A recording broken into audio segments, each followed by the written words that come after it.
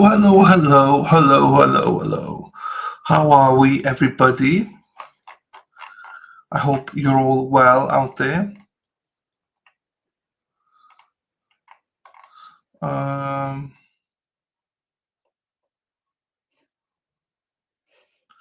right, that's what I was. Oh, there you go. To the CG, hello to the CG. Tim, good morning. Deb, good morning. Lazy, good afternoon to Lazy. Um, Josie, good morning, my darling. How are you? Right, hang on. Let me pin that now. Put that up. Sorry, a little bit behind today. It's one of those, you know, when you have one of those days where um, so much to do, but so little time to do it in. Um, Dana, how are you? I was going to message you. How's your back, sir? How's your back? Is it all right? I'm struggling with the walk-in today. Yesterday and today. I don't know why. I've only done 6,000 steps today. I don't know why. I can't get into it. So I'm not in the mood. But we'll get there. Morning hot, mama. Hey, good luck with the half marathon. I heard you doing a half marathon. Dennis Sweeney, hello sir, how are you? And to play that video, wasn't I?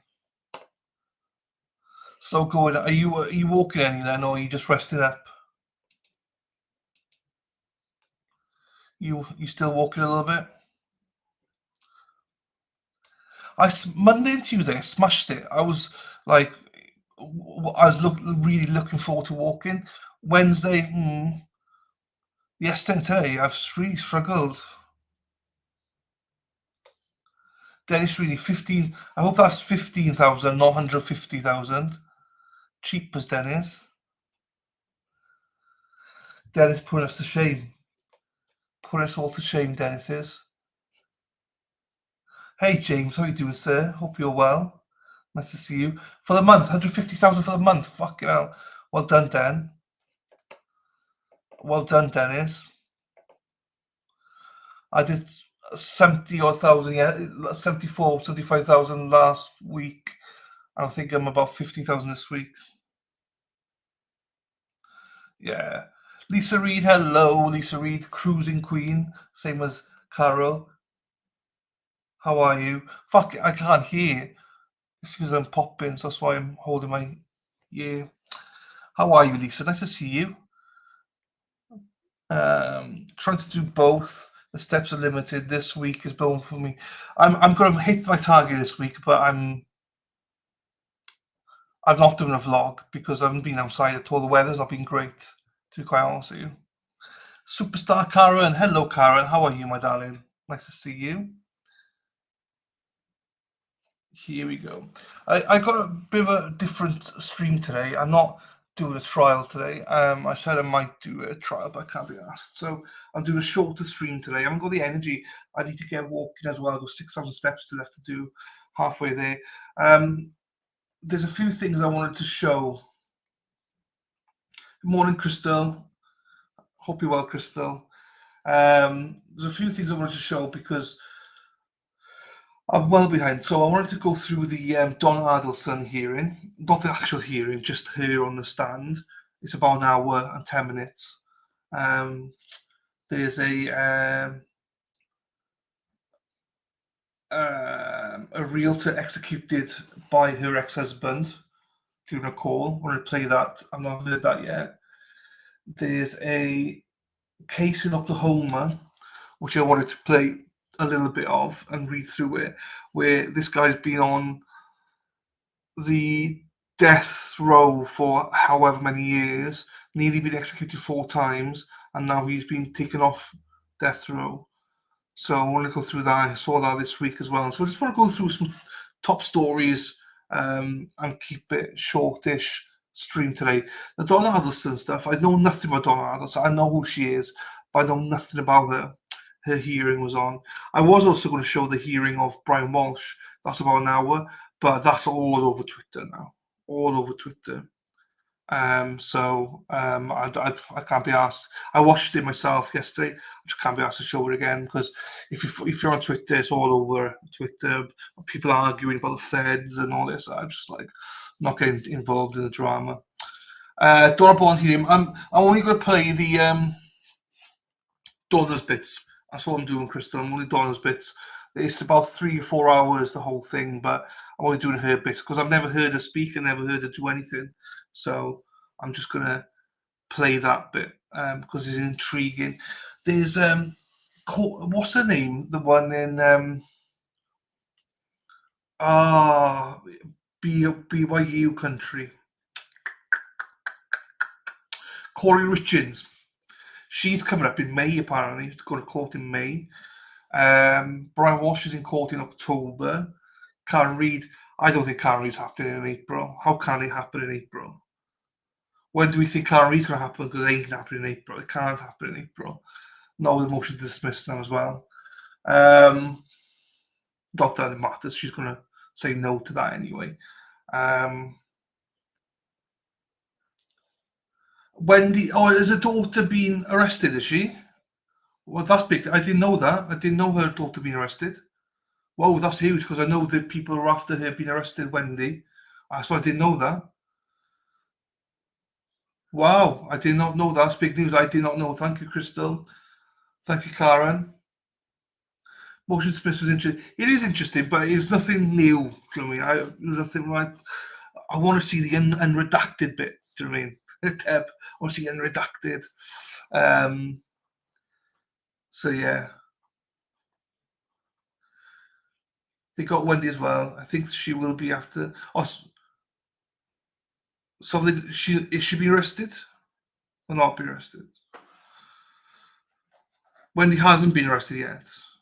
Okay. All right. Okay. I thought I hadn't heard anything about that, so I was like, "Whoa, that's big news."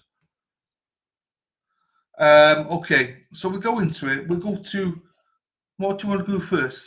What do we fancy? Oh, let's do Don Anderson, shall we? Let's fucking get that out of the way then.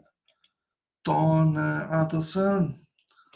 So I timed this an hour and 10 minutes, but I'm going to play 1.25 speed. I'll put subtitles on. I'll boost it for Deb. What? Where's my boost gone?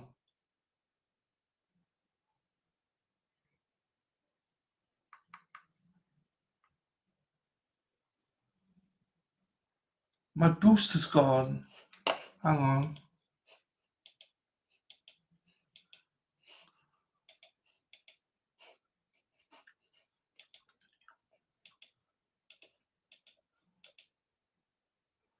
No!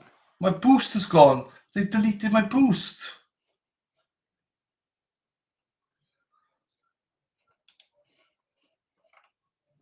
Oh, I got it back. I got it back. I got it back. Mofos.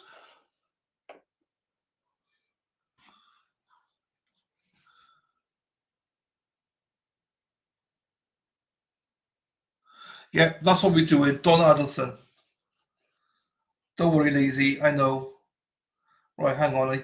I've set it all up on the wrong tab. I've set it up on a tab that has not got boost like the mofo I am. So bear with me. What's that? 126.45. 126.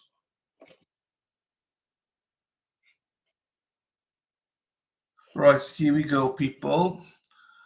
Don Adelson, let me put the subtitles on. I promise you I did set everything up. I just set it up wrong. Customer 1.25.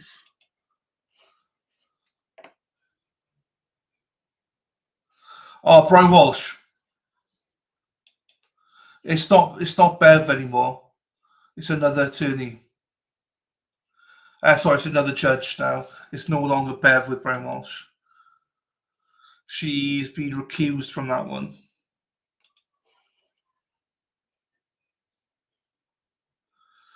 Right. Here we go.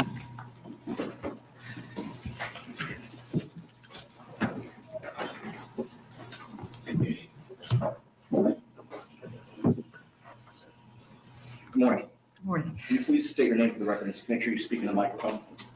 Yes, Donna Adelson. Adelson. Now, I want to direct your attention, we heard the call earlier. The call on November 7th of 2023 at about 3 o'clock in the afternoon. And for the record, that was call number 561. Do you remember where you worked? Yes, I was in my apartment, in my living room. Do you remember who was present when you got the call?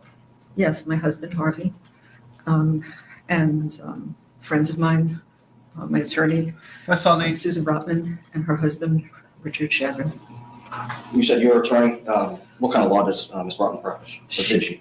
She does estate planning. Was Ms. Rotman present at your apartment for the purposes of providing you with legal counsel? Yes, she was. And you remember receiving the call from Charlie? Yes, of course. And where was Charlie at the time? So he was in a room by himself. It was after the conviction. Was he in jail? He was in jail. Okay. What did you do when you saw that Charlie's call? Answered the phone? And you heard the recording that we played earlier? Yes. And you agreed for your call with your son to be recorded, correct? Yes. As the call was happening, do you know at what point Charlie was no longer on the call? No, only when I was talking, and then all of a sudden I asked him something, and I said, "Charlie, do you hear me, Charlie?"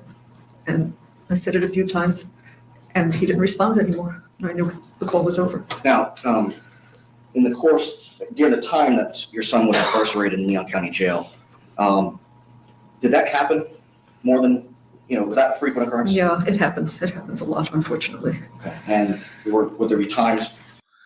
Pemblwydd hapus I ti, Pemblwydd hapus I ti, Pemblwydd hapus I Erin Hackster, Erin Hack, ole. Pemblwydd hapus I ti. Happy birthday for yesterday, Erin. Erin, hack, ole. Happy birthday, my darling. And good morning to you. I won't tell everyone your age. Hey, hey. Erin, hack, ole. Happy birthday. It's your birthday. Happy birthday. There you go. When you didn't realize at first that he was no longer on the call? Yes. Where in your apartment were you when this happened? So I was in my living room. And you heard your voice on that first call number 562, when you repeated, Charlie, Charlie, are you there? Right. Did you believe the call had ended? Yes. And in times prior to this, what would happen after that? What would you do when that would happen? If he didn't respond anymore, that was it. The call was over. And what would you do with your phone? I'd hang up. Now, same thing with the call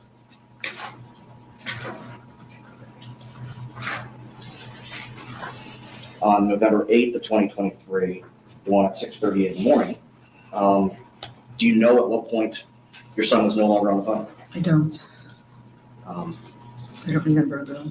In either one of those situations, or in both of those situations, did you believe the call was over? Yeah, the call was over. He was gone. And you went about your business? Yes.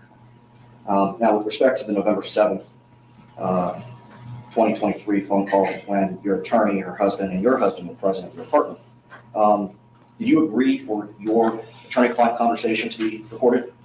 No. Did you agree for your conversation with your husband to be recorded? No, of course not. Now, the following day, did you agree for your subsequent conversation with your husband to be recorded? No.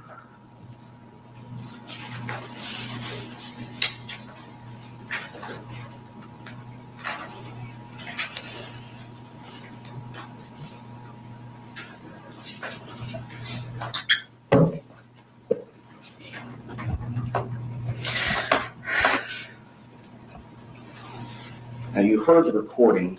To consent to this call, press 1. Or recording of this call, press 1. Correct? Correct. You hung up the phone after those calls were over. Thought I did. Just a moment, Your Honor.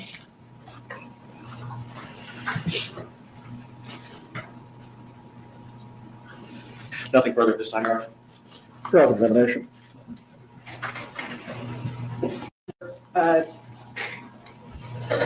One of your attorneys, Susan Brotman, your husband, and then also Susan Brotman's husband. Yes, that's correct. Okay. And he was not your attorney. He was not. Your attorney. No, he's not an attorney. Okay. You were informed at the beginning of that call, this is the one on November 7th that recorded you while they were all in the room. You were informed that you were being recorded if you accepted that call. Yes. Okay. And that if you do not want to be on that recorded call, that you needed to hang up the call. Is that right? Are you saying, does the recording say, Right. If you do not want to accept that recorded call, you should hang up. if you do not, yeah, no, I accepted the recorded call. Okay. And you typically do hang up your calls, you said, after I mean, I think I your did, call yeah. with Charlie Adelson when he was in custody. All right, but this particular call that day, evidently you did not properly hang up, right? Evidently. Okay. And have you ever forgotten to press the button on a call before? I mean, it may have happened. I don't know. Sure. Has your phone pocket dialed people before? Has it, what? Pocket dialed people before? When you've been out of custody. Pocket dialed? Right. I don't know what you mean. Like if your phone is in your pocket or in your purse and it accidentally calls someone you didn't mean it to. I mean, it could have happened, sure. Okay. And you also could have not pressed the button on your cell phone to end a call before, right? That's possible. Okay. It's not quite as big of a deal as it used to be when you would actually have to like hang up the phone. Right. Right. Okay. That's all. Thank you. Redirect examination. Briefly, Your Honor. The consent that you gave for the call to be recorded, when did that end? It ended when Charlie hung up, or when it, whatever stopped the call. I mean, I don't know how it stopped, but it stopped. When the call was over with Charlie, it was over. Nothing further. You may step down. Stand once again. You remain under oath. You are sworn. 5 months, 470 days. You may examine.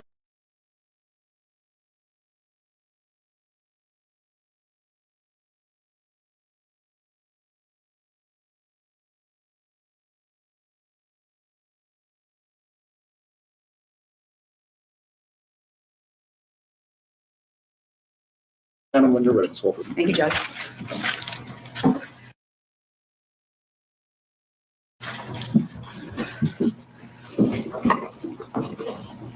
Sadelson, Fucking mute again.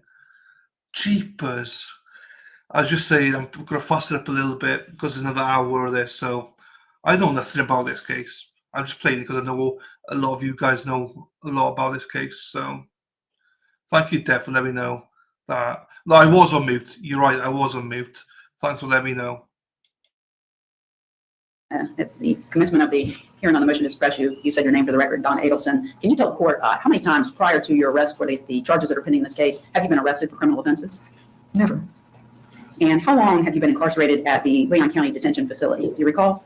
15 and a half months, 470 days. And within that period of time, the 470 days, have you been held in the same location in the Leon County Detention Facility or different locations? Different locations. Okay, and your first location was where?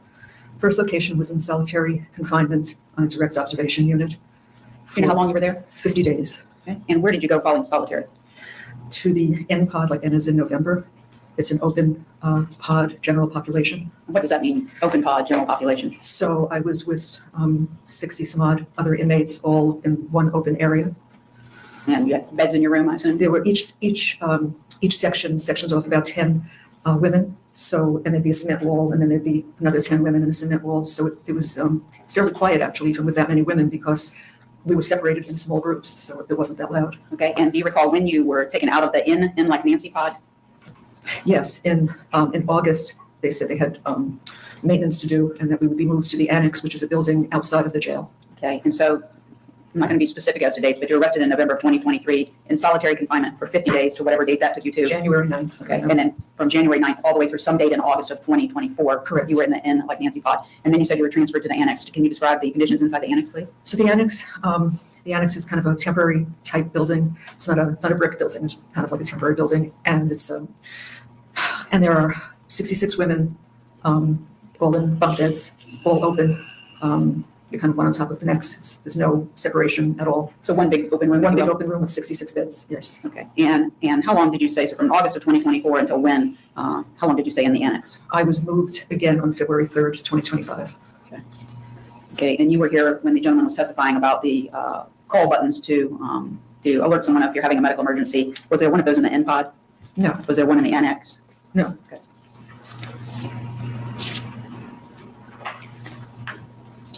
I'd like to start here. The motion for Yvonne that we filed in this case, as the court indicated earlier, one of the issues that we have raised are medical conditions that you're facing. So I'd like to start with your medical conditions and present some testimony to the court about those, okay? Okay. Okay. We're not going to go over every medical condition you've had since you've been incarcerated in the jail, but I'd like to start with one that you have that's causing you some pain in your leg and back area. Yes. Okay. Let me just start with this. Can you describe to the court the kind of pain and discomfort that you're having with this particular injury or issue? Yeah, I know what it is because I've had it in the past. It's sciatic pain, and I get like a pulling kind of shooting pain down my legs. Okay.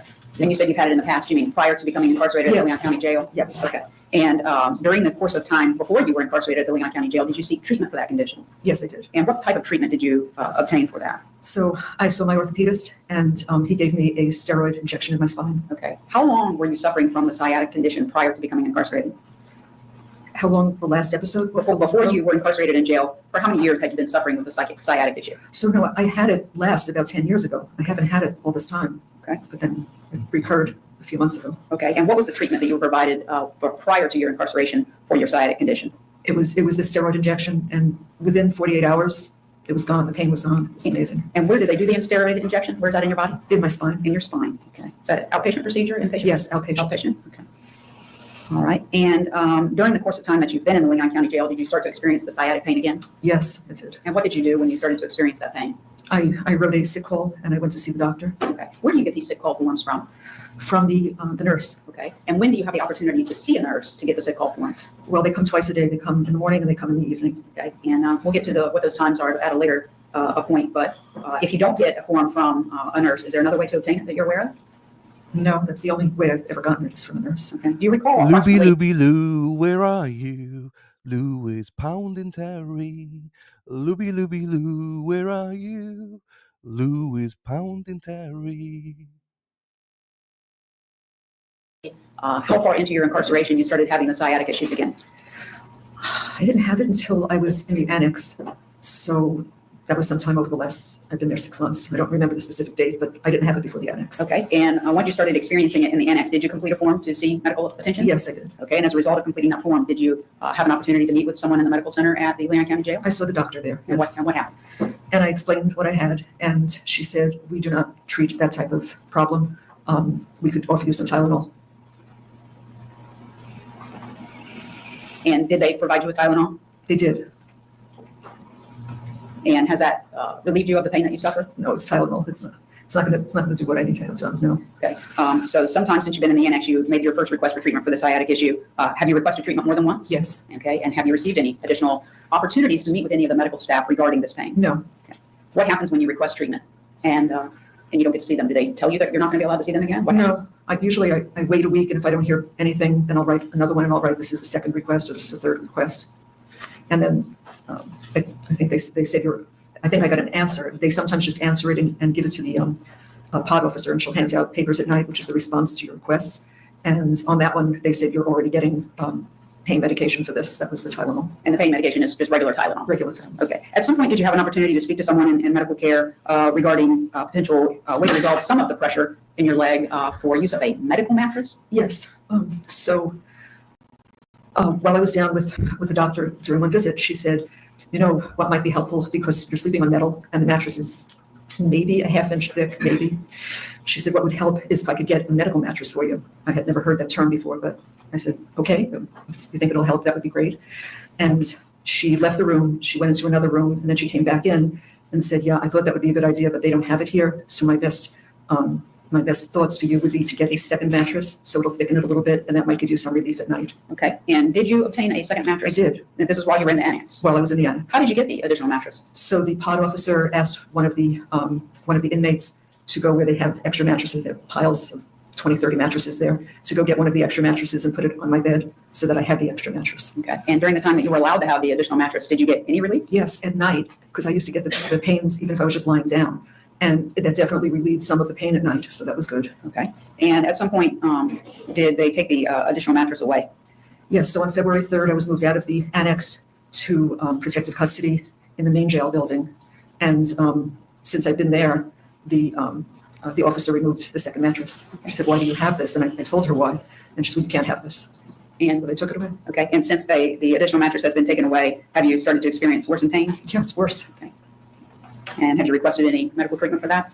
Well, I spoke to the doctor, I don't remember the date, shortly after it was taken away. It was down for a different reason. And she said, yeah, I thought it was a good idea, but if you can't have it, you can't have it. Okay, all right. Now, the relief that you got when you were able to have the additional mattress, did that completely take away the pain? No. Okay. No. And you experienced this pain when you're walking, sitting? What? So at the beginning, I was just getting it when I was walking. So it limited the amount of walking I could do, but I get it when I'm sitting, I get it lying down, I get it all the time now. So it's not like I have it all the time. It comes and goes, but when it just comes, I could be sitting, I could be standing, it just happens. Okay. We're going to go into more details about how it took place in a few more minutes, but for now, I'd like to talk about, are there any other areas that you are experiencing any pain? Yes, I have a problem with my left arm. And describe to the court what that problem is, what you're feeling, what you're experiencing. Okay, so I have like shooting pain from the top here of my shoulder down the outside of my arm into my forearm. Okay, and you're pointing to your left arm. Is that the one you're referring to? It's my left arm. Okay, and so shooting pain down the arm. Anything into your hands? Yeah, the pain is like hot. It's like a burning pain, and my thumb, index, and middle finger have gotten like tingling. It almost feels like ants are crawling on them. It's like a numbness of those fingers. Okay, and is this pain that you were experiencing prior to your incarceration at Leon County Jail? No. Okay, about when did this pain begin? So I was assaulted by another inmate while I was here, the beginning of October. October 2024? Yes, And when you say here, do you mean the Leon County Jail? yes. All right, since you began experiencing that pain, since October of 2024, have you requested medical treatment? Yes, And what has the response been? they said they would take an X-ray, but in the meantime, I could have Tylenol. Okay, and you said that was in approximately October 2024. Have you been requesting treatment for that pain since October 2024? Several times. Okay, and you heard the testimony of the gentleman previously. At some point, did they do an X-ray on your arm? Yes, And when was that? it might have been February 3rd. No, that's the day I moved. It's shortly after February 3rd. I don't know the date. Was it after you were removed and placed in protective custody? Yes, it was. Okay.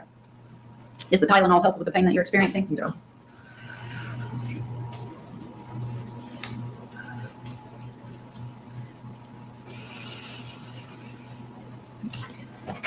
After they performed the X-ray, were you called back into the medical unit?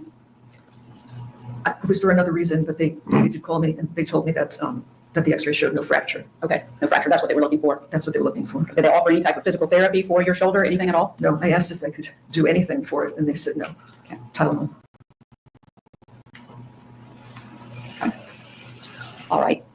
Do you have any other medical conditions that you wanted us to address in the bond hearing that you're suffering from? So I have a hearing issue. Okay. I have a problem. I evidently have very narrow ear canals, and so the wax builds up in my ears to the point that, I have officers that say to me, "Are you deaf, Adelson?" When I don't respond to them, it's because I don't hear them. And so I did ask for help in the. I asked the doctor if there was anything they could do for me, and I told her what's normally done, and she said, we use Debrox to soften the wax, and then you come down 3 or 4 days later, and we use a bulb syringe to remove it. And I said, that doesn't work. I need a different procedure. And she said, that's all we can do for you. Okay. And did you know, based on your prior treatment before you came into the Leon County Jail, that it required something other than the flushing system? Yes, I did. Do you recall the name of the doctor that you saw for this condition? Yes, I've seen her for years. Dr. Molina. Okay. And Dr. Molino, how long do you think that you saw him for this condition prior to your incarceration? Several years. Okay. 4 years, 5 years, I don't know. Okay. And during the course of his treatment for you, how often would you go to have the wax removed from your small ear canals? Yeah, every 3 to 4 months. If I waited longer than that, I couldn't hear. Okay. And did he use a flushing method, or did he do something different? No. What did he do? He used some kind of, I don't know what it's called, but it's some kind of electronic device that he puts one end in my ear and he's able to remove the wax using that device, that medical device. And in your experience prior to incarceration, when you were having that procedure done, did your hearing improve? Immediately. Yeah, immediately. Yeah, put the shot. You may.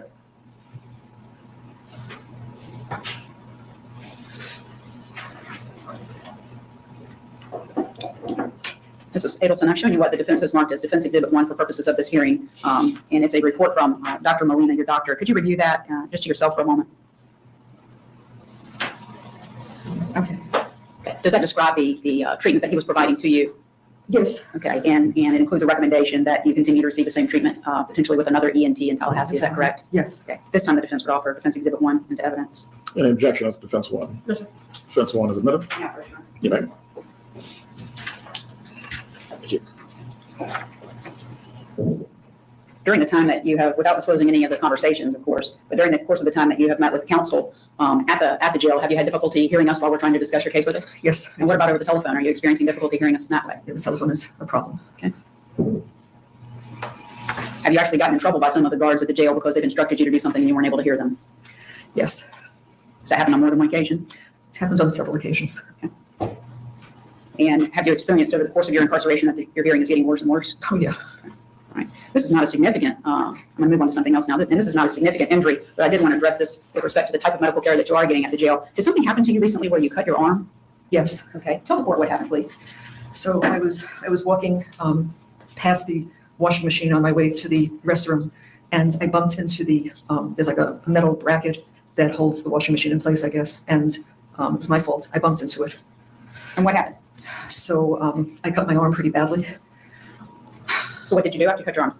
So timing was it's kind of interesting because the med nurse was there doing morning meds. So I got onto the bleeding wouldn't stop. It was just pouring out. And so I figured I'll get on the line with the other girls and I'll speak to the med nurse. So I waited my turn and I got to the med nurse and she said, "Whoa, what happened to you?" And I said, "My fault. I just bumped into the washing machine and I cut myself."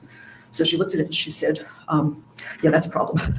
I said, "Yeah, can I get a Band-Aid or gauze or something, some antibiotic cream?" She said, "Yeah, I don't have any antibiotic cream and I don't have a Band-Aid." So I looked at her and I said, "Well, what should I do?" She said, "Well, why don't you use your toilet paper and put it on there?" I said, "But it's gushing. I can't put toilet paper on there." So one of the girls saw me and she said, "Oh my God." And she came running over and she opens up a sanitary napkin and she put it on there so that it was filling the sanitary napkin with blood. And so another girl came over, she took the bloodied one away and she gave me hers too. And I was applying that. So I said to the nurse again, "I'm not gonna be able to stop it holding this. Isn't there something you can do?" She says, "The best I could offer you would be to fill out a medical request form." So I said, "Want to do that now?" She said, "Yes." I said, "Okay, can I have a medical request form?" She says, "Oh, I don't have any." I said, "Well, what am I supposed to do?" And she said, "I don't know what to tell you." She said, "Maybe the night nurse will have that." Okay, so this was just a couple of days before you were transferred to protective custody, correct? Correct. Okay, but you recall it was on Saturday, the 1st of February? It was a Saturday morning, yes. Okay, and so about what time of morning would this have been if this was the morning med nurse? It could have been 9 or 10, somewhere in the morning. Okay, and when she told you that she didn't have any sick call forms for you to request a Band-Aid and you would need to get it from the night nurse, approximately what time does the night nurse come? So the night nurse comes anywhere from 11:30 to 2:30 in the morning. 11:30 p.m. to what time? 2:30 a.m. To 2:30 a.m. Right. And in the meantime, you were supposed to use the feminine pads? I called my husband. He told me to elevate my arm, to wash it, to try to wash it frequently, just to keep my arm up. And that's what I did. And one girl brought over toilet paper, but that was sticking to the wound, so that wasn't good. So I kept borrowing sanitary pads to hold it. Okay, and at some point, did the night nurse come? Yes, she came that night. Okay, and what happened when she got there? She didn't have a Band-Aid either. Okay. She didn't have antibiotic ointment either. And I said, "This has been going on since early this morning." Judge, I'm sorry to interrupt, but I just turned around and noticed that some of the state's witnesses have re-entered the courtroom. We had previously moved the rule from the bond proceeding. All right. And for anyone who is here to testify concerning bond, please step outside the courtroom. Ms. Dugan, is any witness you're intending to call currently in the courtroom? I don't see any. I'm calling Ms. Wilson and Deputy Collins. Please continue with your examination, Ms. Fulford. Thank you. So the night nurse came and the night nurse didn't have a Band-Aid either? No antibiotic, no Band-Aid, and no the form that I was told to ask her for, the sick call form. She said, "I don't have them. We haven't had them in a while." The night nurse? The night nurse. So how were you supposed to request, according to the night nurse then, how were you supposed to request assistance? So I was actually fortunate because there was a sergeant with the night nurse. She accompanies the nurse when she comes there. And she took a look at what I looked like, and the night nurse said, yeah, that's a problem. And so the sergeant said, I'm going to make sure you get a Band-Aid, and I'm going to make sure you get a form. You'll get it by tomorrow. When I go back with the night nurse, she said, I'll run some off on the machine, some copies, and I'm going to make sure that you get it. And did she? The next morning, Okay. I got it. From the sergeant? From the sergeant, yes. Okay. You got the Band-Aid and the call nurse? Yes, Call form. the call form. You have first witness, Sean? You may. Sadelson, I'm showing you what the defense has marked as Defense Exhibit 2. Do you recognize what's in that photograph? Yeah, What is that? that's a few days after I got cut, and it's the clear Band-Aid that they gave me to put on top. Okay. After you got the bandage to put on over your wound, did you get additional medical treatment for the wound? So no, not then, about, I don't know how many days later, but when I went down to medical a few days later, they said, how long are you wearing this bandage? And I said, I don't know, 4 or 5 days, whatever it had been. And they said, this should have been cleaned and changed every day. Why didn't you have that done? I said, I don't know. This is what they gave me to put on, and that's what I did. Okay. The photograph, does that truly and accurately depict what your injury looked like the few days after it occurred with a bandage on it? That's what it looked like. The defense would offer Exhibit 2 into evidence. The objection to defense 2. No, sir. May I approach? You may.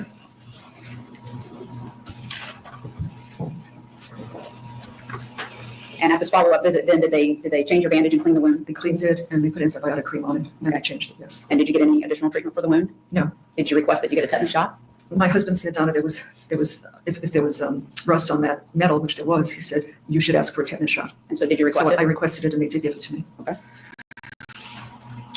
And then as far as your medical conditions go, the last thing I want to talk about is something that I would give 2 different descriptions of, but I'm just asking questions. You're the one providing information to the court in your testimony. Okay. So this shortness of breath or heavy breathing that you're experiencing, how long has that been going on?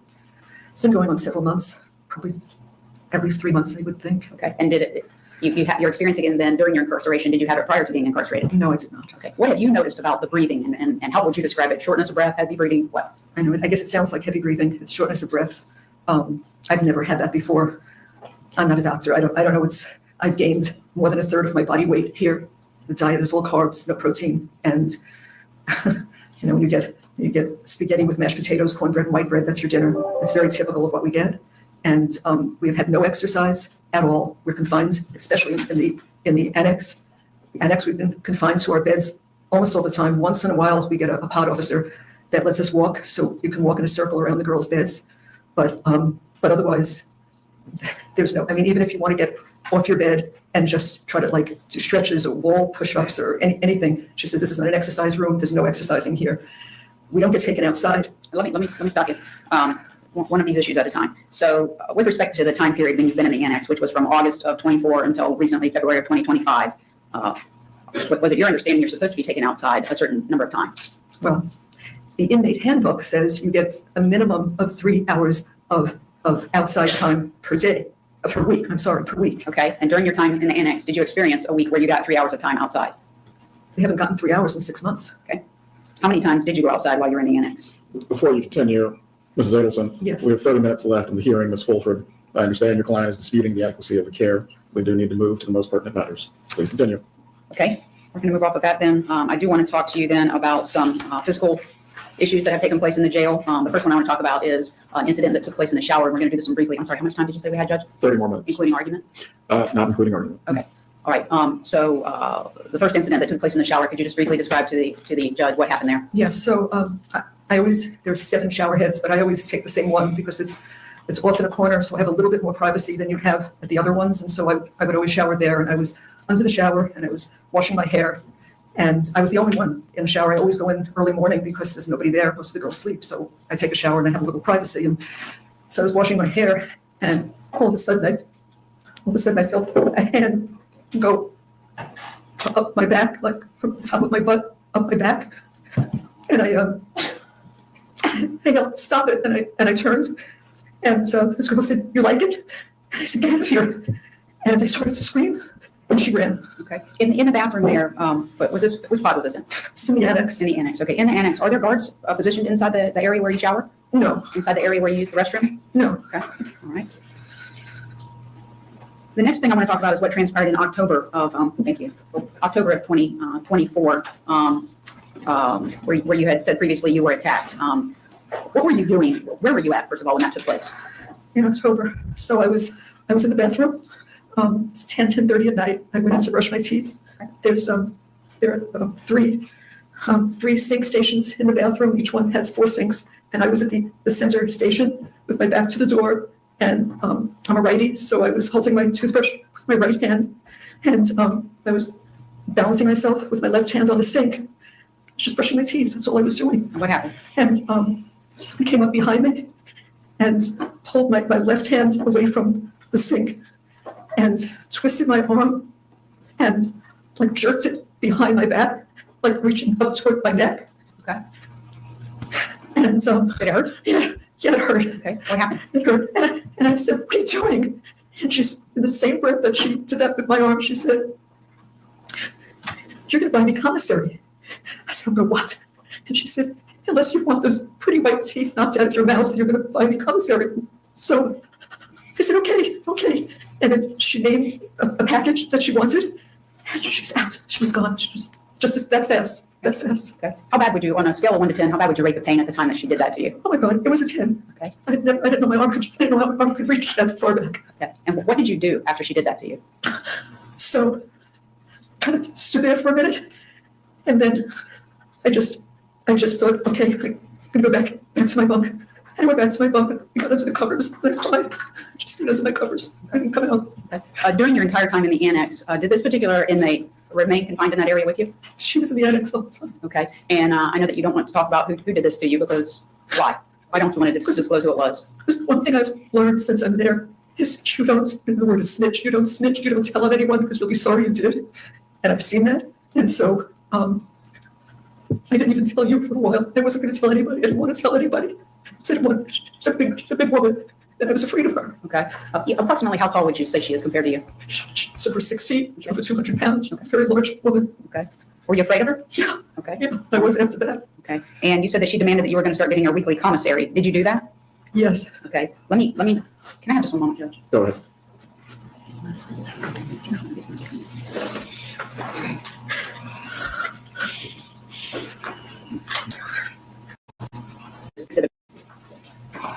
Thank you. Mrs. Adelson, prior to ordering commissary for this woman who attacked you, were you getting commissary for yourself? So I have an account, and you can buy up to $40 a week of food. And so I use that account to buy food, but not what she wanted. She wanted packages. Okay, let's make sure the court understands. When you say buy food, is there normal commissary through the jail where you were getting your commissary? Yes. Okay, and that's what you were spending $40 a week on for yourself? Yes. Okay, and what kind of items are you buying for yourself off of that? I try to get some protein. I buy tuna fish with mayonnaise and Substitute meals, if you will? Yes. Okay, no noodles of any kind? No. Okay, all right. Now, is there a separate way that you can order commissary on the outside for inmates? yeah, I can't do that. It would have to be ordered from somebody. You have to ask somebody on the outside to place the order. Okay, and when you refer to packages, is that the method that the woman who attacked you said she wanted you to get for That's her? what she asked me to get her. Yes. Okay, and these packages cost about $40 each, is that correct? $40 and then $10 for packaging or shipping. So it's $50 a package. Okay, and during the course of your time in the annex, while you were still in the annex, on just about every week, did she continue to find you in the bathroom and demand what packages that you would get ordered for her? Yes. And she must have been keeping an eye on me, but when I was in the bath, those are the only time she would approach me is in the bathroom, and she would tell me what she wanted for that week. And did you make those orders through your husband? I called my husband. I didn't tell him what happened. I just called him and said, honey, I want some extra food. Would you mind ordering some packages for me? And he said, sure, honey. And he did. And he did that. And at the time that your normal canteen or commissary would be delivered, is that when the extra packages would be delivered as well? Yes, all at the same time. Okay, and in the course of things, you would go pick up your canteen and then her extra packages, is that right? Yes. And where did you keep her items when you got back to the annex? So it was, you have to carry your bin up, and they put the package, they open up a plastic bag and they loosely put all this stuff in the bin. So it was all in a bin that I would take back and put onto my bed. Okay, and did you keep her eye care packages separated from your canteen? Yes. Okay, and how is it that she would receive her packages? How did you get the So food? she would send, I used to say her minions, she would just pick different girls to come over to me, and they would say, package up 4 soups and 3 bags of chips. And the first time I didn't know what she wanted me to do, and she said it's for, and she mentioned her name. I said, well, how am I supposed to do that? She said, just put it in your shirt. I'll meet you in the bathroom. So I would load these things in the top of my shirt, and I would hold the bottom of my shirt like this so that nothing would fall out. And I'd go to the bathroom, and then somebody would follow me in there, and she would take it out, transfer it into her shirt, and walk away. And that continued from the time that she first yanked her arm behind your back in October all the way until you were put into protective custody, is that right? Yes. Okay, when you got into protective custody, in fact, did you receive your last packages for her? So the last package came, I was put into protective custody on a Monday, and Tuesday, the commissary came with those packages and brought them to me. Okay. And do you have that extra food in your protective custody room now? They're sitting there. I don't eat that stuff, so it's all sitting on top of my bunk. It's made up of noodles and chips and things of that nature. Is that correct? That's correct. Okay. All right. I want to talk briefly about your time in protective custody. How big is the room that you're in? 6 by 9. Okay. And are you in this room by yourself? Yes. And is the door, with the exception of when they allow you to come out, is the door kept closed all of the time?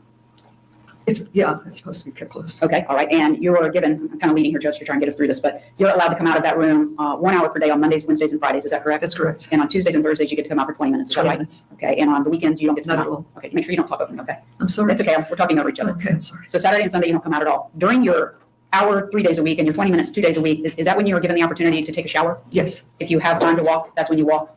So on an hour's day, I'll walk for 40 minutes or about, and then I'll take my shower at the ends of that, so I get my shower in. Okay. And laundry also. That's what you use that All time of for? that, yes. Other than that, you're locked inside that room? Yes, I am. Okay. Now, it was your understanding when you were put into protective custody that there's not ever supposed to be anybody out around you. Is that right? That's what I was told. Okay. But protective custody is actually attached to a pod, is it not? Yes. And what pod is that? M-Pod, like Mary. Okay. At some point, did you learn that this individual who attacked you was also, at least for some period of time, in that same area? I'm not sure where she was. She might have been. Okay. I didn't see her. You didn't see her? I Okay. heard that she was there, but I didn't see her. Okay. Now, you have testified earlier that different guards have kind of different rules that they follow inside the jail. Is that fair to say? That's fair to say. Okay. During the time that you've been in protective custody, when you were told you should not be around anyone else in the pod or otherwise, have there been times when guards would have you around other inmates? Yes. Okay. In fact, was there an occasion where another girl came and knocked on your door wanting you to give her food? Yes. Yes. Okay. And what happened when you said you would give her food? I said, I have all that extra food. I don't mind giving it to people. So, Okay. So how are you going to give it to her? well, that's what I said to her. How am I going to get this to you? And so she gave the guard a high sign, and the guard buzzed the door open. And it was her and a friend of hers, the two of them, and they'd only stepped in my room like a foot, came in, and I gave them some soups. Okay. Is that the only time that you've been around other people since you've been put in protective custody, or have there been other So there other situations? times, like yesterday, the officer buzzed my door. So I guess there was something she wanted me to do. So I opened my door, and I came out, and there were maybe, I don't know, half a dozen girls watching TV. I walked past them, and I asked the officer, what did you want? And she said, oh, I'm sorry, Miss Adelson, I didn't mean to buzz you. Just go back to your room. I said, okay. So I Okay. turned around and went back. Okay. We have to move along a little bit faster here. So one of the things that's been a big issue for you is lack of sleep. So we're going to just kind of go through this quickly for the court. But you testified previously that the nighttime medications come between 11:30 p.m. and 1:30 or 2 a.m. Is that correct? Yes. Okay. And part of the nighttime medications that you get, is there something in there to assist you to go to sleep? Yes. Okay. And then you get the medication. About how long after that is it before you can go to sleep? From the time I get it, probably a half hour. Okay. All right. And what time are you woken up for breakfast? Between 3 and 3:30. Yes, last night was 3:10. Just within that half hour range is when it comes. Okay. And once you're woken up for breakfast, are you capable of going back to sleep? No. Have you tried to go back to Oh sleep? my God. Yes, I try. So that period of that block of time that you get from the time you fall asleep after your night meds until you're woken up for breakfast, that's the only sleep that you're getting while you're incarcerated? That's it. How has that affected you? So, listen, I know older people don't need as much sleep as younger people, but I need more than 2 hours a night. I need more than a good night is 3. One night I had 3.5 hours. It's not enough sleep to stay focused. I mean, I feel like I'm foggy sometimes because I'm sleepy, I'm tired, and I can't go to sleep. They've got people screaming and yelling. They bang on the doors, they shake the doors. It sounds like a drum in there. It's horrible.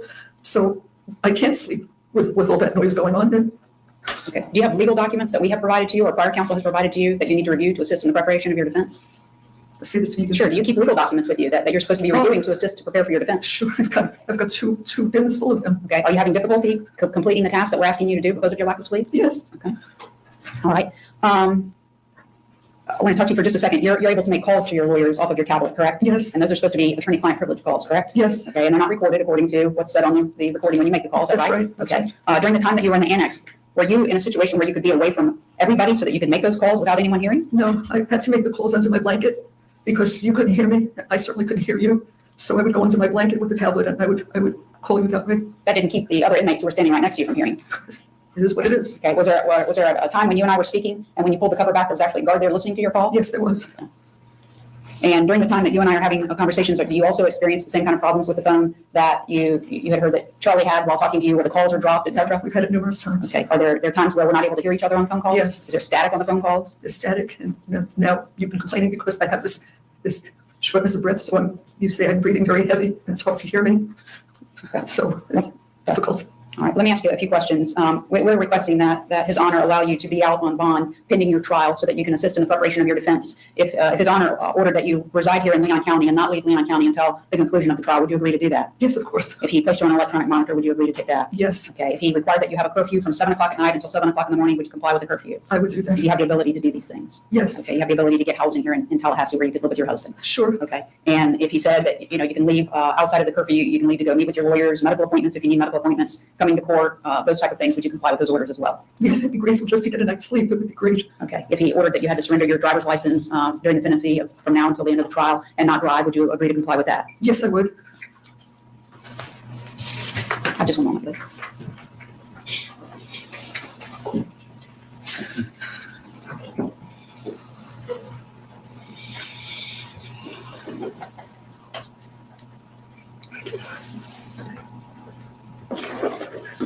Thought I had asked this, but I might not have. For the medical conditions that you have complained of during the time that you were speaking with the doctors and they said that they didn't give you the treatments that you were requesting, did they ever offer that they would have a doctor from the outside perform the treatment for you? No, I don't have anything further. Ms. Dugan, cross-examination. Yes, sir.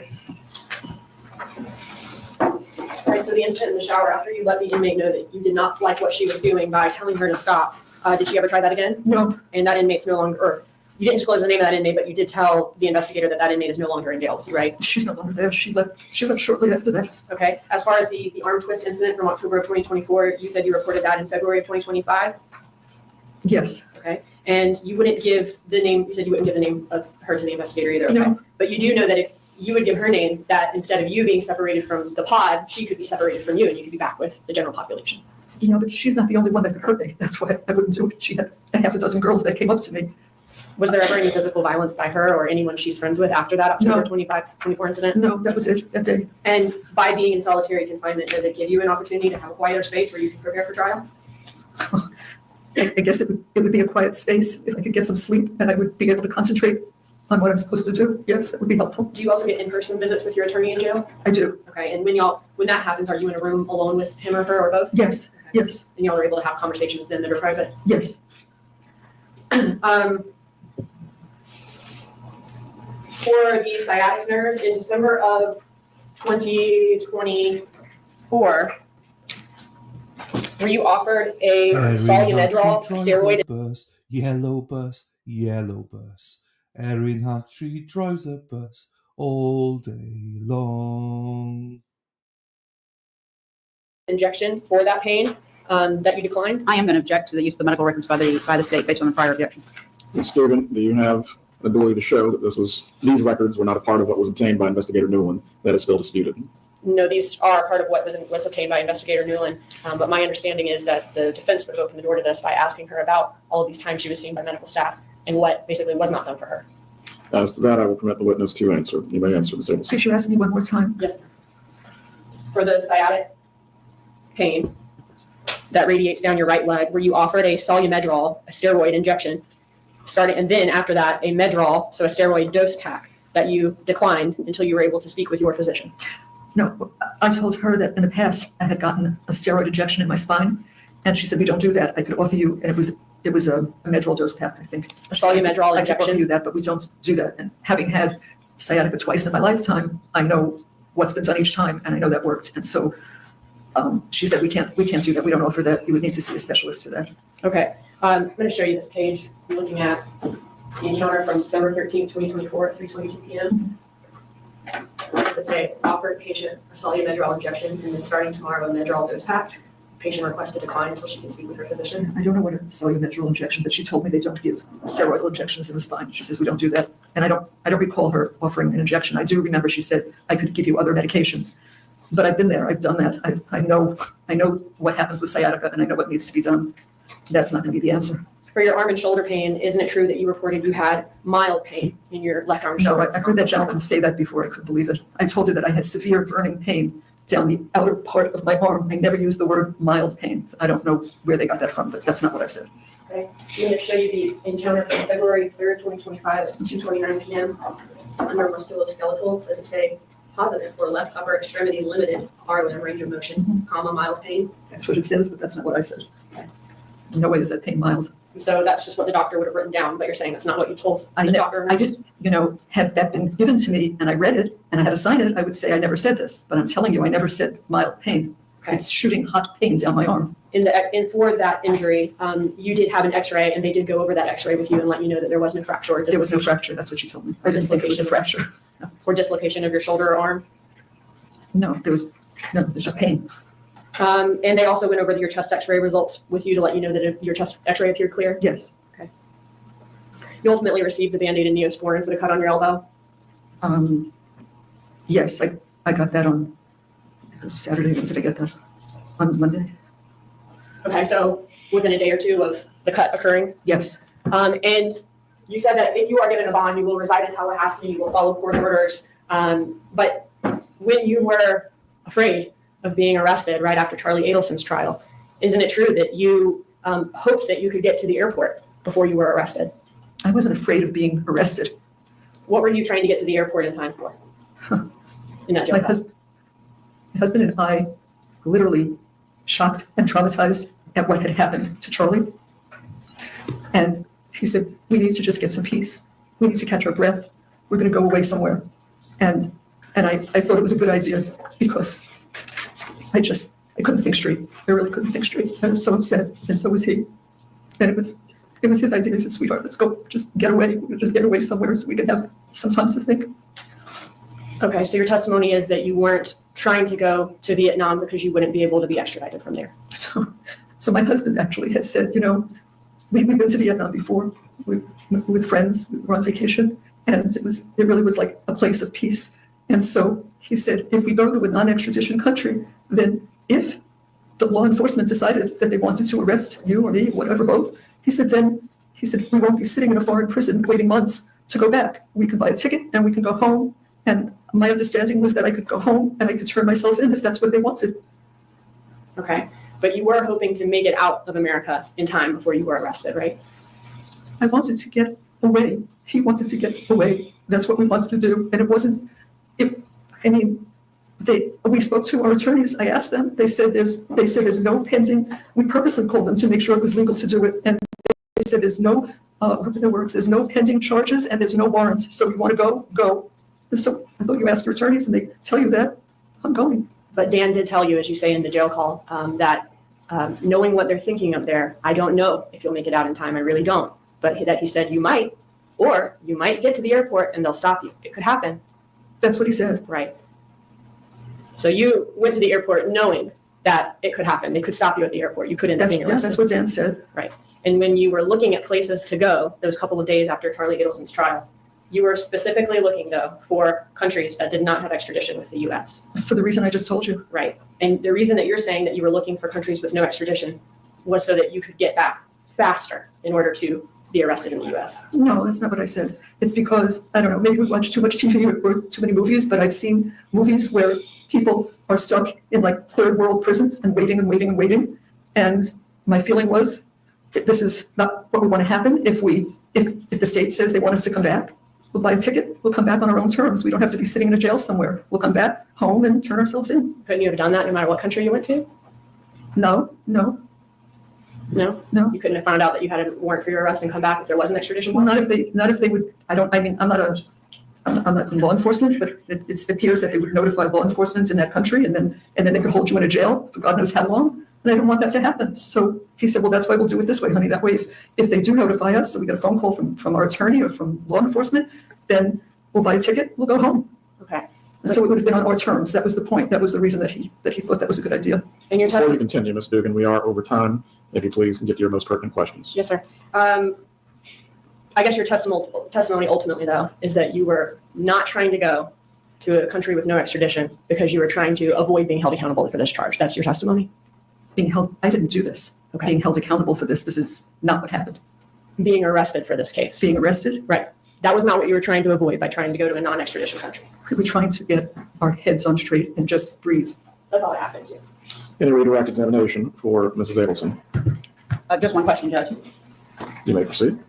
The testimony was you were offered an X-ray. You were never offered an MRI for your shoulder, were you? No. Thank you. You may step down, Mrs. Adelson. Deputy, please assist her to her seat. Okay, well, I mean, they didn't come to a decision, did they?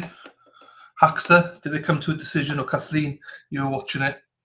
I mean, that's prison, isn't it? Do you know what I mean? It's I don't know.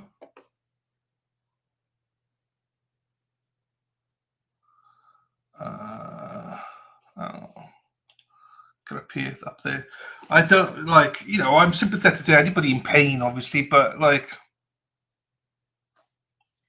not yet and not yet. Thank you, Kathleen. Thank you, Erin. But fuck around and find out. But I suppose, look, she's innocent and that's proven guilty, so I got to remember that as well. I know everyone says she's guilty, but she's still innocent and that's proven guilty. So I got to remember that. It's not hard, it's not easy. I hate prison sound. I know it doesn't sound like fun, is it? I'm more sympathetic on these things, probably because Josie, actually, you hear the things that Zach has to go through with his medical conditions and his bad back and stuff. He doesn't get proper treatment and stuff like that. So that's why I think I'm a little bit more sympathetic. It's in jail, not prison. It ought to be nicer as people are not convicted yet. Reality is worse. I've heard that, Mads. I've heard that. I've heard that it is worse. Yeah. She doesn't sound like her treatment is horrible, but she's suddenly found that not be easy. No, I don't think it is easy. It still sucks. People should be treated like humans. Yeah, no, I agree. And also, again, she's still innocent. That would be really rough. He's like 80, I think. Like, I don't know anything about this case. I know Dan Markle. I know what happened, but I don't know anything how they all joins together. Well, I do, but I don't. Do you know what I mean? I'm not sure what her part was in this alleged murder. So we'll see. Well, he doesn't continue to throw him under the bus. Wendy may be next. Yeah, we heard that Wendy might be next. So it was Wendy's husband that died. So, yeah, okay. Jail's way worse than prison. Cheapers. I've heard that as well. It just makes no sense.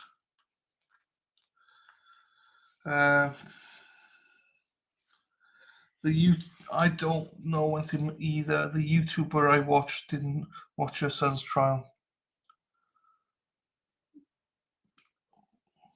When was that? It wasn't me, was it?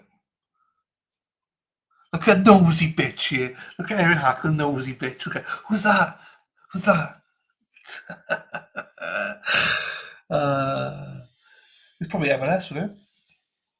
At the time. Some guy in the UK. Was it me? Was it? I don't even know when the trial was. I thought it was where David was on. I don't remember when the trial was. To be quite honest with you.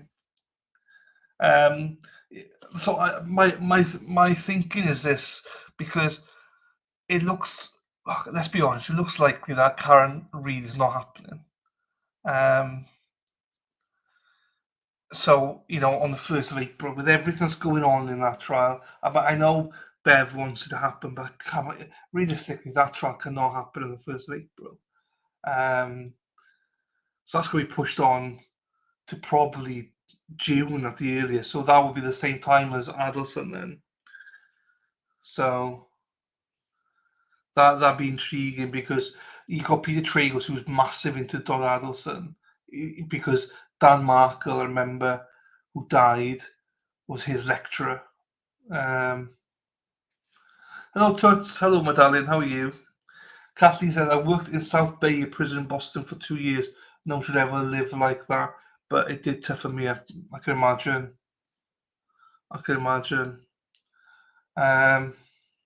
Don't watch the fucking Paddington bloke. I don't blame you. Well, I mean, I will cover it unless Karen Reid is on the same time, obviously. But then you can't push on too further, because Brian Coburg is on in August as well. So some big trials, isn't it? Then Brian Walsh in October. And you got, what did I say earlier on? Oh, fuck. The one in BYU. That's in May. Oh, Richards, Corey Richards. Some big trials to me. So, but yeah, we'll be, you know, I don't know. Well, we will definitely cover Karen Reid, and that's all I know until we know when that's going to happen. But I'm not sure when it's going to happen though. So, right, let's have a look at this. Boston trip, yes. Hang on, I didn't. Hang on. Chappie, did you see my posting shenanigans? No, I didn't. Gene Hackman was my grandma's cousin. Oh, no. Yeah, that just sounds a bit iffy what happened there, isn't it? Him and his wife and the dog. I'm not really sure what happened there. Your Boston trip? Yeah, actually, you're right. I can't do Corey Richards anyway because I'll be in Boston. Well, I'll have to stream a little bit maybe, but I'll be in Boston. So, yeah. True story. True story, Kathleen. Right, I got something else here. Oh, fuck. I never heard of this before, right? Elderly woman, Ellen Gilland. Woman accused of shooting and killing her terminally ill husband in his hospital room and Advent held in Daytona Beach pleaded no contest to the charge. Gilland was expected to enter a plea as charged during a hearing set at 8:30 a.m. before Circuit Judge Catherine Weston. She faces probation up to 10 years or from probation up to 10 years in prison according to the terms of the plea. Okay, so let's have a look here then. I've never heard of this before. Happened in December, I think. 21st of January 2023. Terry, it will be delayed. It will be delayed, Terry, I believe. If Bev's got anything to do with it, it has to be delayed, you know. I don't think it'll be that quick, though. I think you're probably looking at June, July. I imagine. And Turtle Boy's obviously first week in June as well, 9th or something. So we'll see. But yeah, I don't think I'll be there for it, which is a shame. But it's all good, though. Right, this is another one here. Look at this then. Drop the gun right now! Drop the gun! Drop the gun! You got any eyes that start? What's that? So her husband is in hospital dying, and she just killed him. I imagine from relief. You got any eyes? I can't see. She's sitting right behind the bed. Yeah, she's on the other side of the bed. Oh, I think It's a black revolver. I said a visitor. Drop the gun! Drop the gun! Drop the gun! Just drop it. Just put it on the ground and slide it away from you. Drop the gun! No. I got you. You can't open from the outside. Hey, here. Yes, You want to practice open with this? Can you open it from the outside? yes, you hold it down from the outside. Drop the gun! Watch out. We got time. Back up. We got time. We got nothing but time, guys. Can we evacuate some patients from the adjoining rooms? Can we do that or no? Drop the gun, man! I got a good angle right here. Drop the gun! Drop the gun! Man, hold on. You got to build dialogue. Man, tell me what's going on. Tell me I don't want to hurt you. We don't want to hurt you. Tell me what's going on. Just talk to me. Talk to me. What's going on? Why can't you drop the gun? Why can't you drop the gun? Here she is, coming out.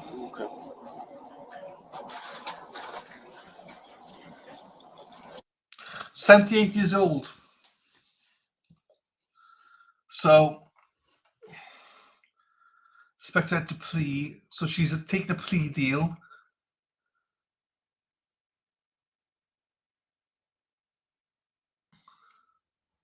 She's going to plead no contest. Yes. Probation.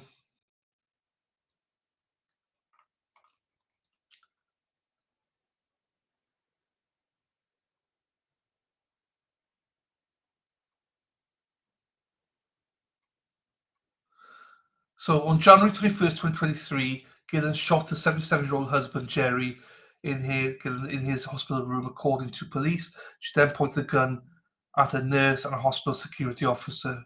police said. She also later fired the gun in the direction of police, according to reports. She remained in the room for 3.5 hours, standoff with Daytona, which tossed a flashbang distraction device into the room and tased Gillen, who dropped the gun and was arrested.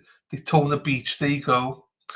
Kathleen, Daytona Beach Police Chief Jakari Joe Young said at a press conference after the incident, the detectives believe the couple planned the shooting about 3 weeks earlier.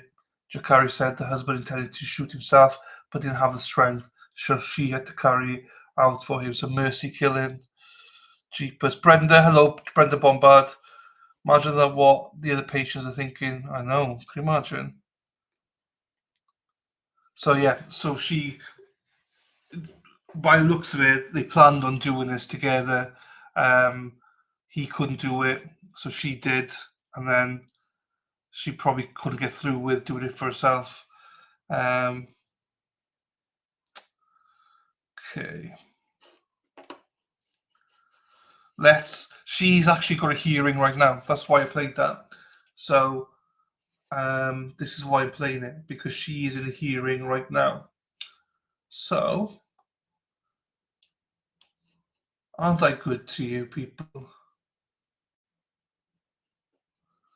Aren't I good to you? Boosty for Deb. Share screen.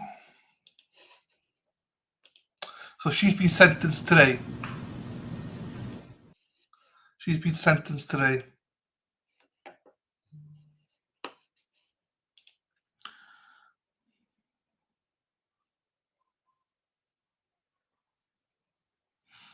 So, right. Here we go then. I'll play at 1.25 then. Till we catch up.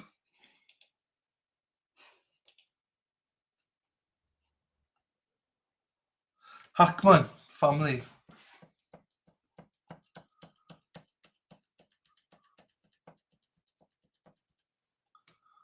Must be the family.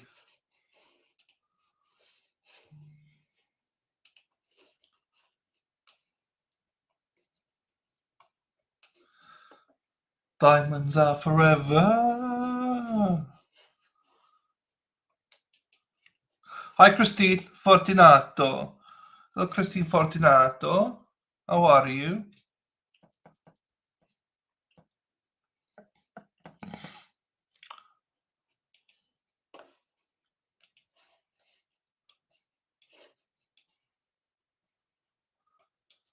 Another one.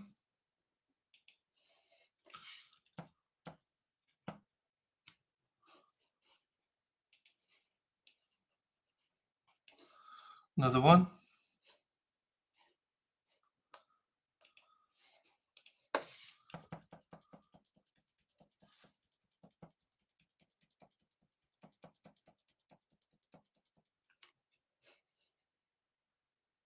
And I see Ms. Gillen is seated next to you all. All right, so before we get started, I just want to remind everybody that's here in the audience, as well as those of you in front of the courtrooms, please silence your cell phones. Don't put them in vibrate mode, turn them either off or silence them completely. And I want to let everybody know that this obviously is a courtroom, and so no outbursts of any sort will be tolerated later on or at any point during the proceeding. If there are any expressions like that, then that will be grounds for having you removed from the courtroom.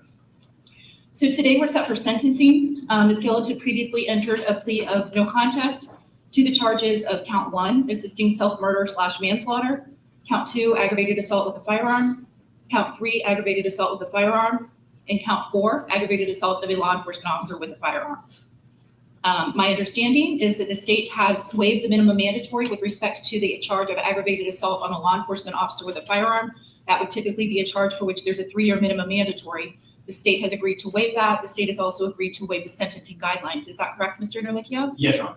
Okay, very good. So I have reviewed the charging affidavit. The only part of the charging affidavit that I have is the 2-page narrative. I assume there's a lot of supplements that were with that, but this is all I have in my file.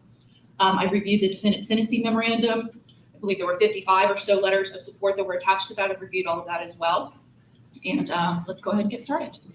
So, Mr. Nerlicchio, I'm sorry. There were some additional letters that we also received just recently that we filed. And I apologize to the support, but we filed those letters yesterday, I believe. I think there's an additional supplemental letters of support. I just want the court to consider those letters as well. Okay, I will do that. I will pull it up and review it this morning. Thank you. Who's your first witness, sir? Yes, Your Honor, State will be calling Hector Aponte. Please step forward, raise your right hand, please swear. Please always swear to work or not testimony shall be true, so help you God, that I will do nothing but the truth, so help you God. Thank you. Please put yourself, sit close to me.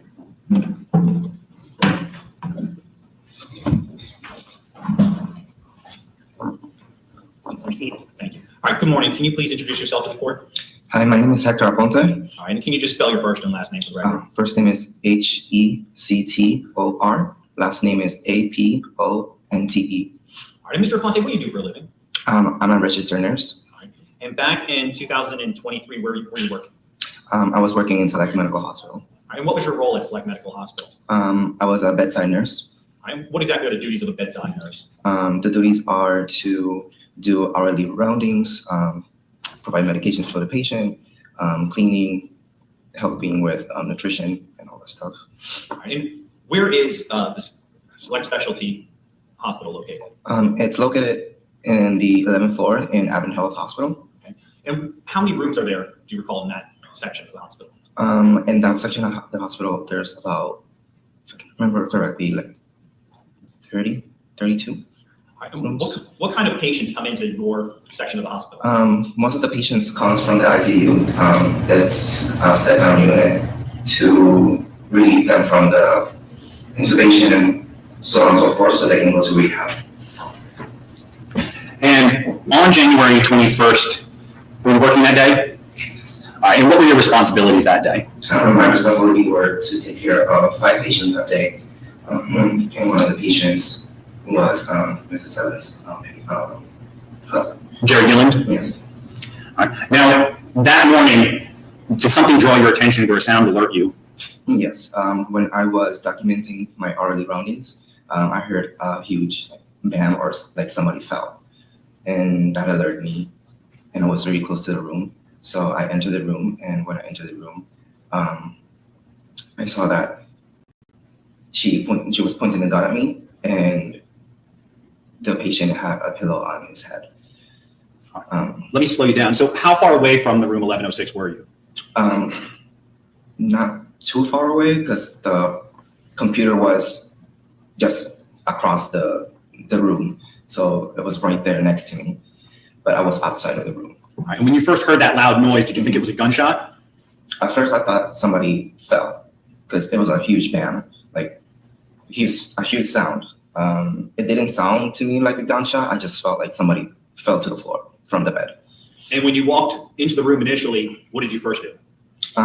When I first get into the room, I put my gloves on and asked, like, do you need any help? What's going on? And then when I stopped close to the sink, I saw that the patient head was covered with a pillow. And when I realized Mrs. Allen was pointing a gun at me.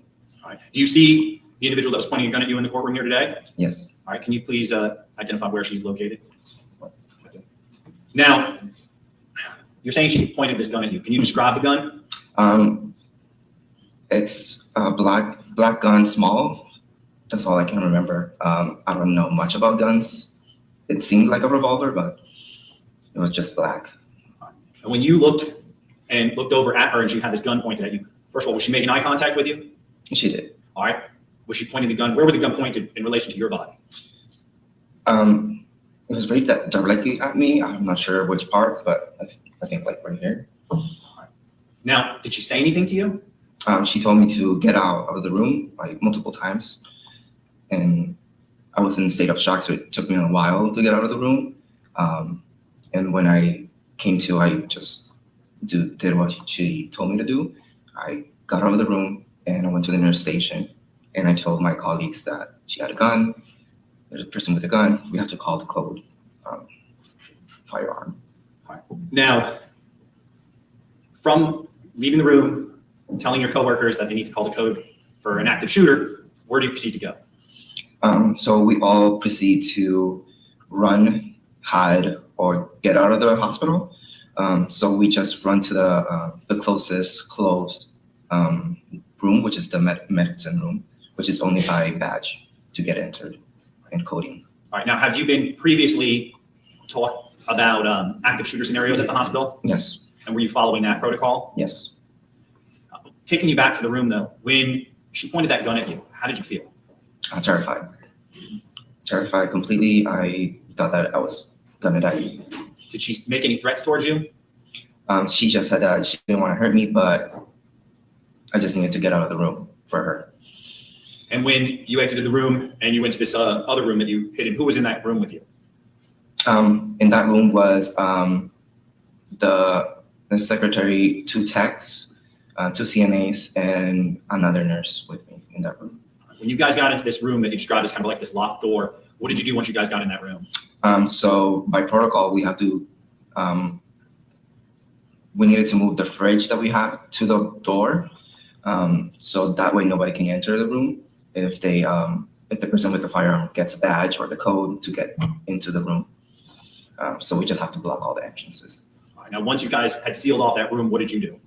So in those specific rooms, we have like walkie-talkies, and we can contact the administrator from Advent Health and our boss as well. Now, how were you reacting once you had gotten into that room?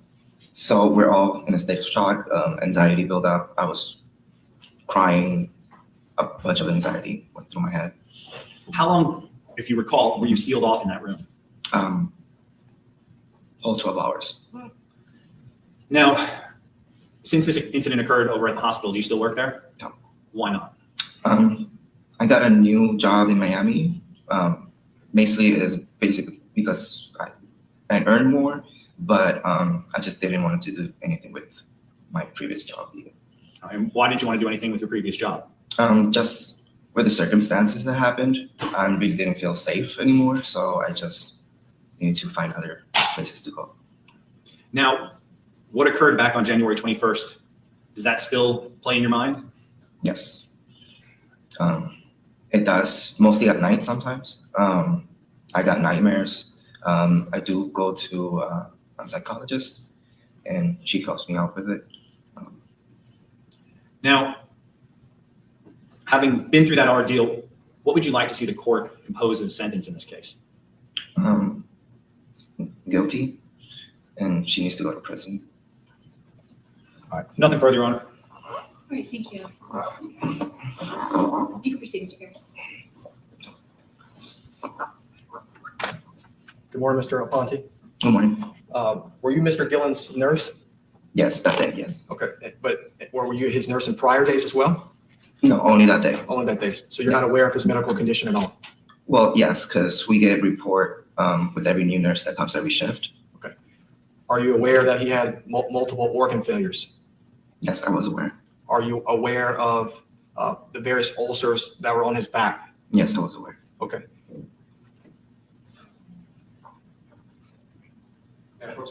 Yes. Mr. Aponte, I'm showing you what's been marked for identification purposes as Defense Exhibit 1 for identification. Apple, sorry.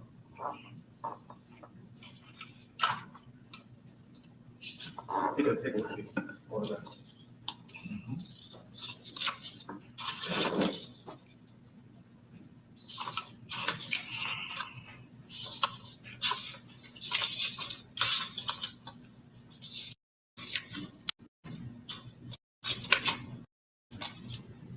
Photographs, fair and accurate photographs of Mr. Gillen as you recognize him to be your patient at the time? Yes. We move into evidence as Defense Exhibit 1. Any objection? No, Your Honor. Okay, that'll come in as defense one. Mr. Aponte, can you tell the court in your own words what those pictures reveal as it relates to Mr. Gillen? So these pictures are bed ulcers that we also take care in the facility in Select Specialty. By viewing them, they were progressing. Progressing meaning getting worse? No, getting better in a way, slowly. Because I used to do wound care also. Okay. So it's your testimony that Mr. Gillen's, the ulcers to his, that are on his back, right, right above his butt area. It's your testimony he was getting better. Yes, but slowly. The reason with wound care takes a process of time to heal the wound. When I do wound care in select specialty, I've seen the progress in wound care. But to be completely healed, it just take a lot. It takes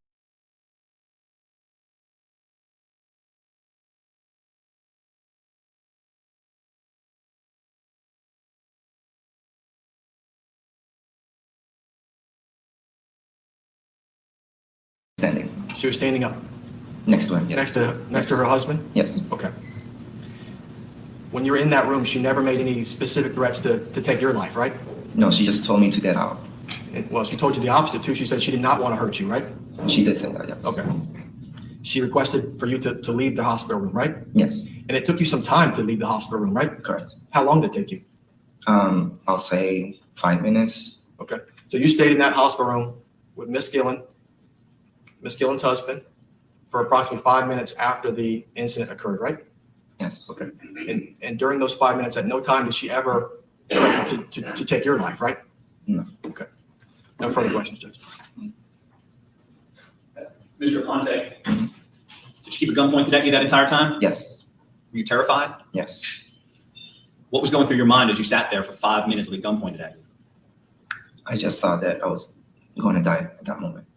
She never put it down or put it to the side, did she? No. No, she did not. She just kept pointing. I'm sorry? She just kept pointing at me. Thank you. No further questions, Your Honor. Thank you. You can sit down, sir. Raise your right hand, be sworn. Hi. Good morning. Can you please introduce yourself to the court? My name is Sharika D'Angelo. All right. Can you spell your first and last name? Sharika, Shierika, D'Angelo, D'Angelo. All right. And Ms. D'Angelo, where do you work? I'm a secretary, so I'm at the nurse's station at all times. That's select specialty? Select specialty, yes. All right. And how long have you held that position? 4 years now. Now, your desk where you sit, where is it in location to room 1106? It is literally like right across that a little bit, so I can see the room. And what are your normal hours of work back then? It's always been 8 a.m. to 8 p.m. Now, did you become familiar with Miss Gilland during the treatment of her husband, Jerry Gilland? Yes. And is it common for you to become familiar with the patients and their families as they are being cared for by select specialty? Yes, I'm usually like first point everyone comes in. I'm like the communication between family members, nurses, doctors. Now, how would you describe yours or your staff's interactions that they've had with Miss Gilland? As far as the staff's interactions with Ms. Gillen, I always heard complaints about she was never happy or satisfied with the care that was given to Mr. Gillen. And there were issues where she was arguing with the nurses that were trying to care for him. And there was an instance where she had, I believe, put her hands on one of the nurses, and she was told that if she did it again, she would be removed and would be able to visit her husband. Okay. And is that information shared among staff so you're aware of potential security concerns? Yes, it is. Now, where were you positioned when you, as you heard, Mr. Aponte heard the loud bang and entered room 1106? I was sitting at the desk, and it was a few of us at the desk, but I was sitting at the desk like I always do, and we heard a loud bang. We assumed that she had fell in the room or knocked something over. At the time, Hector was sitting outside of the room it's like a little desk right next to the room with his computer, and we looked at him and said, "Is she okay?" And he said, "I'll get up and go check." So he went into the room. He was in there for probably about five minutes. As he came out, his hands were up like this, and he was walking backwards. And then he turned around and faced us and started walking towards us. And he looked like a ghost, like his face went white. He was very just out of it. And he came towards me and he said, he was just like shaking and stuff. And he sat down. It was like a little corner next to my area. And he sat in that corner and he just was like spaced out. And I said, "Hector, what's wrong? Are you okay? Is she okay?" And he said, "She has a gun." Because we did hear yelling when he went in the room. We heard her saying something like, "Get out," but we couldn't make it completely out. We heard her saying something like, "Get out, get out." So when he came out looking like he looked, and then he sat over in the corner, we asked him what was going on, if he was okay. And it took him a minute, and then he said that she had a gun. She had a gun. He just kept saying that over and over and over. And then I was like, "Are you serious? Like a gun? And he was like, "Yes." And everyone kind of was in a state of shock at that moment. Everyone that was in the nurse station, including myself, was in a state of shock. It took us a minute to realize what was going on and where we were at. And I proceeded to pick up the phone to call and put the code through that we needed security because it was an active shooter. Everyone took off running. They grabbed Hector, they ran. Well, let me slow you down. So when you're calling out for an active shooter, who are you calling? We call the code team for Advent Health Hospital. We have to dial number 2222, and they put out a code throughout the hospital. At the time, I just told them there was an active shooter on the 11th floor in room 1106, and they proceeded to put out the code throughout the hospital. All right. Did you stay on the line with them and provide any additional information? No, I didn't. I was scared. I dropped the phone. I don't even know if they hung it up good, and I ran. All right, and where did you run to? I met the rest of my coworkers in the med room because it's the only door that's like locked. That's right there. Where's this med room in relation to where this desk was and where you were stationed? It's literally right next to our nurses station. So there's our nursing room, and then there's the med room that's literally right across from it. So we had to, I would have to leave the nurse station, go around, and make a right, and it's right there. And did you enter the same room that Hector Aponte entered? Yes, I did. All right, and what did you do once you entered that room? When I was in the room, I was just in shock because I couldn't believe this was actually happening. You don't think someone's gonna rent gun into the hospital, you know? My coworkers were all screaming, crying. Hector was on the floor balled up in the fetal position, and he was crying. I just didn't know what to do. At the time, I kept asking anyone, do you have a phone? Because I couldn't find we have a phone that's supposed to be in the med room, we couldn't find it. I left my phone at the nurse's station. I didn't even have my cell phone. One of our coworkers did have a cell phone that was in the room with us, and she called our administration department. She called the DON first, which was Terry, and then they proceeded from there. And how long were you kind of stuck in that room there? We were probably in that room for maybe anywhere between 4 hours, 5 hours, somewhere like that. And so medical staff are taught to do what when there's an active shooter? We are told to first, it is possible to assess the patients and make sure that we close the doors so they're safe. But if we can't do that, then we are supposed to get ourselves to safety as quick as possible. At that point, I think it all went out the window because everyone heard it was a shooter in the building. I don't think anyone really checked on the patients. Everybody was just trying to run. A lot of our staff didn't even stay. They left the hospital because they were scared. Everyone was just confused. Everyone was shocked. No one did what we were taught to do. The most we did was just got to safety. Some of the doctors were even walking around and we were grabbing them and pushing them into rooms. It was just very chaotic that day. It was very traumatic that day to see people crying and balled up on the floor, hiding in rooms with patients because they're afraid. They don't know what the state of the family member was that committed the act. They don't know what the state was. They didn't know if she was just going to stay in the room or come out and start shooting because of the fact that there was, issues prior with other nurses that she was not happy with care. They didn't know if it was going to end there in the room or she was going to come out and, start shooting other people. No one knew. So everyone was very, very scared.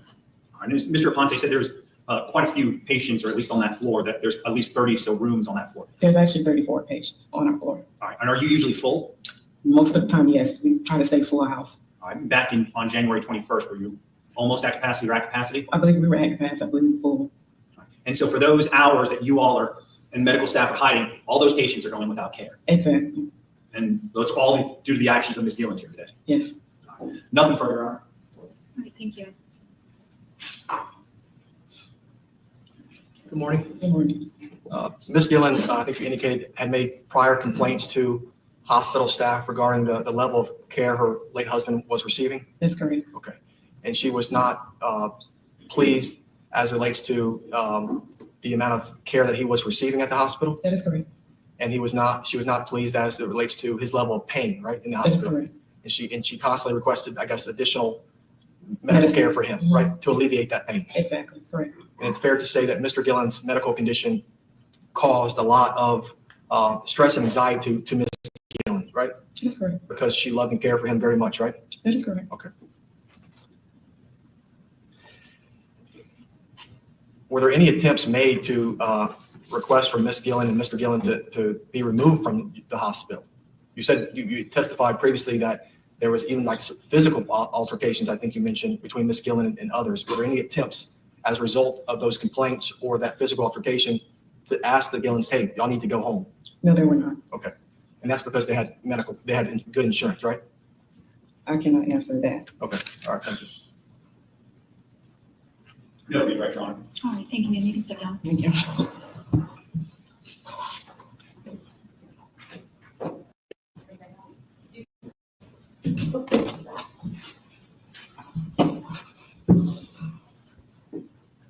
All right, good morning. Can you please introduce yourself to the courtroom? I'm Dr. Ravi Nagarajan. I'm the medical doctor who was involved in her care, but most of the care was provided by my associate. But I was there on the day the incident happened. All right. Now, can you first spell your first and last name for the record? Ravi. Last name is Nagarajan, Nagarajan. Now, Dr. Nagarajan. All right. Now, you worked at Select Specialty? Correct. All right. Now, how long have you been a medical doctor? 30 years. I'm sorry? More than 30 years. Okay. And how long have you worked for Select Specialty? About 10 years. Now, what is the role of Select Specialty? Select Specialty is defined as a long-term acute care hospital where patients with severe medical conditions are admitted when they are requiring longer than the regular care that can be provided in the acute care hospitals. Now, when individuals like Jerry Gilland are brought in, is there a goal to kind of get them moved down to lower levels of care? Yes, all the time. And so when Jerry Gilland arrived into your group on January 1st, there's goals set out to set him down and kind of move him to a lower level of care. Yeah, we make every attempt to make them stable to be able to move to a lower level of care, yes. Now, have you had an opportunity to review the medical records in this case? Yes, briefly, yes. Okay. Now, when Mr. Gilland first arrived on January 1st, and for the first few days that he was in your care or within the care of your team, was he having problems sleeping at night and things of that nature? Yes, I was told that the patient had trouble sleeping at night and also was quite anxious during the daytime. And when somebody is disoriented and having those issues, they come in, they're not sleeping and of that nature, does that cause them to have somewhat impaired mental capacities? Yes. When people are sleep deprived, such as Mr. Gilland when he first came in and until his medications were set right, does that cause them to have, poor thinking and poor choices? Yes. Now, within that early time frame, around January 4th and 5th, was there a claim that he wanted to commit suicide? I'm not aware of that because I was not directly seeing him. My associate, Dr. Shansky, was on the regular care. I was only seeing him on days that Dr. Shansky was off. Okay. Now, reviewing those medical records that were provided to you, do you recall that the other doctors had notated that he had a suicidal ideation back on the? Not that I can see. Now, did you have an opportunity to look at those notes and see that when somebody all right, let me start this. When somebody has suicidal ideations in the hospital, how is it handled by Select Specialty? Well, I'm not aware of the protocols that they use if somebody has suicidal ideation, but usually we tend to focus on finding out whether they have a definite plan, or do they have access to any weapon, and do they have an ability to commit the act. So those are the things that usually we focus on. Now, did there come a point in time that, if you can recall from the review of the medical records, that Mr. Gilland was no longer suicidal? I'm not aware of that. All right, give me one moment.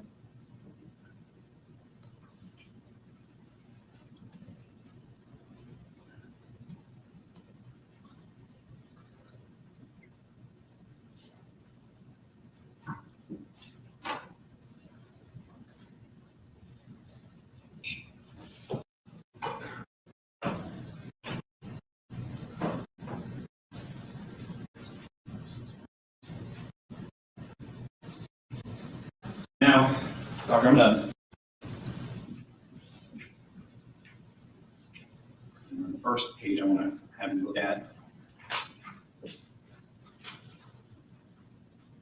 Page 6 of those records. Take a look at that.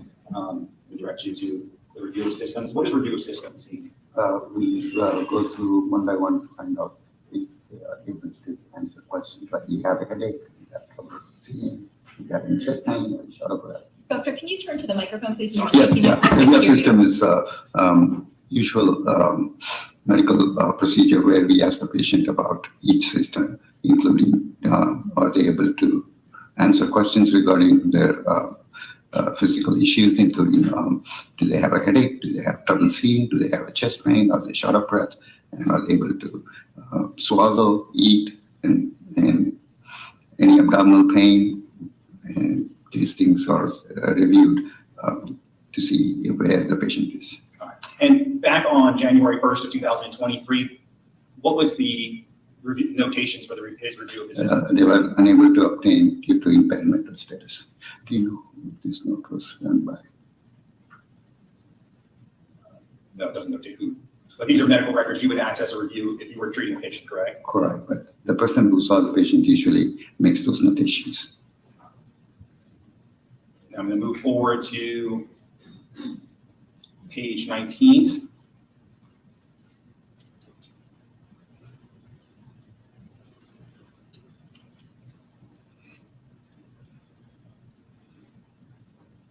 Now, when we talked a little bit in the beginning, we talked about when a patient comes and sees you, and other doctors within select specialty, they have goals, short-term and long-term, right? Mm-hmm. And looking here at the victim's medical records, in this case, what was his short-term goals? His short-term goals was able to be make his breathing issues taken care of and able to eventually progress where he can be discharged to an acute skilled nursing facility. And as far as long-term goals, what were those? I'm not aware because I was not regularly seeing those patients, but I would assume the long-term goals would be to have him go home.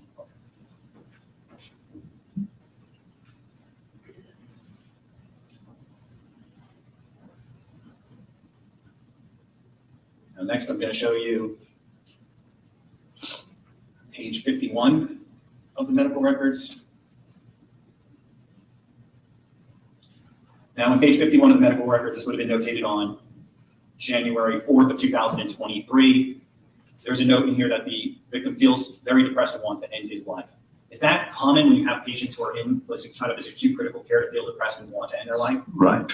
Now, when you have patients like this in this acute care unit, are there options for them if they really do want to end their life, and they don't want to have to continue treatment? Yes, they always have options to opt for comfort care where they can be kept comfortable. All right, so what exactly is comfort care? Comfort care is to make the patient as comfortable as possible with no acute care like active treatments, but to give them medications that will keep them comfortable, including control pain, control anxiety, and control things like depression.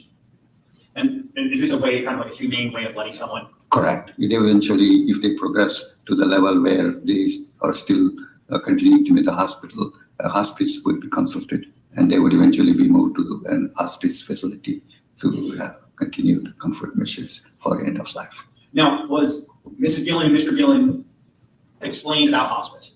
You given the option to go to hospice? From what I talked to the doctors, he was verbally given that comfort measures are always discussed in every doctor rounds, and they tell the patient that if you are not wanting to have active treatment, you can always opt for comfort care. And did they ever opt for this comfort care? No. And this is something that would be provided whether they had good insurance, bad insurance? Yes, insurance does not have any bearing on our recommendations. So if someone like Mr. Gillen, as defense counsel stated, was in kind of all this excruciating pain and whatnot, he could be transferred to a different unit, be made pain-free and live comfortably and die with dignity. Correct.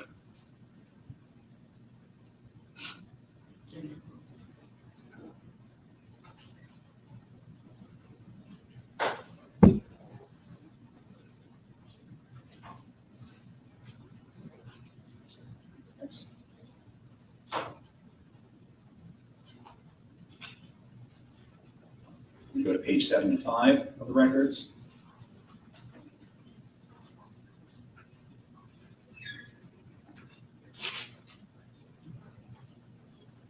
Now, when we're looking at page 75 of these medical records, and there's this highlighted stuff that says acute hypoxic respiratory failure, tracheotomy, these things, were these all conditions that Mr. Gillen was suffering from?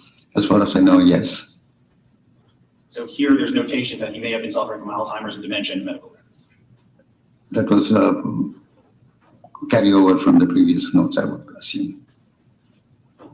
Now, when individuals, like we discussed, are having potential suicidal thoughts, or they, like we talked about, they come into your unit and they're already kind of struggling. Here, what is the notation of the medication on page 75 that was given to Mr. Gillen to help assist him? They gave him a medication called Seroquel to control his agitation. All right, so what is Seroquel? Seroquel is a psychotropic agent, which is usually given for patients who have what we medically describe as delirium. Okay. Delirium? Yes. What is delirium? delirium is a condition where the patient continues not to have proper insight into the condition. They get agitated and they have trouble interacting with the environment. So somebody who's having these mental issues like delirium, is suicidal claims or ideations something that might be common in those individuals? Not particularly, but they can have hallucinations. They can see patients, things that are not real. They can have delusions where they think what they are going through is not normal. So it's something that it would be basic to say, it's just not somebody that's thinking clearly. Correct. I don't believe this person would have been able to make any decisions on his own based on his mental condition. The decision had to be deferred to family members. And then move ahead to medical record. It's going to be page 317 in the medical record. And when looking at the patient's notes for January 13th of 2023, what is the notation there? Patient doing well, no distress noted on 35% trach color. What is that? Trach color means that he's not on a ventilator, he's just left the tracheostomy, and it's on an oxygen level of 35%, about 3 liters. And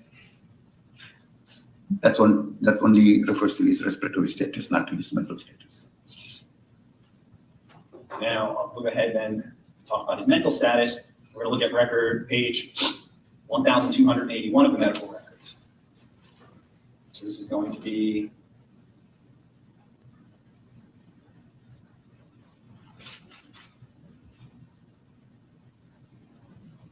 so on page 1281 of the medical records, this is going to be for January 9th, 2023. Did the victim in this case have any suicidal ideations when looking at this medical record?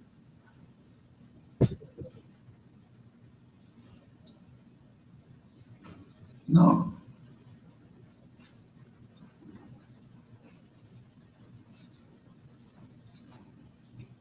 Skipping ahead to 1328. So this would be January 11th, 2023. Did Mr. Gillen have any suicidal ideations on that day? Not with answers to the questions provided.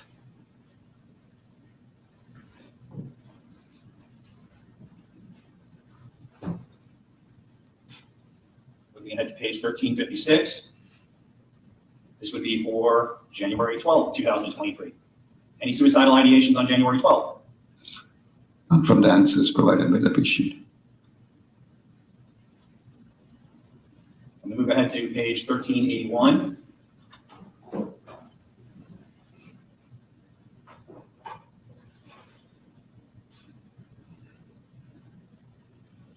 Now on 1381, this would be January 13th, 2023. Had the medical team that works within your unit cleared Mr. Gillen of any suicidal risks? And pretty right, I'll point you the second golden line. Yes. So he'd been cleared at this point. Now, there is a notation here, though, for January 13th, 2023, that a sign is placed on the patient's door instructing visitors and staff to go to the nurse's station. Why do you do that when you have somebody who's potentially suicidal and you have the visitors come in and check in first instead of going directly to the patient's room? That's a hospital protocol which you need to speak to the nursing.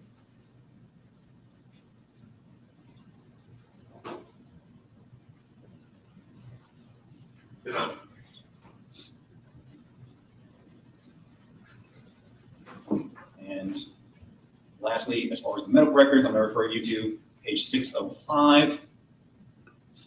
This is going to go back to January 4th. We're going back in time.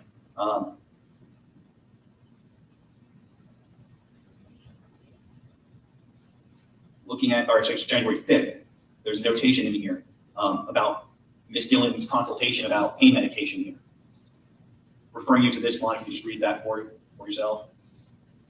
And you just let me know when you've had an opportunity.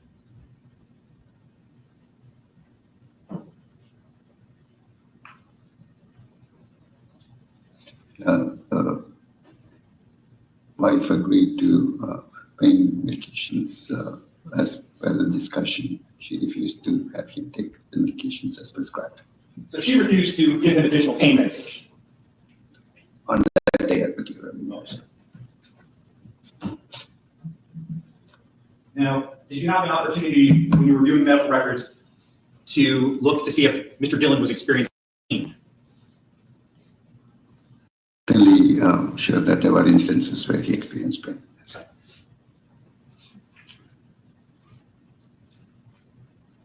Moment.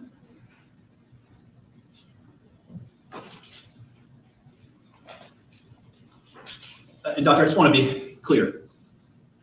If Ms. Gillen and Mr. Gillen wanted to check out of select specialty, could they leave against medical advice? Yes, absolutely. They weren't being held hostage there. No.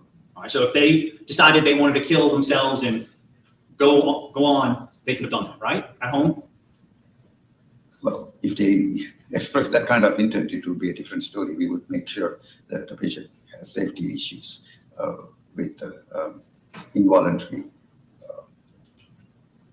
order placed to keep them and have what we call a Baker Act. But he was never Baker acted. No, he was not. And Ms. Gillen was never Baker acted.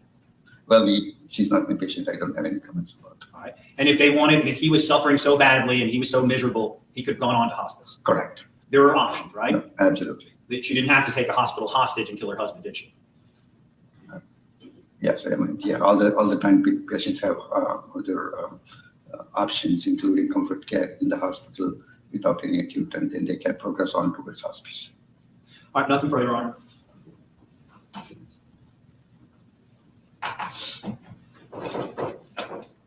Good morning, Doctor. You're employed with Select Specialty Hospital, Yes, and you've been employed by them for I'm not employed, I'm an individual practitioner. a practitioner, Yes. but your paycheck comes from that hospital, right? No, Where does it come from? from billing the insurance companies and Medicare. Say it again? Insurance companies and the government Medicare program. Okay. And you worked with this hospital for 10 years? Approximately. Okay. How many times, Mr. Gillen was in that hospital on that floor for 20 days or so, right? Correct. How many times in the course of those 20 days did you personally see him? I'm not seeing him on a regular basis. My associate, Dr. Shansky, was seeing him on a regular basis. I was seeing him only on the days that Dr. Shansky was unable to see the patient. Okay. But as we sit here this morning, could you tell us, I saw him 5 times, or I saw him 10 times, or I saw him 20 times? Probably over the weekends, I might have seen him like 4 or 5 times. Okay. So over the time period in which Mr. Gillen was in that hospital, possibly 4 or 5 times. Correct. All right. Let me show you what's been admitted to evidence as defendant's exhibit. The clerk will hand it to you. Yes. Please review those photographs, and I'm going to ask you questions about what those photographs reveal.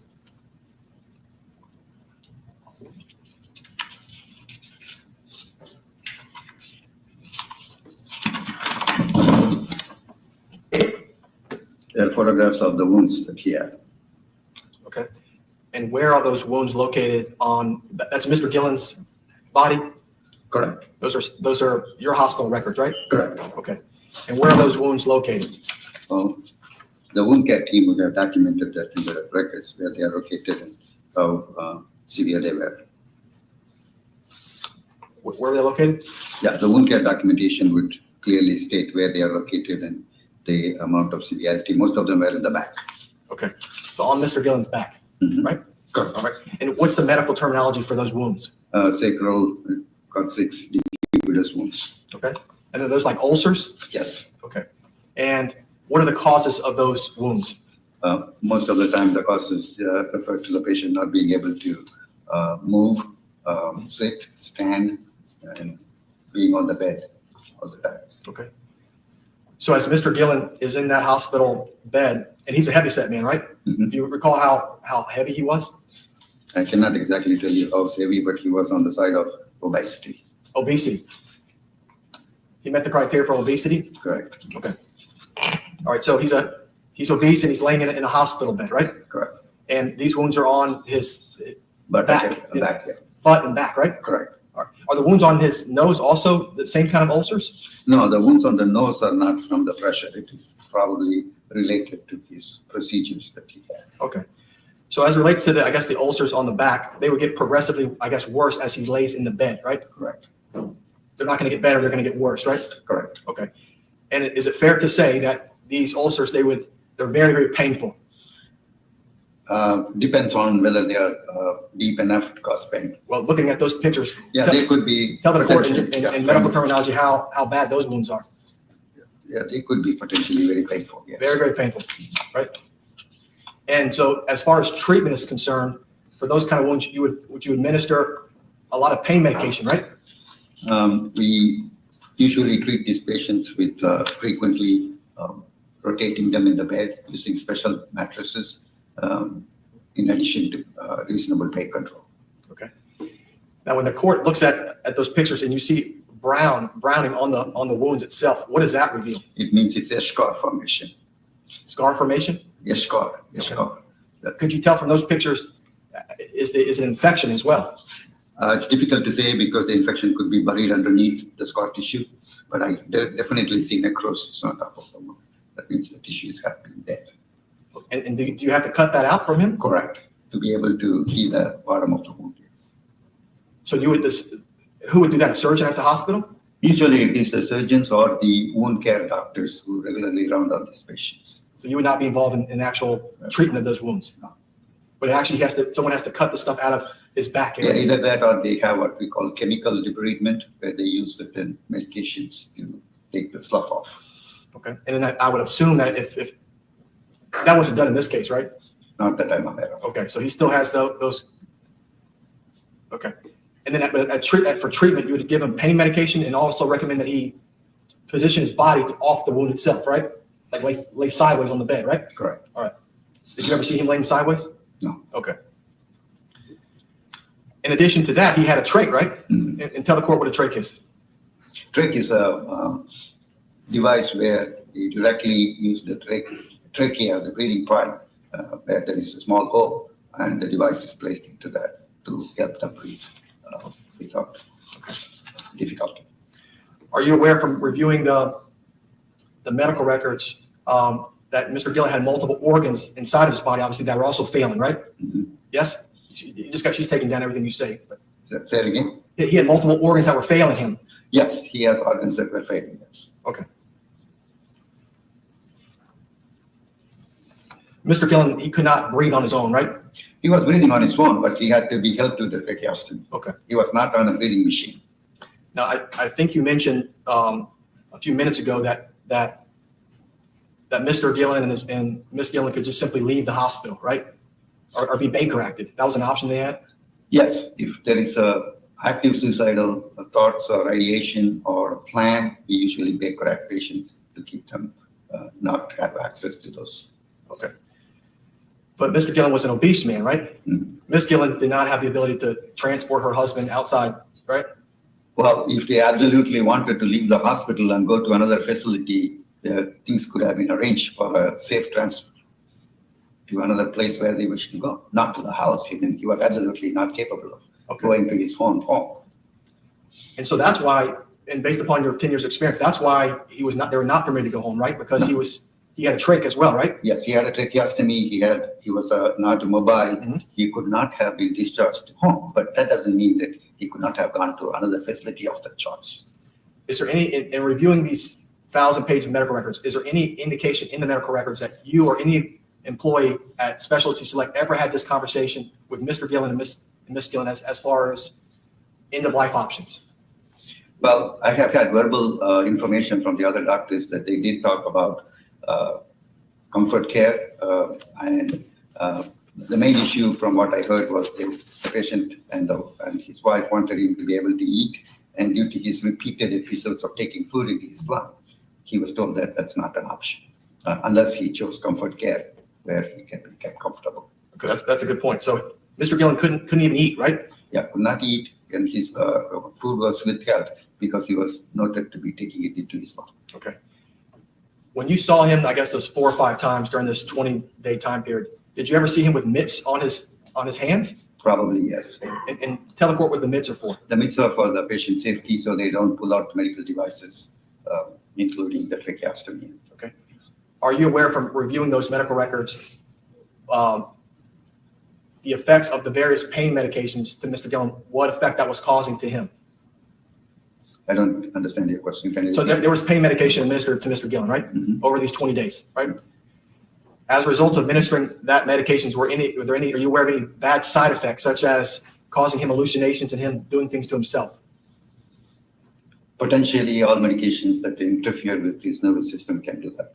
And is that the reason that he had the MIDS? That, and particularly maybe delirium, which is what we call from multiple medical problems. People can get change in a mental status, which is called metabolic encephalopathy. Okay. No further questions.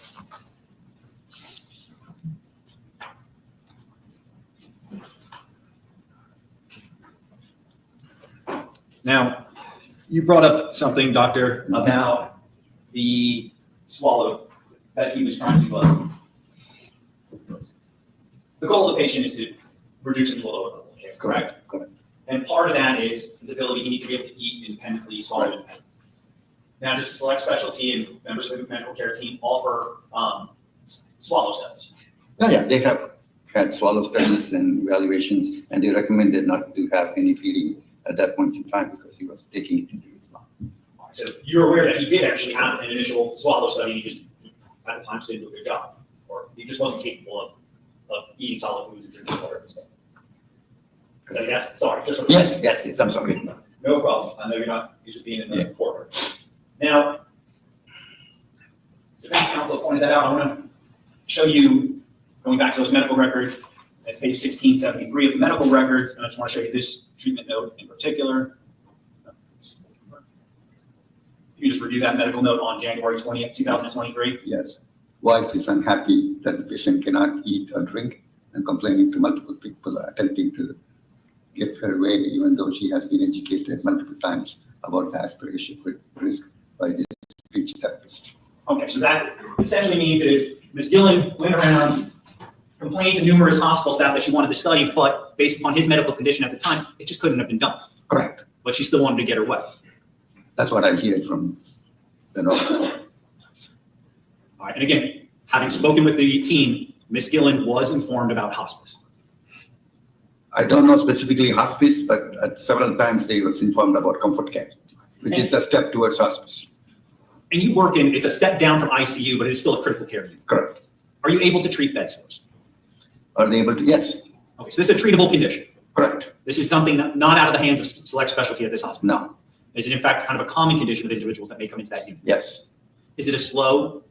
Yes, it's a progressive slow condition which needs to be managed. Now, when you reviewed those documents that were provided to you by the defense, did it appear that his wound care was being managed properly? I'm not able to comment on that because I don't know what was done. But if someone is in pain from something like that or any other condition, are you able to provide medication for that? Yes, they can do medications, yes. All right, nothing further. Thank you, doctor. You may step down. Thank you. He sounds like he was in massive pain. Stable call Corey Jackson. Massive pain. Step forward, raise your right hand if you sworn. Good morning. Morning. Can you please introduce yourself to the courtroom? Corey Jackson. All right, and can you just spell your first and last name? C-O-R-Y, last name J-A-C-K-S-O-N. All right, and Mr. Jackson, where are you employed? Advent Health. All right, and in what capacity? I'm the security manager. All right, now back in January 21st of 2023, what was your role at Advent Health? Senior officer of security. Now, what are the role of security officers at Advent Health Hospital? My job is to make sure everyone will come on the property is safe and just do my job. You know. Back in 2023, were there metal detectors? No, sir. Now, as a security guard, what are you issued as far as part of your uniform? At that time, we was armed with a baton and a taser. No firearm? No firearm. Now, on January 21st, 2023, were you working? Yes, sir. Now, at around 12 that day, was there a call out for an active shooter at Advent Health? Yes, sir. What is your responsibility when a call for an active shooter comes out at Advent Health? All right, so we received a phone call from the 11th floor in reference to someone having a weapon. Once me and another one of the officers arrived to the floor, I made contact with the room. I knocked on the door, identified myself as security officer Corey. I'm coming in. At that time, I noticed Ms. Gillen there with a firearm pointed at the door. At that time, I stepped back. She advised to get the F out of here. She'll blow my effing brains out. I stepped back, closed the door. My other officer was getting ready to come in. I grabbed him by the collar, pulled him back. At that time, we got on the radio and notified the nurse supervisor, I got on the PD radio, notified law enforcement that I needed assistance with what was going on at the hospital. So let me slow you down. So when you get up to the 11th floor, you head over to select specialty. Yes. All right, and that's contained within Advent Health Hospital. Yes. Now you get up there. The door to 1106 closed. Yes. All right, now you were told it was a weapon. Did you know it was a firearm at that point in time when you got Yes, up? they just called us and told us that they saw someone with a weapon. Did not tell me that they heard a shot or anything like that. So you still, not knowing what the danger was, you went up there and. Yes, sir. That's my job. And so you get up to this doorway and you open up the door. Yes, sir. Do you open it up fully? Yes. All right, so when you open up the door fully, where is Miss Gilland in relation to in the room? She was on the other side of her husband, facing the doorway. Like, so her back was to the window. She was facing the door. And what did she have in her hands? A revolver, black. I want to say a revolver. I just saw a black gun pointed at me. Now, how far into the room were you when you saw this black gun pointed at you? I just got right in the door frame. And when you entered, you said she made threats to you? Yes. I know you kind of politely kind of abbreviated what she said, but did she use the full word? Yes. All right, what exact words? I know we're talking to be polite, but what exactly did she specifically say? She told me to blow my fucking brains out. While the gun was pointed at you? Yes. And what was going through your mind as you have a gun pointed at you and someone telling you they're going to fucking blow your brains out? I mean, usually outside of Advent Health, I have a CCW, so I'm always armed. My reaction was to go to my side, but of course I didn't. So I just stepped back and, like I said, I jumped on the radio and notified the authorities. All right. And who was the second security guard with you? Joseph. All right. And as you described, he tried to go into the room as well? Yes. He was coming behind me. We always responded to him. So he was coming behind me, grabbing on if I was calling, yanking him back. And then, like I said, I had him clearing the floor as we was on the radio, notifying the staff and law enforcement. Now, how many times did she make that threat to you that she was going to kill you? I was just given one time. After that, I just closed the door. Now, once you closed that door, where did you stand?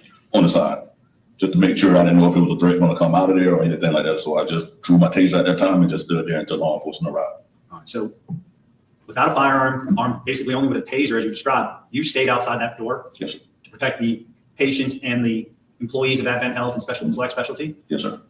How long did you stay out there, essentially unarmed, with somebody with a gun in that room? It didn't take law enforcement a long time to get there. I stayed. Once they got there, I was able to assist moving the patients next to the room, up the floors and under, to make sure that no one else was going to be in danger. All right, so explain, why are you moving patients to the left, to the right, up and down? I mean, I don't know the bullet can go anywhere. So I don't know what's the intention is. I don't know what law enforcement is going to do at the time, what they was going to have to do to be able to access y'all let it come out. So what they say, we start pulling them out, taking them to other floors for they can still receive treatment. All right, now, the patients that you're taking out, are they in kind of a critical care unit? Yes, that floor is, yes. All right, can you describe to the courtroom exactly what it was like taking these patients from the left to right, up and down? Well, like I said, the beds was really big, so trying to get them through the frame, I actually was pumping at one time to get the people out. Like I said, you can only get through. So I went to pump in the best way I can until we was able to get them out, and then the staff took over from there. All right, let me slow that down. When you say you're pumping, are these people were originally on ventilators? Yes, like I said, I had a little bag and I was just pumping air to them. Okay, so their only source of oxygen at this point in time is you pumping it into their lungs. Yes, sir. Because you had to disconnect them from a ventilator. Yes, sir. All right. How were the patients reacting to this? The one that I was pumping, it gave me one of them, like I said, I don't know if I was going fast enough or what. Like I said, that's not my forte, but I was doing what I can to make sure that I got them out fast enough for the staff, that's their job to do what they needed to do. All right, but you saw a patient you're helping move struggling to breathe. Yes, sir. Now, once law enforcement responds, what is your role transition to? Like I said, just to continue making sure that I can assist them in any type of way, but making sure that the staff is where they need to be and so forth. Thank you. I have no further questions, Your Honor. Great. Questions for Mr. Jackson? One moment.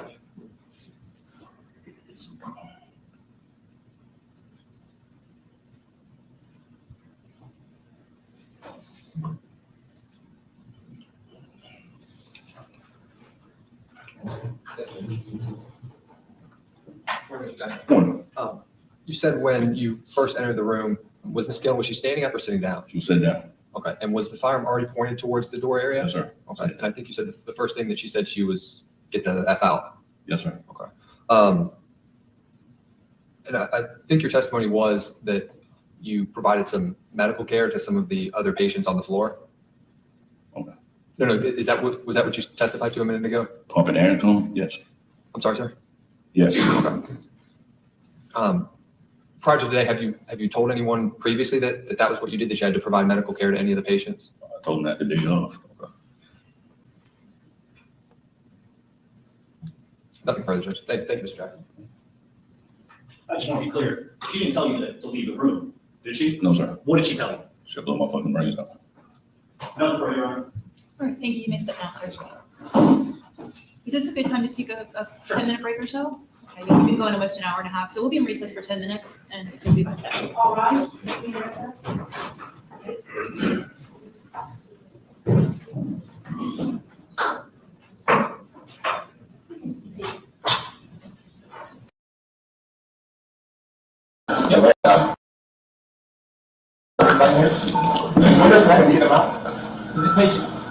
This is really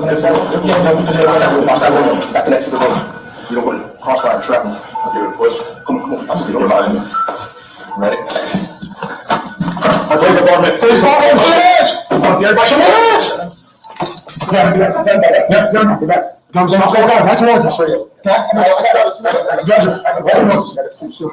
Drop the gun! Drop the gun right now!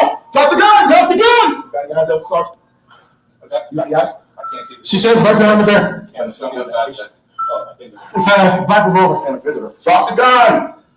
Drop the gun! Drop the gun! Just drop it! Just put it on the ground and slide away from you! Drop the gun! No, I got you. You can't open the outside. Hey, here. Want to practice over with this? You can open from the outside? Drop the gun! Watch out. We got time. Back up. We got time. We got nothing but time, guys. Can you evacuate some patients from the adjoining rooms? Can you do that or no? Drop the gun, man! I got a good angle right here. Drop the gun! Drop the gun! Man, hold on. Tell me what's going on. I don't want to hurt you. We don't want to hurt you. Tell me what's going on. Just talk to me. Talk to me. What's going on? Why can't you drop the gun? I'm listening. I'm talking to you. I'm here. Let us help you. We don't want to hurt you. We're scared too. Come on. Reach your mind.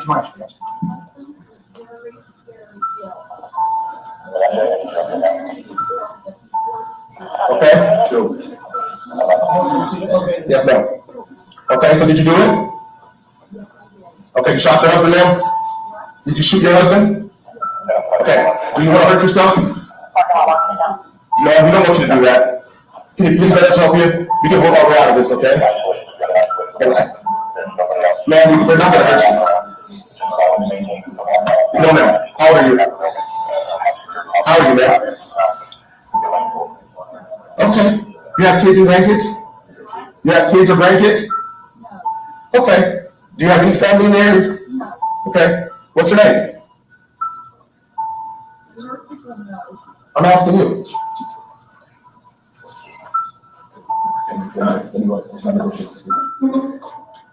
Hey, man. My name's Bob. Just want you to know. Listen. I have a good angle here, so just don't go in front of the police. Things aren't as bad as they seem.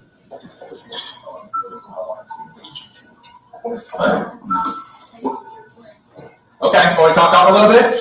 You got eyes from? Is it easier if I talk up some more? It's pointed right towards us. It's a black revolver pointed right towards us.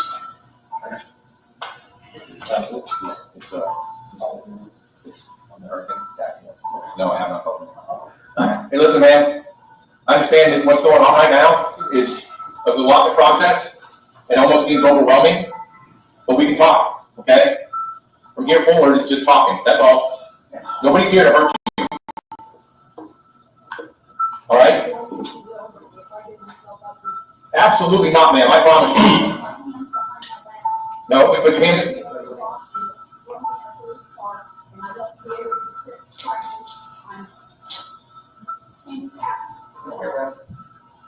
Ma'am, I'm a supervisor, man. I won't let that happen. Yeah.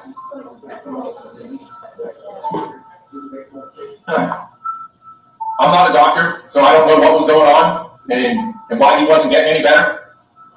But I can assure you on what happens from here forward, we're not gonna cuff you behind the back and throw you in a car or anything like that, I promise you. Just put it on, it's a black revolver. Are we gonna talk to you about the incident? Yes. But that's the second thing you need to know right now. I looked at it. I said, we're gonna talk about the incident? Absolutely. But nothing says we're gonna take you to jail right now, no. You gotta find out what's happening It's a first. black revolver. Right directly there. We got listening. I can't hear you.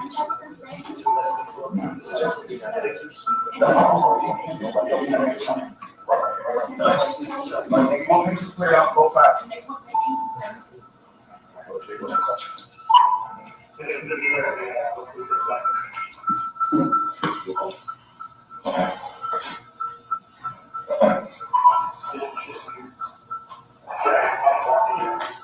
How'd you get here today, ma'am? Did you drive? Okay. What's your first name so I can address you properly? Or your last name? I can go with either one. Ellen? Can I call you Ellen? Okay.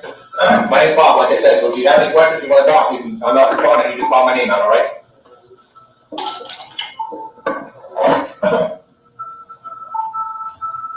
How old are you, Ellen?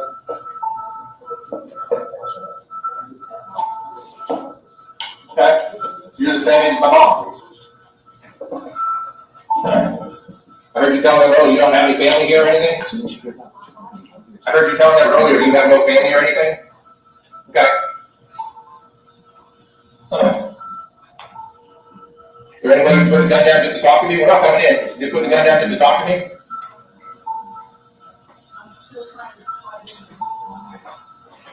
Well, we don't want to see that happen, man. We care. We wouldn't be here if we didn't.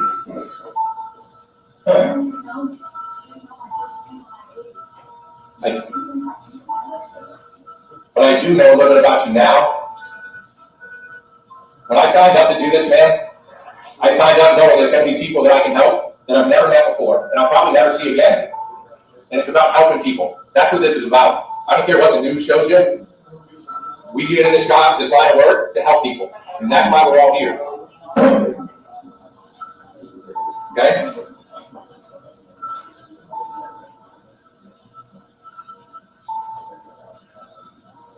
What are you contemplating hurting yourself for? Why? I understand that. It's nothing like that. I totally get that. You wouldn't want to see you hurt yourself. That's right there. Nor do we. Nobody wants that. Stop it there. Now, Sergeant, when you first entered the room, can you describe to the courtroom what you saw? When I first entered the room, I saw the bed, the man laying there, and then saw Mrs. Gillen on the other side holding the black revolver right towards me. All right, when you say right towards you, was she pointing the barrel towards you? Yes, the barrel was right towards me. Yes. And is that why you kind of we see you backing out of the room on the body cam footage? Correct. Now, why didn't you engage her in a firefight essentially at that point in time? Because initially when I first started, when I had 11 floors to go up, I was thinking this hospital has got a lot of oxygen tanks and everything in there could possibly explode. So the last thing that I want to do was shoot inside the hospital. So once I went in there, I saw her. We had enough of the time, so I just backed up and hopefully we could talk her out of doing anything that she wanted to do. Okay. And did you maintain that position kind of outside the room and with other officers until SWAT arrived? Yes. And then once SWAT arrived, you were kind of relieved and moved on? Yes. All right. No further questions, Your Honor. Yeah, good morning. Morning. When you arrived to the hospital, you were aware that Miss Gillen was in that room? At the time, it wasn't Miss Gillen, but I was aware that someone was inside. Okay. I guess that's my question. So when you arrived at the hospital, you were aware there was an allegation that someone in that room had a firearm? Correct. Okay. And is that why you had the riot shield or the attack shield? Yes. Okay. Are those designed to, I guess, prevent entry of a handgun or a gunshot? Relatively, yes. Okay. Ms. Gillen, when she was speaking with the officer, she was polite, would you say? For the most part. Right, she didn't raise her voice or anything at you or at the other officer? No. Okay. And you weren't, when SWAT arrived, I think you were asked, you were kind of relieved of your spot? Yes. Outside the hotel room? Okay. Or the, and when you arrived at the hospital, I heard on the body camera, somebody said something about a murder-suicide. Was that your understanding, what you were responding to? No, what I was responding was that the shooting. Sergeant Ransom had said it was possibly going to be murder-suicide, just off administrative experience, but we were responding with an active shooting. Okay. Okay, thank you. Sergeant, is there anything polite about somebody pointing a gun at you? No, not at all. All right, did you take that as a kind gesture? No, I did not. All right, when you saw that gun pointed at you, did you have concerns for your safety and well-being? Yes, I did. Nothing further, Your Honor. Thank you, Sergeant. And Your Honor, the state's last witness will be Sergeant James Marr. The board, raise your right hand, please. She's on. And introduce yourself to the courtroom. I'm James Marr, M-A-H-E-R. And Sergeant Marr, where are you employed? I work for the City of Daytona Beach Police Department. All right, and how long have you been with the Daytona Beach Police Department? Since 2009. Back in 2023, specifically January 21st, what was your role with the Daytona Beach Police Department? At the time, I was the sergeant for the crime suppression team or violent criminal apprehension team, I'm not sure which one, and team leader for the SWAT entry team. All right, so let's talk about what is a team leader for a SWAT entry team?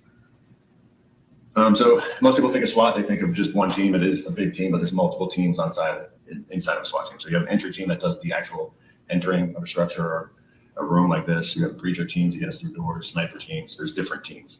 For the entry purpose, I was a team leader. Now, as a SWAT team leader, who decides how to make entry into a room?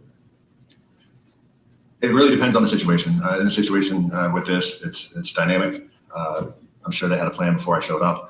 When I showed up, I assessed the situation, developed a plan, send that plan to my commander, make sure he's aware of what I was thinking, any changes he might want to make, and then we execute the plan. Now, when you got this call out, where were you? I believe I was home. Okay, so even when you're not working, you're still working when you're in SWAT? Correct. And when you responded to the hospital, do you recall around what time you responded to the hospital? Daytime is all I can tell you. I don't know what time of day it was. Now, when you respond to the hospital, how is the hospital kind of secured at this point? Or what is done to secure the hospital? The hospital's under lockdown. By the time I get there, there's police vehicles everywhere, emergency vehicles everywhere. It came out as an active shooter, as testified earlier, so that's going to get a large response. Obviously, I'm going to go through the perimeters. I made my way to the 11th floor. And when you say the hospital is on lockdown, does that mean nobody can come in and nobody can leave at this point in time? Yes. All right. And that lockdown, does that lockdown stay in place for several hours? Can I correct that last one? I'm not sure if at some point somebody could leave if they had to. Like, if we can clear somebody to get out, well, we're not going to hold them in a dangerous situation. But as far as anyone coming in, they couldn't come in. Correct. We don't want any additional victims and or threats coming in behind us. All right. So if someone's wife is in labor in this hospital right now and their husband was on their way, they can't get into the hospital. If we're on lockdown, no. And so that hospital was placed on lockdown for several hours. Would that be accurate? That's correct. So once you get up to the 11th floor, who's up there with you? There was a lot of people up there. The hallway was extremely crowded. That was one of my first issues I had, was getting certain people, certain patrol officers, security guards, whoever may be back away from the threat. My second thought is obviously secondary victims, people in rooms next door. Sergeant over there brought up a great point. There's oxygen that runs through the walls. They're working on trying to get that oxygen shut down for any secondary explosions. So let's talk about that. So the oxygen issue in the hospital, what risk does that pose to you for your operators? I mean, it's a huge threat. If oxygen is highly flammable, you know, some of the devices we use are small, I guess you could describe as explosions. Bullets entering an oxygen line, I wouldn't want to figure out what happens. So those are all major safety concerns for you. Correct. And as you described, you get up to this floor, the 11th floor, and you start clearing out kind of the uniform patrol and let the SWAT team kind of take position in there. That's the goal. Now, did some of the members of the SWAT team have body-worn cameras? They did. Now, in preparation for this hearing, did you review the body-worn cameras in this case?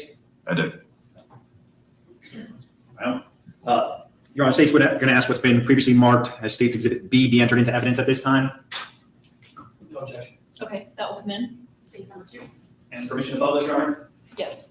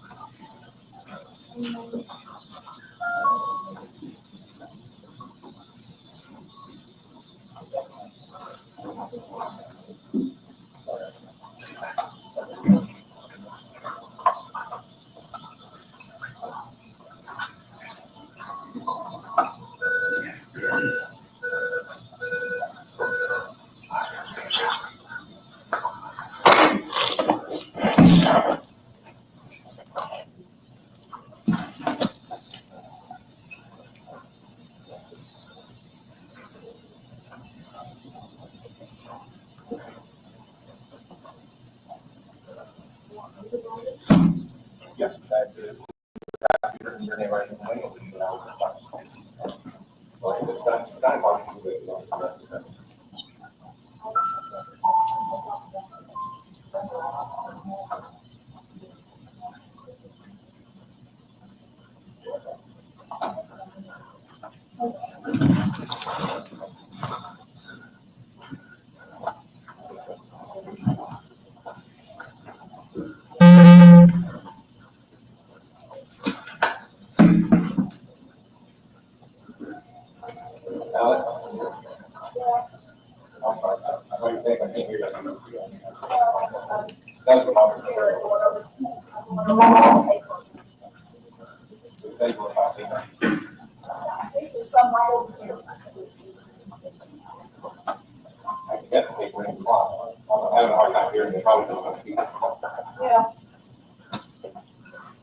Yeah, you can get the paper. No, I've got some.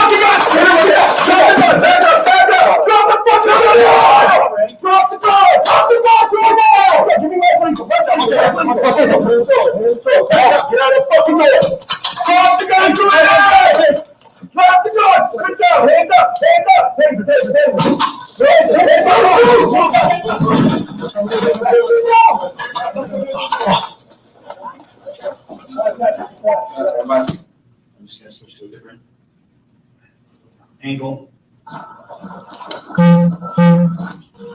You or anything? Pretty difficult.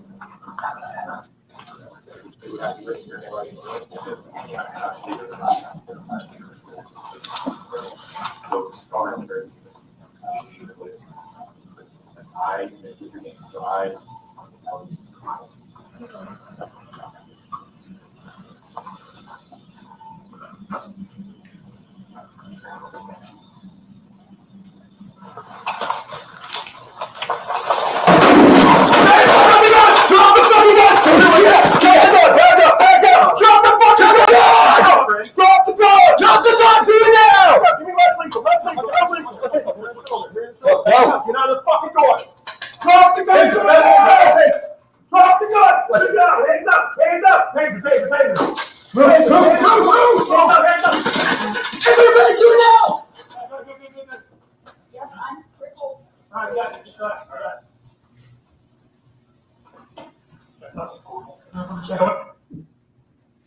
gonna switch back to the first video, and I'm gonna have you explain some things to the courtroom.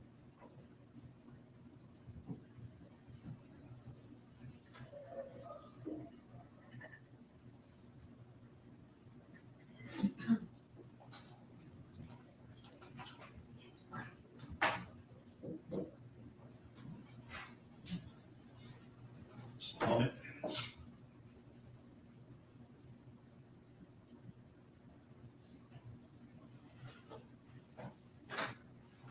That was wild. So she shot she shot at them. They tased her. She said, "I'm crippled. I'm crippled."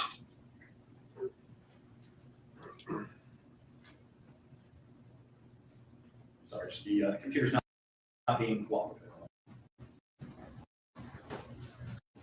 Move it. It's the cooperative at the moment.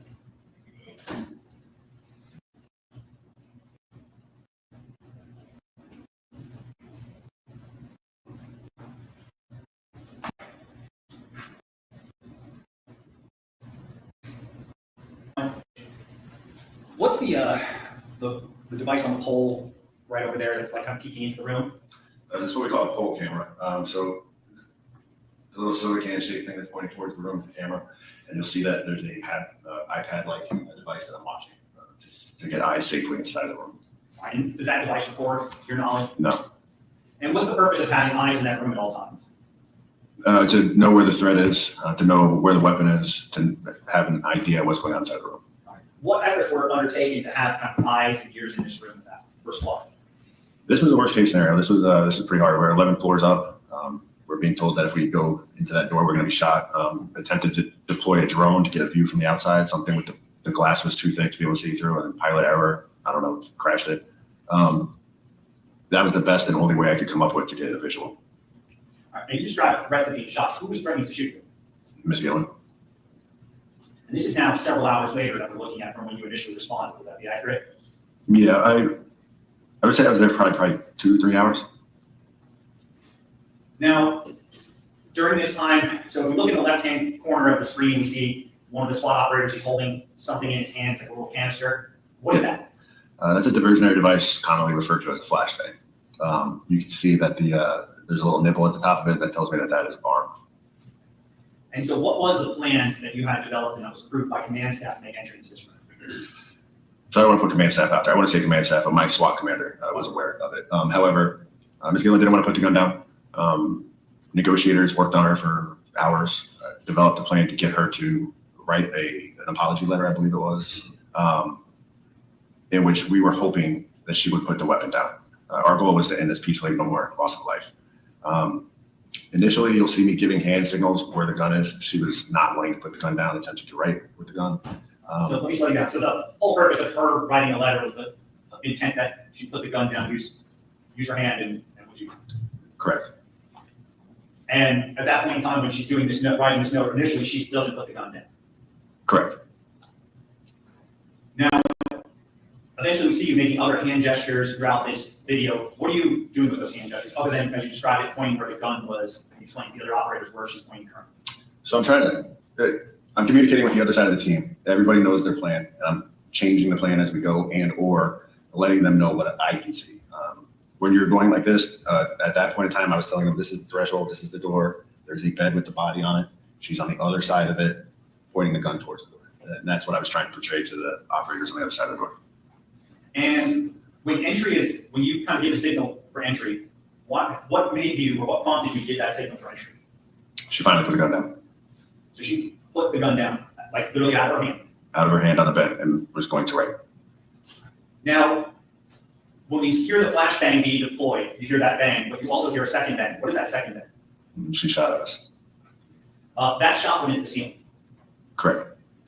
So she had to pick the gun back up again and engage the officers as they made entry. Correct. Some people are going to say she shot in the ceiling. What's the big deal? Why is it a big deal to you? Because I don't want to get shot. And also, so I'll try to explain to you best I remember. She didn't shoot in the air. She shot the ceiling above us. We're not, now it may be a 4 or 5 feet difference between my head and the ceiling, but we're talking about inches from here to hit the ceiling. And it wasn't a come out like this. It was, she grabbed the gun and came up. So as soon as you guys make entry, she's ready to take an officer's act. So the flashbang deployed, then we went in, then I saw the muzzle flash. It wasn't like it was all at once. Okay, so let me slow it down. What you explained to us exactly how the chain of events occurred How it, from the flashbang. so the way it was supposed to occur was the flashbang was supposed to go off the distractionary devices. I might get a little deep here, but there's a thing called OODA loop. Everybody's going through it. Everybody's observing, orientating themselves to what's going on, making a decision, and then acting on that decision. Whether it's you, Your Honor, looking at me and what I'm saying, me talking to you, somebody that wants to shoot you. It's a constant loop. It's called a OODA loop. The point of the distractionary device is to interrupt that loop and start it back over. So when you don't know a flashbang or the distractionary device is coming and we deploy one, you now have to reorientate, decide, make a decision, and then act.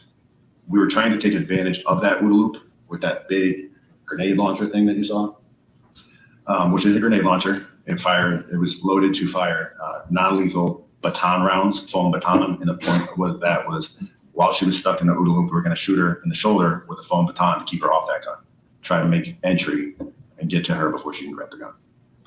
And so flashbang goes, that works. Grenade launcher with the foam rounds, what happens with that? It fails. When that fails, what happens next in the room? I had the grenade launcher pulled out. I pushed in with lethal force. She was holding the gun, after the rounds fired and everything, kind of like this, not like this, but like this towards the body. I gave her a bunch of orders to drop the gun. Wasn't complying at first. I ordered that grenade launcher back up, hoping that we remedied the issue. It failed again. Continued to give her orders. She eventually put the gun down. I just still didn't feel 100% sending my guys in and going in to grab her. She's ready to grab the gun once. Called for a taser. Upon taser deployment, tried to take advantage of that period of time, grab her. All right, when does the shot get fired? While I was standing at the door, because I saw the flash. So you saw the muzzle flash. Yes. Was the barrel pointing in your direction? Yes. I mean, I can tell you I saw the fire come out of the gun. So. Okay, so you see it makes, when you guys make entry, she's trying to shoot the officers that are entering. That was my impression. Okay. It wasn't like she's holding the gun, the flashbang goes off, and she's startled by it and just shoots, right? No, this isn't what we would call a sympathetic reaction. This wasn't, I'm holding the trigger, something that goes off and I like this. This was, the gun was on the bed, flashbang goes off, she grabs the gun, round goes off. Now, when we watched, you called for the less lethal again, which is that grenade launcher, and again, it fails, as you're describing. You and another officer, who's the other officer that stands in the door? Officer Eddie Lee. Now, at this point in time, I mean, I know you have body armor on and a helmet on, but you've exposed yourself to potentially being shot and killed at this point. You step into that door. Yes. Why do you do that? As a team leader, because I'd rather put myself in a position of that seriousness than to have one of my operators get shot. So you put your life before, you put your operators' lives before yours. Yeah. Now, did you eventually, as we saw, made entry and were able to secure her and secure the firearm? We were.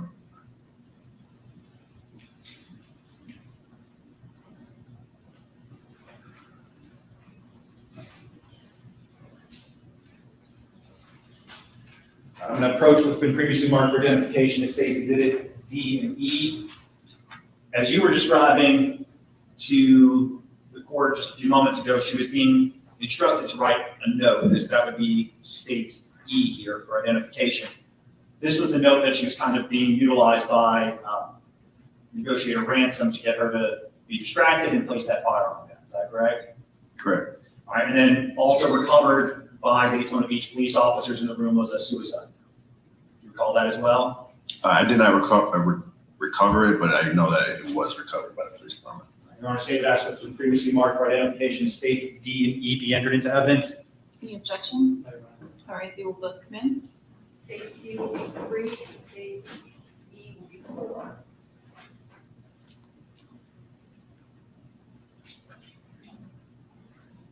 Now, when you're standing there in the doorway, you're vulnerable to being shot or killed at that point in time. How come you don't open fire on her, even though she's holding the gun? I know she's got it pointed down, but why do you not shoot?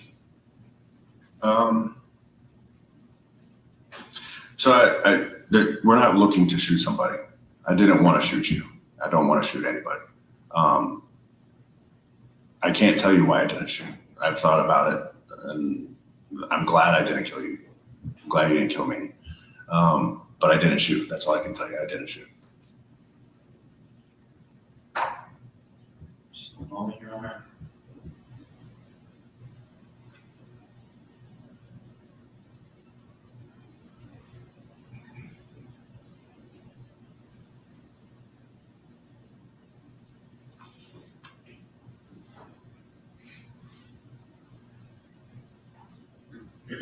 Nothing further.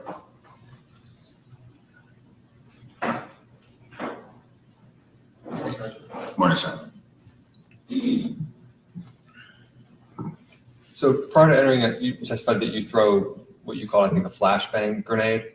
Yeah, they're commonly referred to as flashbang. Okay, and the purpose of those is to I guess, disorient the person that is in the room. Is that fair to say? I've heard it described that way. Again, the way I described it to you is the actual purpose of it, to start that loop over to, I guess distraction would be a good word, but it's just to restart that thought process. Sure. The flashbang, when they go off, there's kind of a light. Is that fair to say? So what we were using were called reloadable flashbangs. These aren't the old school ones that throw flames and do all that stuff. I'm going to be honest, we set couches on fire by accident. This is not that. There might be a small flash of light, but it's not like you're thinking, if you're thinking of the old ones. Would you agree that they, I guess, overwhelm the person's, I guess, vision and hearing? Like it's a loud bang. No. So actually, that was one of the first things they taught us in flashbang instructor school. It's not like the movies where you're blind, you can't hear or anything like that. That's not the purpose or the ability of the device. Would you agree it can cause confusion? That's the point of the OODA loop, is trying to figure out what's going on and then make a decision. Okay. And my understanding is you threw the flashbang, and sometime after that is when the round went off that was fired by Ms. Gillen. Yeah, I just want to be completely clear. I had it thrown. I did not throw it, but it was deployed into the room. Correct. Someone on your team or somebody with SWAT. Somebody with SWAT deployed it into the room, and then the round was fired. Okay. And you talked about using foam bullets. So like, are they like non-lethal rounds? Is that what they're referred to as? Non-lethal rounds. They're I think 30 millimeter. They're a lot bigger than a normal bullet. Okay. And when you say they failed, like, do you know why they failed? Like, was she not hit by one? So I think the first round went off, but if you watch the video, if we could watch the video again, you hear the click and he's trying, and he actually at the end says, "Damn it," and looks at it. Those rounds failed. Duds happen. I cannot tell you why it happened, because we took the same device, the same or weapon system, and the same rounds out at the next training day, and they fired. So I do not know why that didn't fire. Was the shot by Miss Gillen, was it after the flashbang and after the non-lethal round failed? It was while it was failing, if that makes sense. Okay. It wasn't like that huge time where he's trying to get it to work. It wasn't after that point. It was during that time. Okay.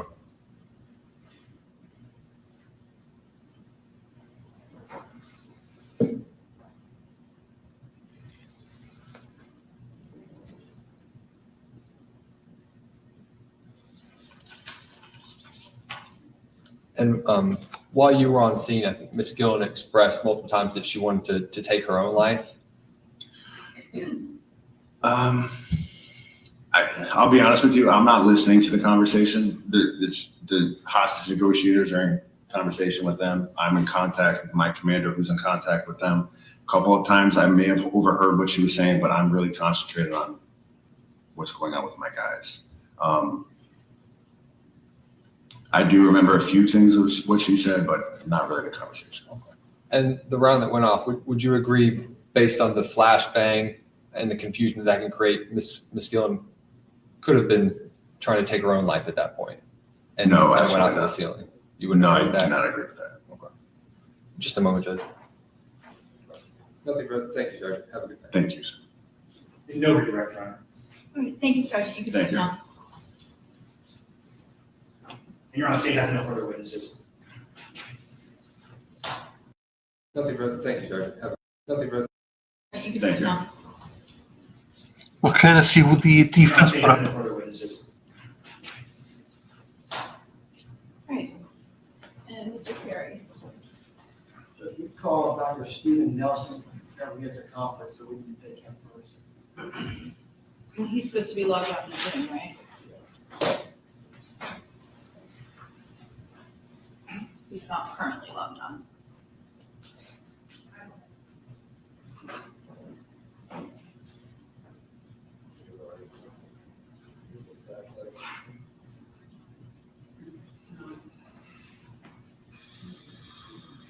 He was logged on earlier. I didn't get a message.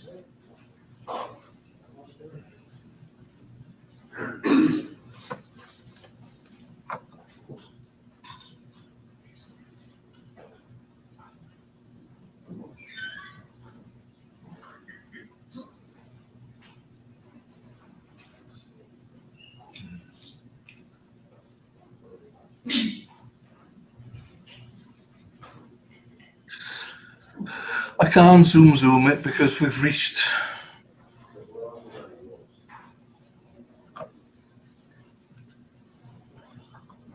Oh, my fire, my desire.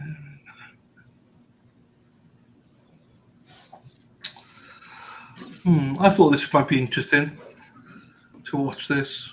I know most of you didn't see the lead up, it would be a bit boring maybe. It doesn't see that many of you are enjoying it, but I think it's quite good to watch it. Something to do. I know it's up, isn't it?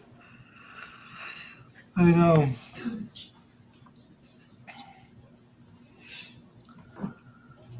Oh, my fire, my. His tie is a little bit unusual.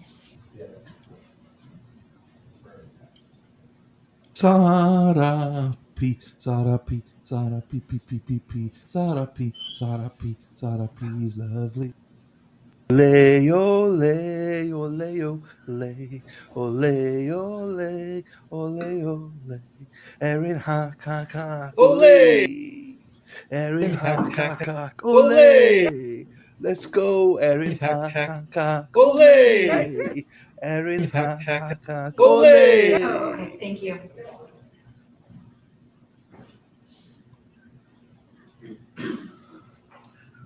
On to the defense now, but their first witness is not there.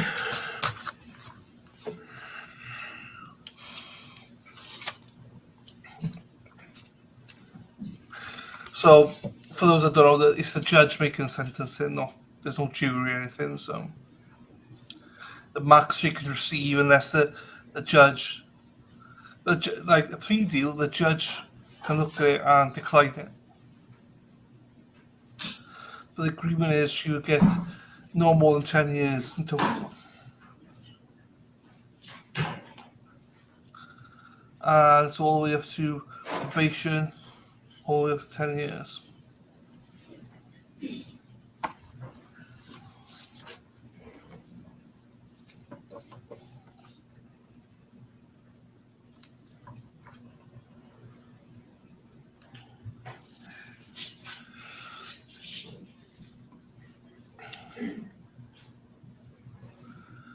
Ba, ba, ba, ba, ba, ba, ba, ba, ba, ba, ba, ba. Your Honor, I do have copies of Dr. Nelson and Dr. Danziger's CVs. I don't intend to admit them into evidence as exhibits, but I guess I could provide it to the court just for, I'm gonna ask them questions about it, if the court would like us to review it. Because we went down. Any objection, Mr. Interlocutor, to be reviewing that? No. Okay, and you can approach with that or hand it to the clerk. I'm familiar with Dr. Danziger. I think. This is Dr. Stephen Nelson. Well, he said he's handed me both. Oh, well, okay. Yeah. I'm familiar with Dr. Danziger. I've known him for years as well. It's like It's not everyone's cup of tea, do you know what I mean? But I get it. Especially for the medical field, it's quite interesting, I think. But this is the sentencing. There was no trial. She pleaded no contest, so there's no trial. This is just sentencing. Ba, ba, ba, ba, ba, ba, ba, ba, ba, ba, ba, ba, ba, ba, ba, ba. So much to the whole situation. So much we don't know. I guess the judge knows more.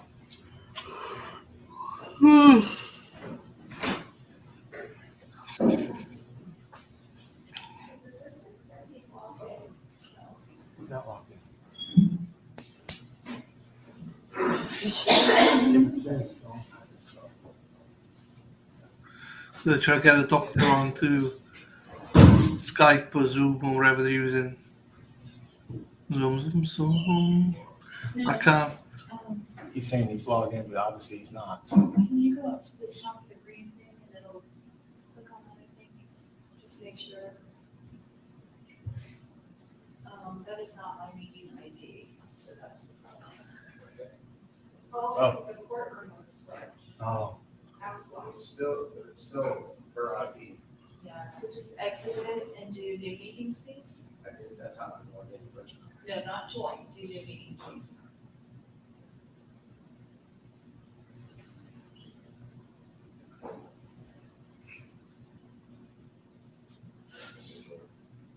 No, this is right, leave it. And then we just look and see, just can you play again and see if it says. The meeting ID is not. Yeah.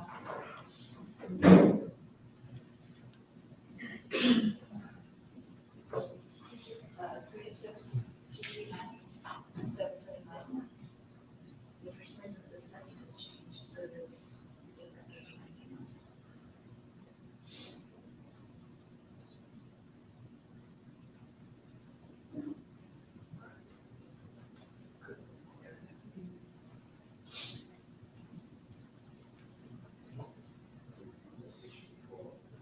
Yeah, the second is before. Oh, there he goes. Good. There you go, Stephen Nelson. Dr. Nelson. Good morning, doctor. Can you hear us okay? Hey, good morning. Yeah. Yeah, I apologize for the technological confusion on our end. Would you raise your right hand, please, so the clerk can swear you in, sir? Certainly. Do you solemnly swear or affirm that the testimony you shall give in this cause will be the truth, the whole truth, and nothing but the truth, so help you God? I do. Thank you. Good morning, Dr. Nelson. Hey, good morning, Mr. Perry. Please state your full name for the record. I'm Dr. Stephen Nelson. And how are you employed? I'm the Chief Medical Examiner, Judicial, Polk, Hardy, and Highlands counties. Please tell the court your educational background. I have to have a D degree in order to do this.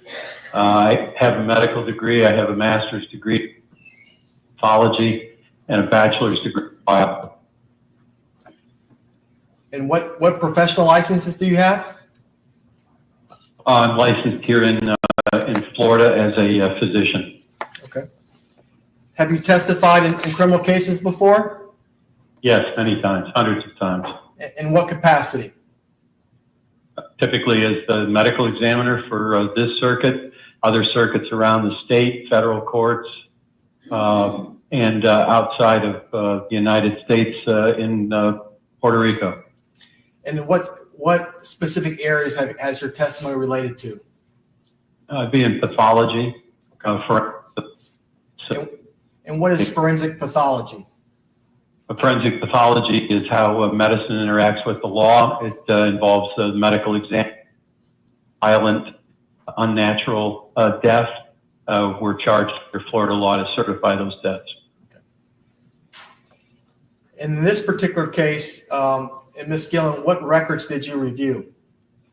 I reviewed Mr. Gillen's medical records from Select Specialty Hospital from January 1st of 2023 through January 21st of 2023. And given your educational background and your training and experience, do you have an opinion as relates to Mr. Gillen's health condition over those, I guess, 20 or so days of medical records?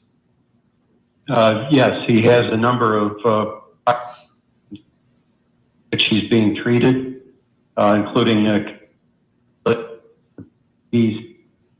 atrial fibrillation.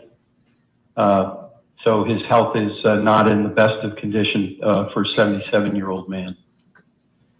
From reviewing those records, did it appear that he had several organs that I guess were failing him as well? Yes. Okay. And did he have obviously difficulty breathing? He had it to assist. I'm sorry, doctor. We lost that testimony. We could not hear that testimony. He had a breathing tube, a tracheostomy tube to assist with his breathing. Okay. And did he have also a difficulty, I guess, eating as well? Yes, because of that tracheostomy tube, he would have had difficulty eating orally through his mouth for the danger of having food aspirate into his lungs. Okay. So it's fair to say that he had difficulty, I guess, eating and also breathing, right? Yes. Could you tell by reviewing the medical records as relates to his level of pain? He has a large sacral decubitus ulcer on his buttocks. That for certain. Okay. So in addition to reviewing the medical records, you also have reviewed photographs as well of injuries to Mr. Gillen, correct?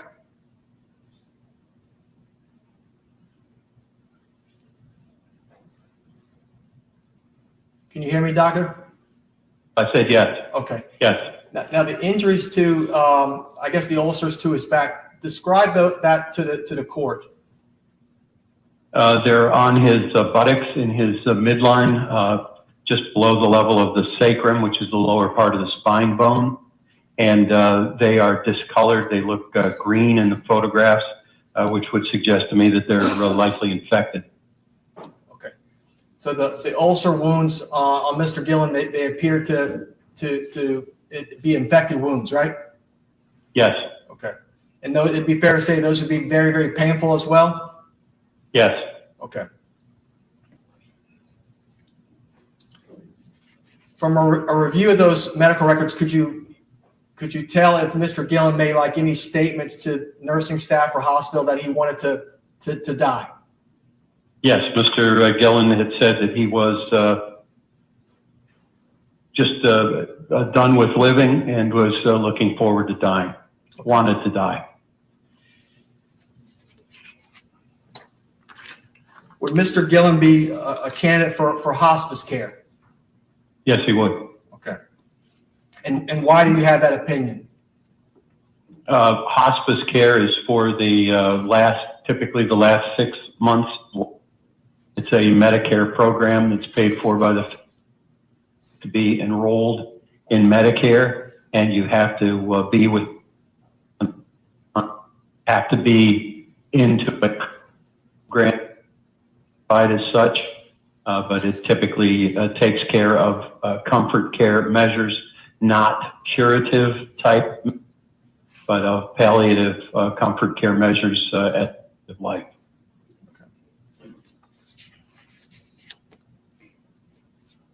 Given the injuries that you saw on Mr. Gillen's body and obviously the trach, would Miss Gillen be able to care for him in those conditions?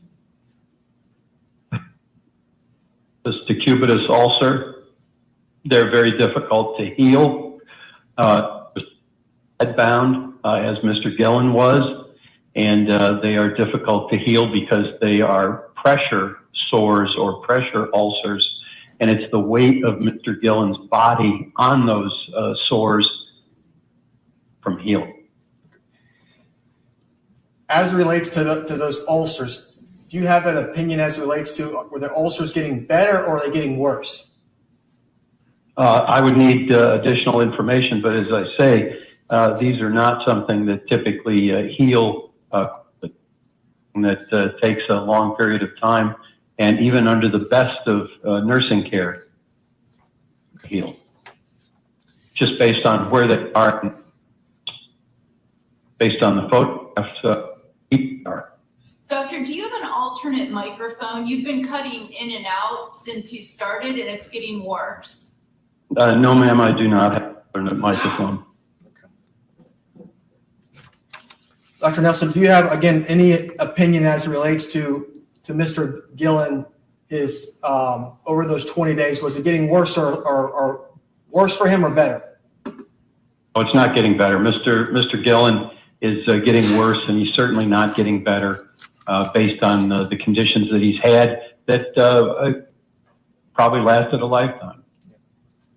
Thank you so much.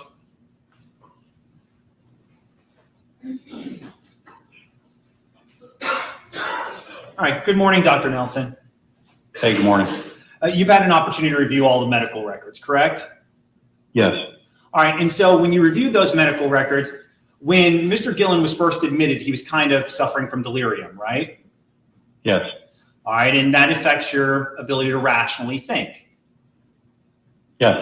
And that takes, even with medication, it takes a few days for that to get under control, correct? Yes.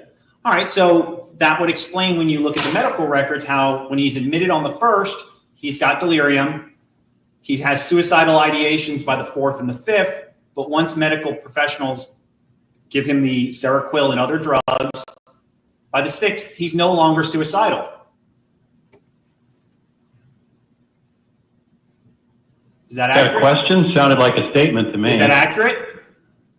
Yes, that's accurate. Okay, and then from the 6th on, does he ever have any other suicidal ideations in the medical records? Not in the medical records, no. Okay, so basically for almost 2 weeks prior to his murder, nothing. No suicidal ideations. Nothing is documented, no. Now, we talked about, defense counsel talked with you a little bit about the ulcers and how they're extremely painful. Hospitals have the ability to mitigate that pain, is that correct? Yeah. I'm sorry, your microphone breaks up. Sorry. Yes. Okay, and was there anything in the medical records that led you to believe that he was not receiving adequate pain management for those ulcers? Well, there's nothing on the record. Okay. And as far as hospice is concerned, it's free, right? It's paid for by Medicare, yes. All right, and it's a humane way to die when you're at the end of your life and the quality of your life is declining. Yes. Nothing further. No regret. All right, thank you very much, Dr. Nelson. You're free to go. All right, thanks for doing it.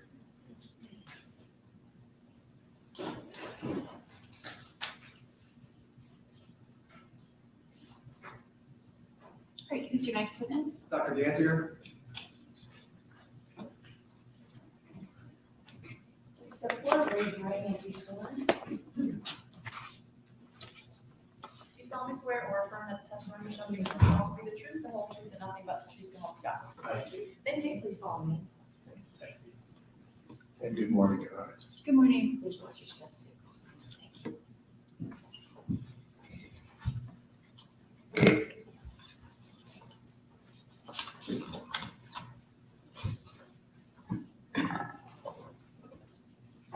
You can proceed. Doctor, please state your full name for the record. Jeffrey A. Danziger, Danziger.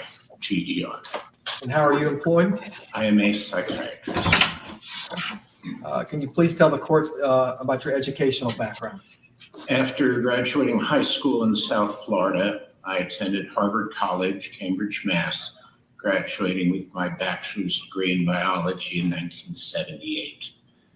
I then came to the University of Miami School of Medicine, and I received my MD in 1982. I then went to Washington University, St. Louis, where I completed my internship and residency in psychiatry, completing my residency training in 1986. I spent 1 year on the faculty of the medical school, and then in 1987 returned to my home state of Florida. And I've been in Central Florida now for nearly 38 years. I have an office practice in Maitland, Florida, right off exit 90 of I-4, just north of Orlando. I am board certified by the American Board of Psychiatry and Neurology in 4 specialties: psychiatry, addiction psychiatry, forensic psychiatry, and geriatric psychiatry. And while I maintain an office practice in Maitland, a general psych practice, I also practice in the realm of forensic psychiatry. What is forensic psychiatry? Forensic psychiatry, forensic simply refers to interaction with the legal system.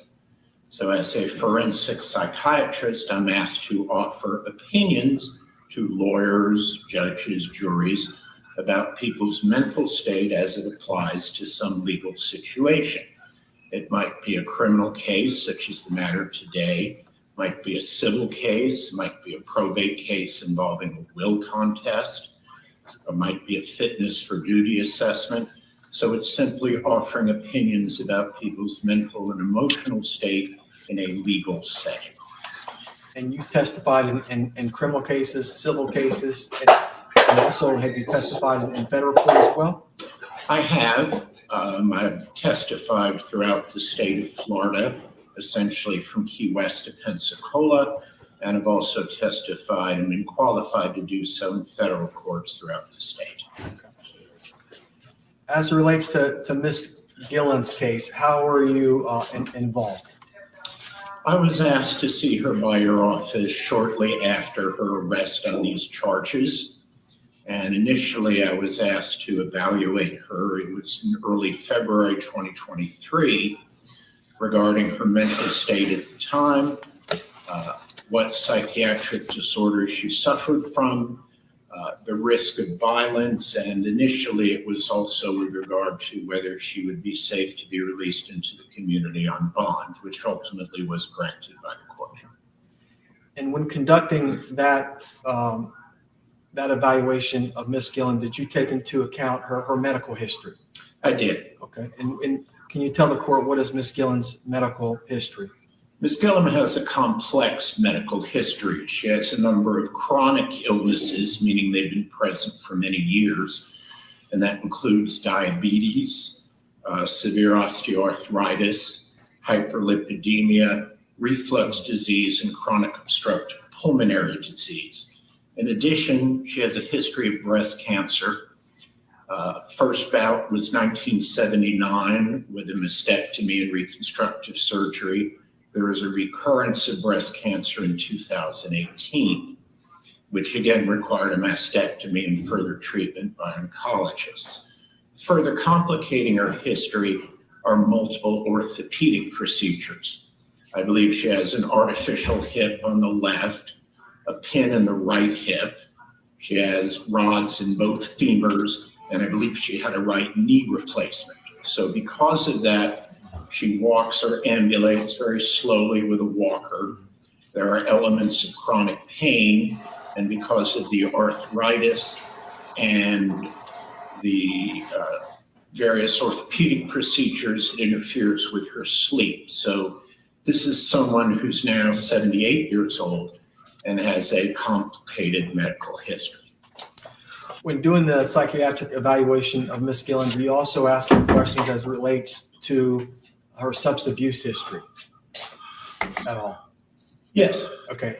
And to your knowledge, did Ms. Gillen have any substance abuse issues whatsoever? No.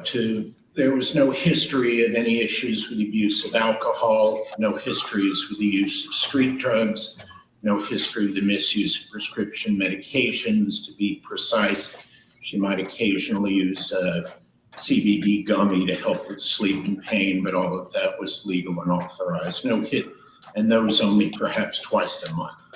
So no history of substance use disorders. Did she have any psychiatric history whatsoever? Nothing prior to 2023. This was someone who had not otherwise suffered from depression, psychiatric hospitalizations, mental illness, suicide attempts, violent or aggressive behavior. What took place in late 2022, early 2023 was a first episode of mental illness. Did you perform a mental status examination upon her when you're doing the psychiatric evaluation? Yes. Okay, and what did that reveal? What it revealed, by the time I saw her on February 5, she was in better shape than she had been. The suicidal intention and plans had passed. She was generally cooperative and pleasant, about 4 feet 9 inches tall, elderly, ambulating with a walker, moving very slowly, sad but not despondent, cooperative and pleasant, normal speech, motor behavior was normal, her flow of thought was logical, sequential, and coherent, no auditory, visual, or tactile hallucinations, no paranoia or any other delusions, sad, unhappy at her circumstances, grieving the death of her spouse, cognitive, not agitated, irritable, hostile. Her cognitive abilities were intact. One of the things I checked for, she was 76 at the time, were there any signs of dementia or cognitive impairment? Perhaps some very slight difficulties with memory, but essentially she was cognitively intact and not demented. Did you, when doing this evaluation, did you also conduct a risk assessment at the time? I did. And what did that reveal? Essentially, what I opined and testified before, I believe it was Judge Foxman, was that this was unlikely to occur again, that in her present mental state, the risk of future violence was low based on demographic factors, her medical condition, her psychiatric state. And indeed, my understanding is she's been on bond for, I believe, 23 months now with no recurrence, so suggested that my opinion in that matter was accurate. Of course, nobody can say there's zero risk, but I opine that the risk of her being released into the community, into a setting where she could reside in the community, the risk would be very low. So following that evaluation, did you also recently meet with Ms. Gillen for a follow-up evaluation? I did, and that took place exactly 2 years after my first assessment. That was by Zoom, and that was on February 5, 2025, just like 23 days ago. Okay. And has your opinion changed as relates to Ms. Gillen, the risk assessment, or any of the other things we went over? It would not. When I met with her, she was on antidepressant medications. She was on an anti-anxiety medication, no controlled substances, no issues that she's abusing substances, not suicidal, not violent. Symptoms of mental illness appear to be well controlled. So I did not see her as representing any imminent risk of harm or danger while living in the community. And perhaps the most important factor of that is she's been in the community for 23 months now. I believe 2 years will be next month. I'm not aware of any indications where she's violated the terms of her bond or represented any threat of harm to herself or anyone else in the past nearly 2 years. And this morning, you've watched, I guess, some of the body cam videos and some of the testimony in the case? Yes, I've been here since court was in session this morning. By reviewing the testimony today, and I guess, and also some of the body cams, are there any other potential mitigating factors for Ms. Gillen from your standpoint that could be beneficial to her? First, it's my opinion at her advanced age, with her long list of medical problems, she suffers from a number of medical issues unrelated to substance use. They are complex. In addition to her chronic illnesses that I listed, and chronic pain, She's had a recurrence of cancer before. She would be at risk of a recurrence of cancer. As far as I know, she's still cancer-free.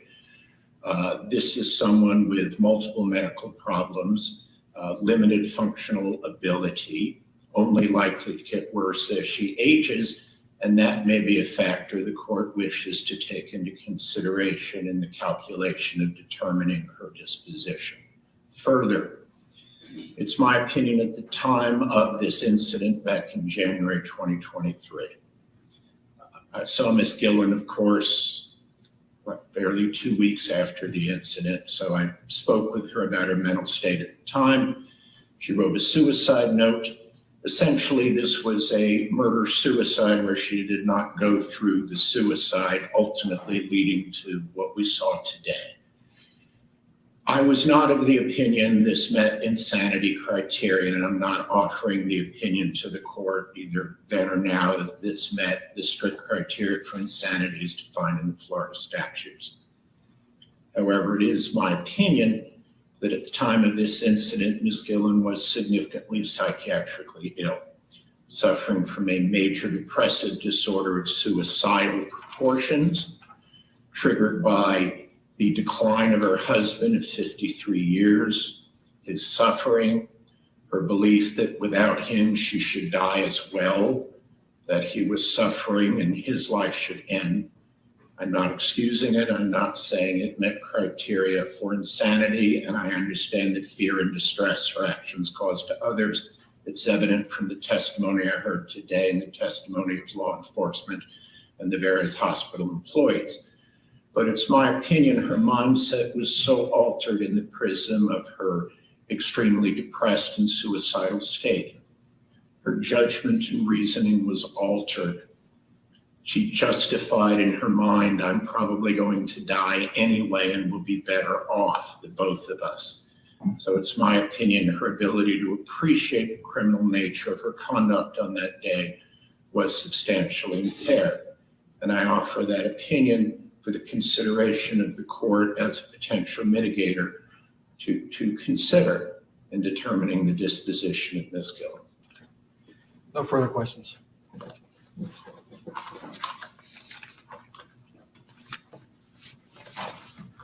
I have a couple questions before Mr. Enriquez asks. Doctor, have you had a chance to look at Ms. Gillen's statement that was attached to the pre-sentence investigation? I've not seen anything. No. Okay. Would that be something that would affect your statements here today, your opinions perhaps? It could. I don't know what's in it, so the answer is perhaps, Your Honor.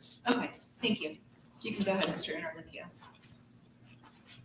And good afternoon, Mr. Intellicchio. It's now past 12. Thank you. And nice to see you 24 hours later. I know, it's good to see you always. Now, the conditions that you described, her health conditions, she had many of those back on January 21st, 2023. Yes, by the definition of chronic means these are long lasting. And yes, those were present back then and continue to be present.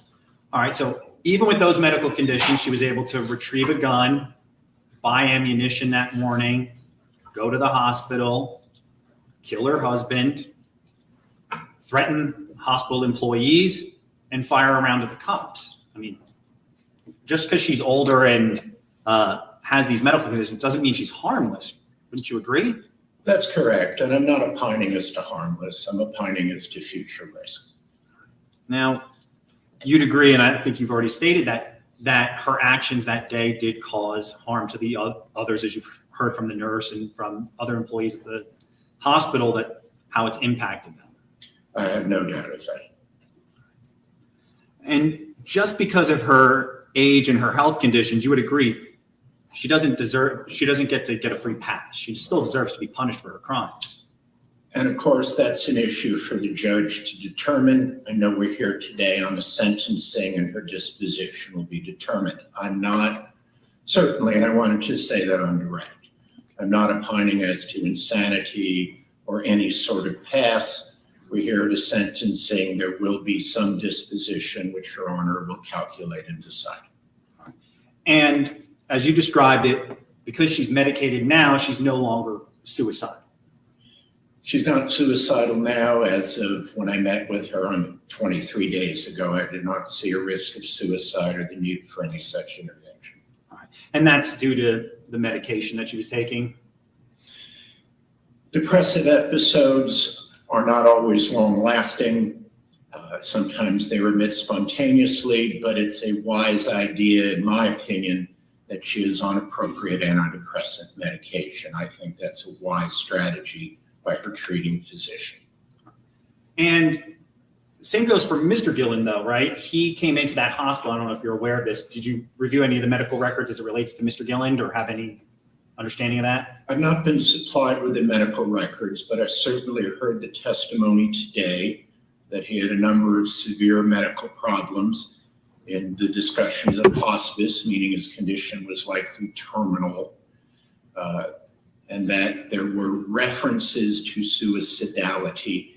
I don't know if there was ever any psychiatric or psychological assessment of him during his 20-odd days in the hospital, but I heard the testimony that there were references to wanting to die, and then later references that may have remitted. Okay. And so, like Seroquel, that's a typical narcotic that's given, or not narcotic, but a drug that's given for mental health reasons? It is. It's actually an antipsychotic medication used in the treatment of schizophrenia and also used as a mood stabilizer in bipolar disorder. However, if someone is in a delirious state and agitated, delirium meaning their ability to attend and focus is compromised, they may hallucinate, be disoriented, agitated.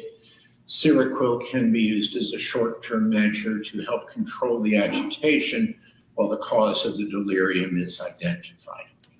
And so, as you've heard some of the testimony here today, Mr. Gillen shows up at the hospital into that select care ward, and he's got that condition. He's suffering from delirium. They get it under control, and his suicidal ideations disappear. Whether it disappeared or not, I don't know. I'll simply agree with Dr. Nelson. There was no further documentation. What I don't know, if there was ever an assessment, as often occurs when someone references suicide, by a psychiatrist or psychologist with privileges at that facility. I don't know if that did or did not occur. But if the medical records did demonstrate that nursing or staffing there kept checking in on him, looked into that suicidal ideations, and there were none, would that demonstrate that he didn't have any suicidal ideations? Well, of course, the record would speak for itself. If he was denying it, he was denying it. All right. So then someone who wasn't suicidal on January 21st was then, I guess, ultimately murdered then by his wife? Because there's no question that physically Ms. Gillen shot her husband. I'm not disputing that. Whether it meets the legal definition of murder versus manslaughter, I'll defer to the court and the attorneys. Okay, but understanding there was no evidence, or at least anything demonstrable, that on January 21st he wanted to die. I'm not aware of anything in the record. I'll agree with you. All right, thank you. All right, thank you, doctor. You can step down. Thank you. May I be excused, Your Honor? Yes, have a good day, sir.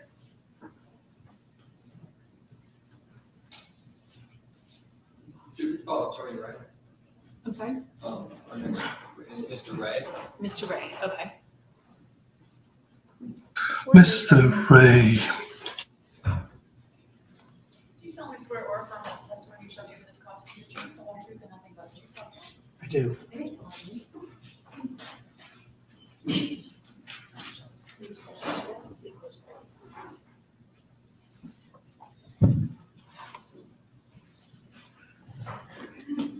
Good afternoon. Can you just state your name and spell it for the record, please? My name is Tony Ray, Tonyray. Okay. And Mr. Ray, what do you do for work? I'm retired. Okay. Prior to retiring, what did you do for work? I was a building contractor in Brevard County. Okay. And what do you do currently? Currently, my wife and I are founders of an organization called Florida End of Life Options. Okay. And when did you guys found that organization? We founded that in 2021. Okay. And why did you decide to found that organization? My wife and I have always been, we have a very large extended family, and we've always been the people that help take care of our family that's dying, people that have need for care. And most of the family members have had a good passing using the abilities of hospice. But there are two individuals in our family that really had very bad deaths, very prolonged, painful deaths. And after each of those events, the question kept coming back to me, what good did it do for all of this suffering? What good for society what did it do? You mentioned Florida End of Life Options. So, what is that? We're a nonprofit grassroots movement that educates and advocates for increased knowledge for Floridians about all end-of-life options, and in particularly medical aid and dying. Okay.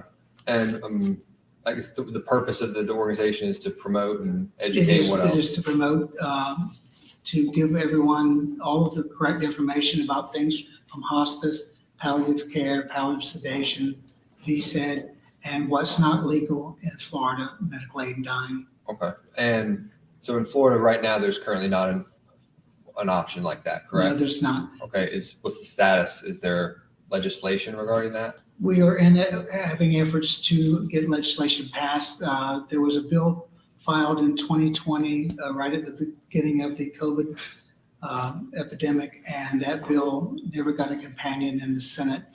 In 3 years that we've been advocating for legislation, we've had a bill filed each year. And the very first year we got a bill filed, we had a House sponsor, and it was this event that this trial is based on that brought the attention of legislators of the need for another end-of-life option, and that would be medical aid dying. And we secured a Senate sponsor right at the deadline. We have bills filed this year in both houses. The Senate version was filed today. Can you tell the court like a brief summary of what is the bill?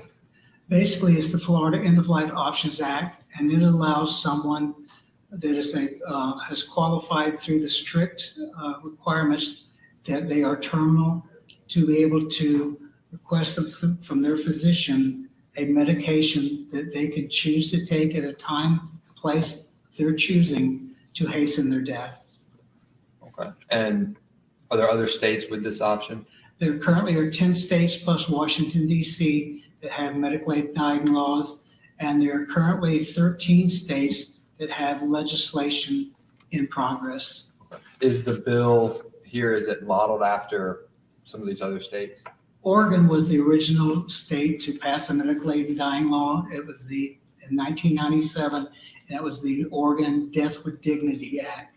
And all of the other bills or laws in the 10 states and DC are modeled after Oregon. Okay. And can you tell the court briefly if the bill was passed, what is the process for somebody to obtain end-of-life treatment or medication? Basically what happens, you have to meet 4 major requirements to qualify for medical aid dying. You have to be an adult over the age of 18. And in our case, you'd also have to be a resident of the state of Florida. You have to be diagnosed by 2 independent physicians of having a terminal illness with a projected prognosis of less than 6 months to live. And you have to be judged by both physicians to be mentally capable of making your own healthcare decisions. And you also have to be able to self-administer the medication. So if legislation like this had been in place at the time of this, it could have impacted Ms. Gillen's options? Or I think if Florida had a law, it would give the Gillians and a lot of people that are facing long, protracted illnesses another choice. Gives them having the ability to control your death is very important to people at the end of life, and having the ability to choose to having an additional choice at the end of life is very important. And it's something obviously that could have prevented, potentially an incident like this if it was in place. Yeah, I mean, it's hard to say under that situation, but I do know, based on studies from other states, that individuals that are elderly and have a terminal illness are generally twice as likely to take their own life.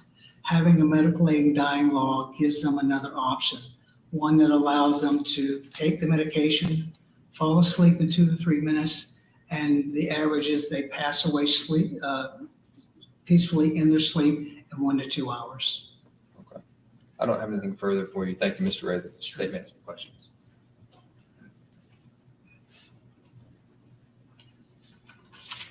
Now, good afternoon. Now, you described it that with this plan or whatever that you're just proposing, that someone would get the right to choose to die if they wanted to, if they were terminal, right? Yes, it's about self-determination and bodily autonomy. And while there's nothing wrong with that, they would have to be examined by 2 doctors, right? Correct. So 2 doctors would have to elicit some sort of testimony from the victim saying, I want to die. Well, there's a process to be qualified. There's a series of meetings with the original, what we call the prescribing doctor. He counsels the individual when they request medical aid in dying about all the other options that are available in the state and the results of pursuing any one of those options. And he also determines the mental capabilities to make their healthcare decisions. And this is confirmed by the consulting physician.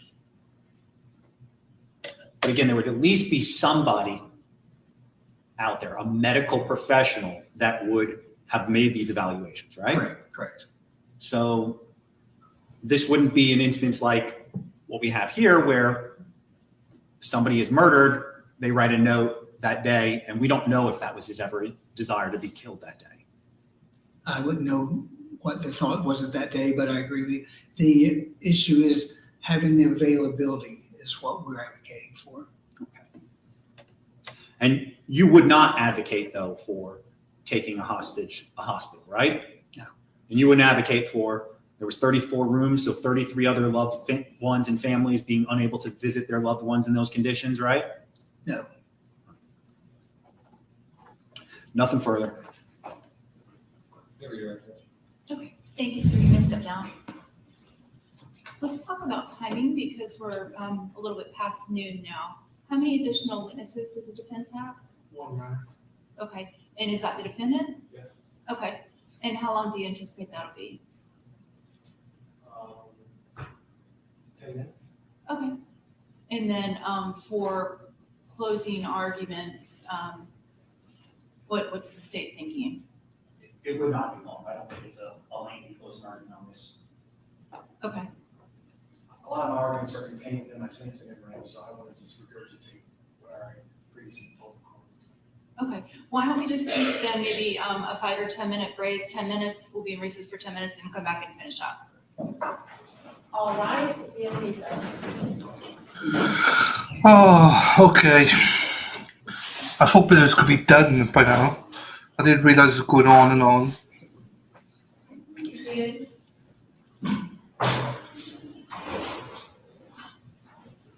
Short break. So she's taking the stand. Okay. This is a very controversial subject. You're right, Kathleen. Very, very controversial.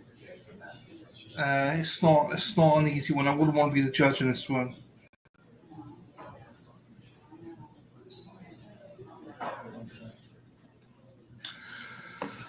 As I'm sure most of you know as well, obviously the Commonwealth have submitted their response to the motion to dismiss McCarran. I'm sure there's going to be a ton of people covering that. I'm not going to be covering it, obviously. But I know Lawyer you know is going on live at 7 o'clock. 2 o'clock Eastern. So I'll be watching that one at 2 o'clock with him. Florida versus Ellen Gillan, Mercy Killen. because there's a lot of talk about mercy killings, and I'm not up to date on it. I'm not up to date with these things. I don't really have a stance on it. I don't know what to think on it, if I'm being honest with you. This is one of those things I'm a little bit like, oh, I don't know where I stand with it.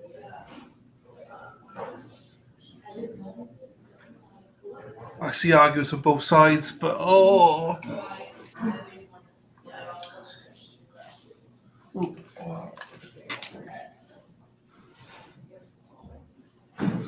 so just a hot mic. So she is going to take the stand. The closing arguments should be very quick because it's all in the documents. So, and then how long the judge is going to take to decide. She might take it into revising when they come back another day, maybe. I don't know. If she comes back today, she already knows what she's doing. But maybe she does. I don't know. She's gonna set the precedent here as well. You know, I don't know of many other cases like this. There probably are, but I don't know many cases like this that she can glean from. Oh. And it's tiring. I'm glad we covered this because I'm intrigued by it. But it's a little bit heavy as well. Imagine if Donna Anderson is bullied in jail. This bullied will be, I mean, and they talk about all their illnesses and stuff like that. Where's she going to be put? Like, you know. Yeah, do you know what I mean? I don't know what I feel. Do you know what I mean? I'm very, I mean, I wish I'd known about this sooner, to be quite honest with you. Because I could have done a lot more research into it before. I suppose there's nothing to research. We've seen all the body cam and stuff like that, so we've seen it all. But still.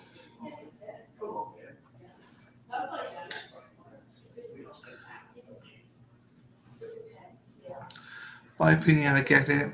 No, I get it. It's whether I agree with it, I don't know. It's,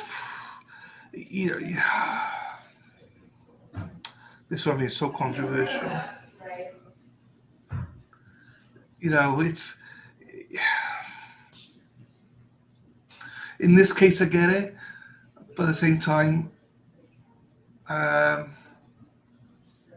no, I invite me to, you're right. No, it's not that. It's in a lead up to this. I mean, we didn't know anything about it. I wish we'd have known about it. We could have researched it in terms of understood a little bit more what was, because I didn't expect it to end up like this. Do you know what I mean? Maybe it could have been better prepared, is what I meant. But yeah, it's because I would have wanted to research a bit more about other cases. Maybe that's similar to this.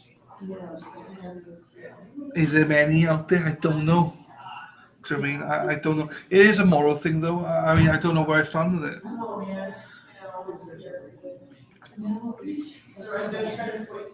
I do get it. I definitely get it. But then there's other cases that maybe they would say mercy killing, but in fact it's not. Do you know what I mean? That's what we're saying. I can help it.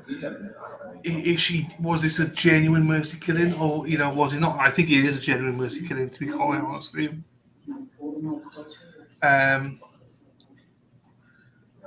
But then, not everyone's going to be a genuine mercy killing. So where do you draw the line?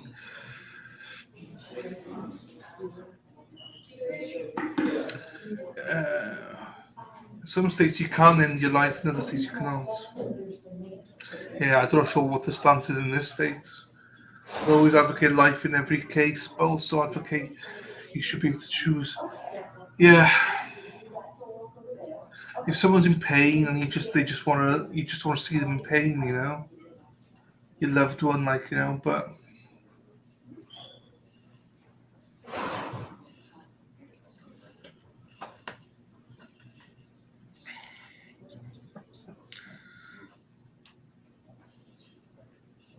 Look at his court if. Oh, okay, Jack Kevorkian. Erin Hackhack was also saying about Dr. Hussel as well. He's in OHIO.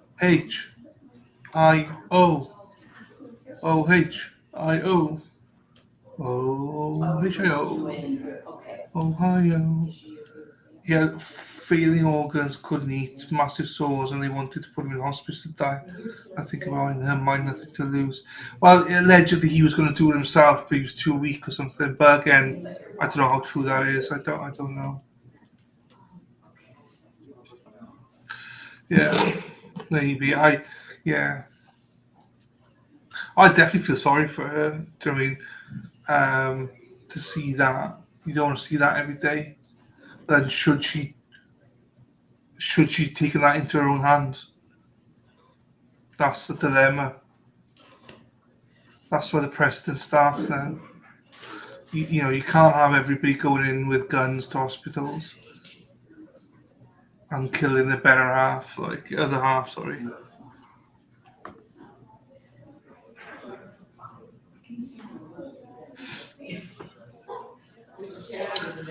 Oh. I think the judge as well is probably in the back now going, shit.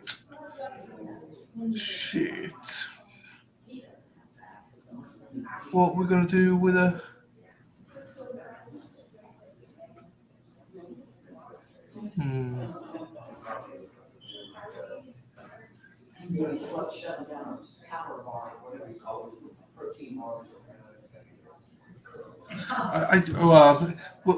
I'm not really sure why she's taking a stand either.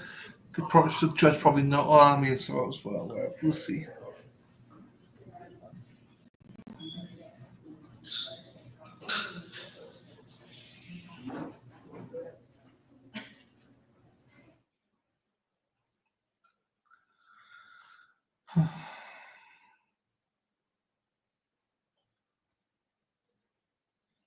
Exactly, it's really tricky. This one's just a mercy killing, though. The whole facility was made unsafe. Yes, a lot of people's lives were put at risk as well because they had to move everybody. So that's a good point to think. Sending her to jail in her condition will be just like signing a death certificate. Yes, but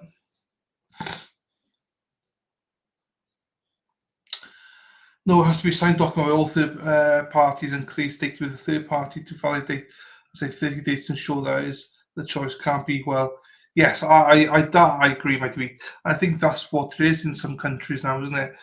You got those mercy pods and stuff.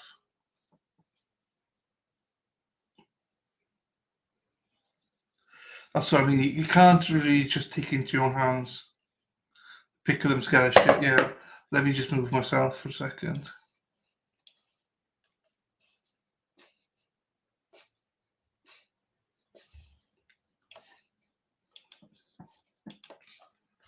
Otherwise, everyone's going to start doing this now, and hospitals are going to have. Do hospitals in America have what do you call it? Those walk-through metal detectors? Because that's what's going to happen next if people start doing this.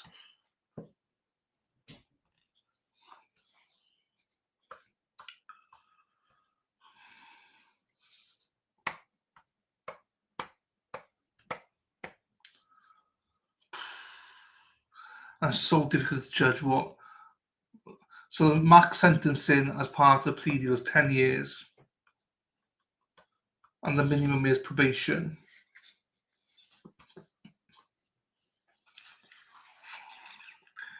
I was in Florida, so.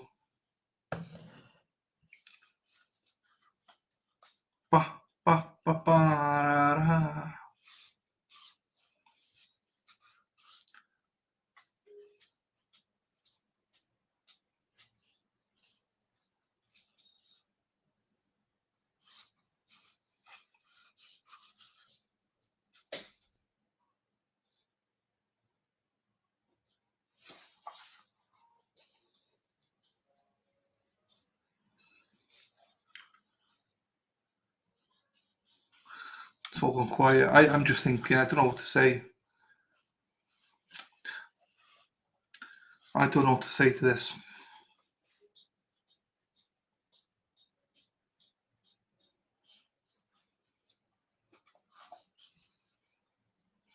See what she says on the stand. I don't think she needed to take the stand. I think the judge wasn't expecting her to. I think the only way he could come across quite wrong on the stand.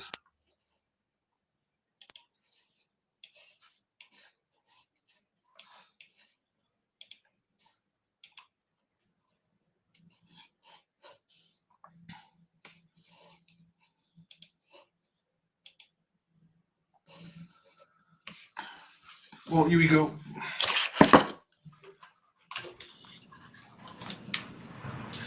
Panama City in Florida. All right, we're back on the record, and you said you were going to call your client now? Yes, Ms. Gillen wishes to read a statement to the court. Okay. Can she just do this right here? Yes, she can do that at the podium. And I should have said earlier when I was announcing the things that I'd reviewed, the PSI is something that I've also reviewed prior to today.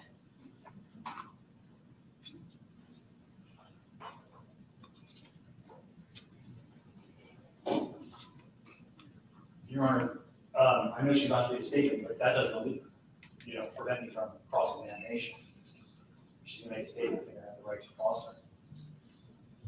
Okay, any objection? Cross should be limited as it relates to what's contained in her written statement. I agree. Just like any other cross-exam would be limited to the subject of the testimony.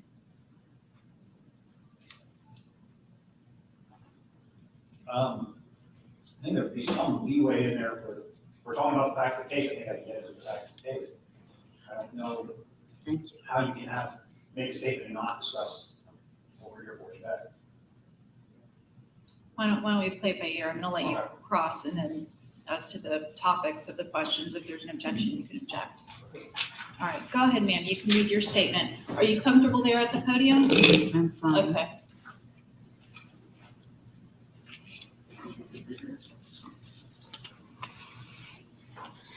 Your Honor, for 2 years, I've been preparing myself mentally and emotionally to spend the rest of my life in prison. When I was first arrested, I spent 7 weeks in the Volusia County Jail. The first 2.5 weeks were in the hospital area under suicide watch. The rest of the time I spent in general population. This time spent incarcerated has given me an idea of what my time in prison might be like. In the last few weeks, the prosecution has offered the possibility of a reprieve, and I am grateful.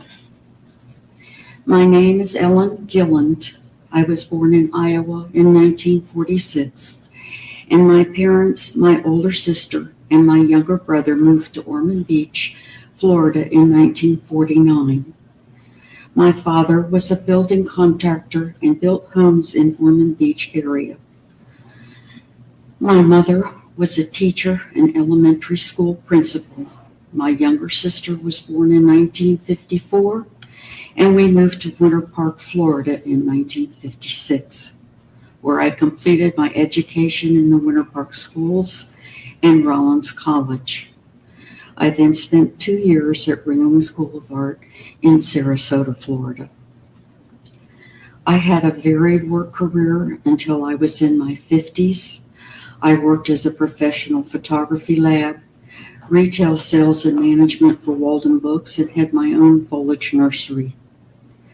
Jerry worked for a construction firm that installed high-purity stainless steel piping for the computer and pharmaceutical industries.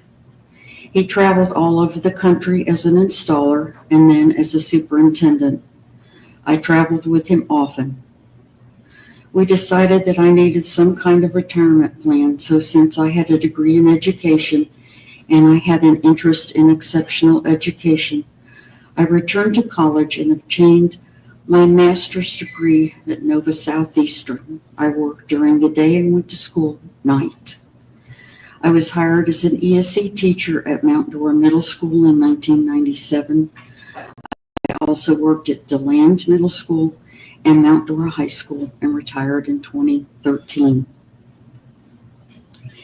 I met Jerry Gillen in the 8th grade, and we were friends all through middle and high school.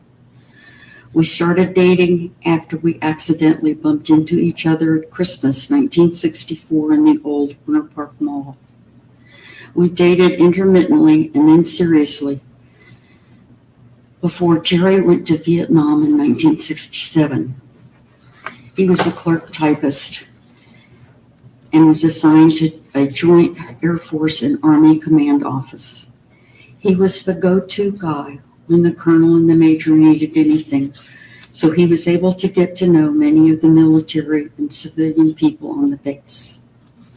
My brother, Gene, was in Vietnam at the same time Jerry was there. He was a Ranger and was wounded at about the time he was to have rotated back to the U.S. Due to some lost paperwork, he was passed over and wrote to my mother that he would not make it home. My mother contacted me, and since Jerry was able to call me at times, I relayed the news to him. He was able to get permission to walk Gene's orders through the command, and Gene was able to go home. My brother always said that Jerry saved his life in Vietnam. My husband was a remarkable man. He was kind, generous, funny, and loving. We supported each other through wonderful and sometimes not so wonderful times. He loved to cook and bake and had a woodworking shop where he made a beautiful porch swing for us and made and sold wooden boxes. We were married in 1969 when he returned from Vietnam. We were married for 53 years, and I miss him and will continue to miss him for the rest of my life. We did not have children since I had cancer at an early age, which returned late in life. I was diagnosed with the BRCA1 gene mutation, so I had a hysterectomy. My grandmother and my father had osteoporosis, which I inherited. I injured my spine when I was about 5 years old and continued to break bones periodically throughout my life.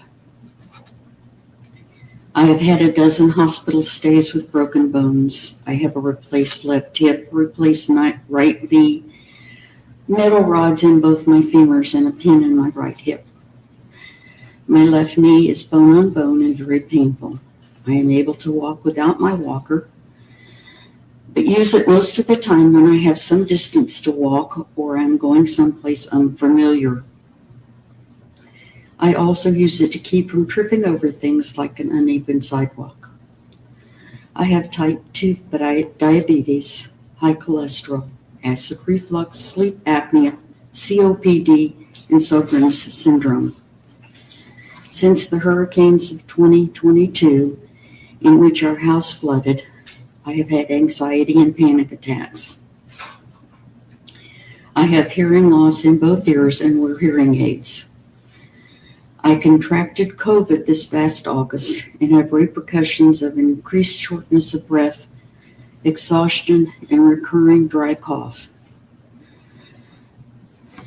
As an adult, I was diagnosed with an auditory processing deficit and dyscalculia. I've always known that my learning style was very different than other students. When I was in school, students with disabilities were not recognized. Fortunately, I realized on my own early that I had to take copious notes of lectures, read the chapters, and pay attention to learn. The diagnosis answered many of my questions about myself. I have lived in Central Florida all my life.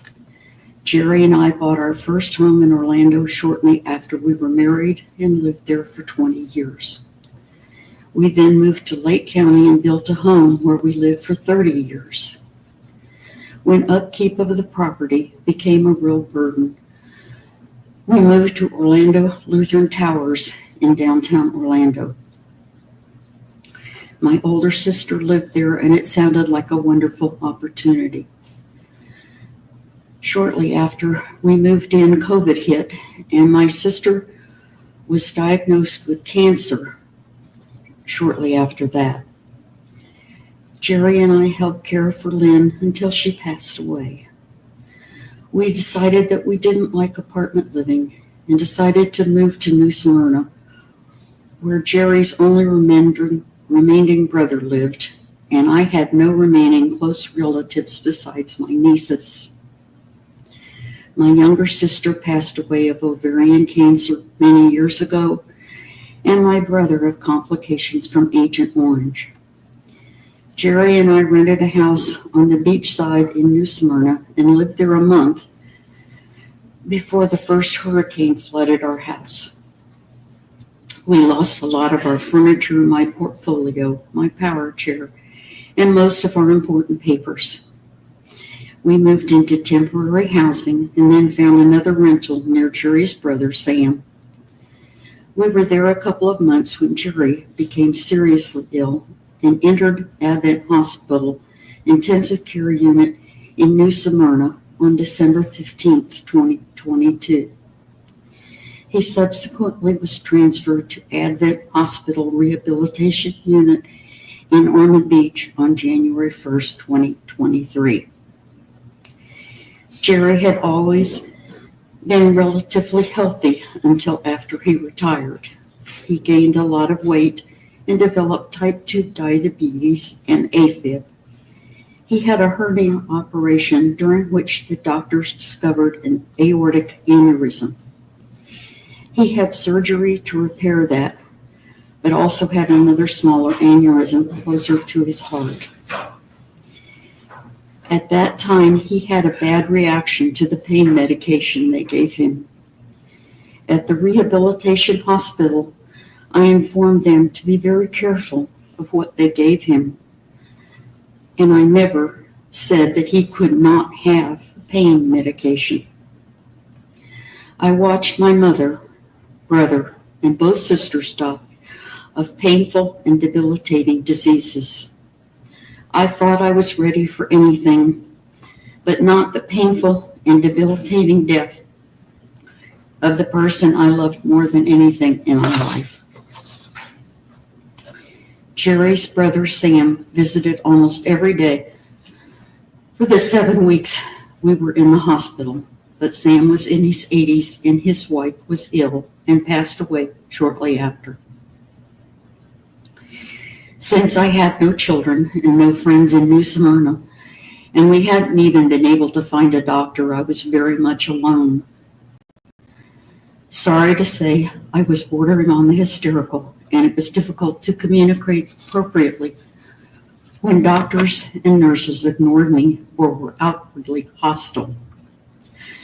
Both Jerry and I were optimistic when he was transferred.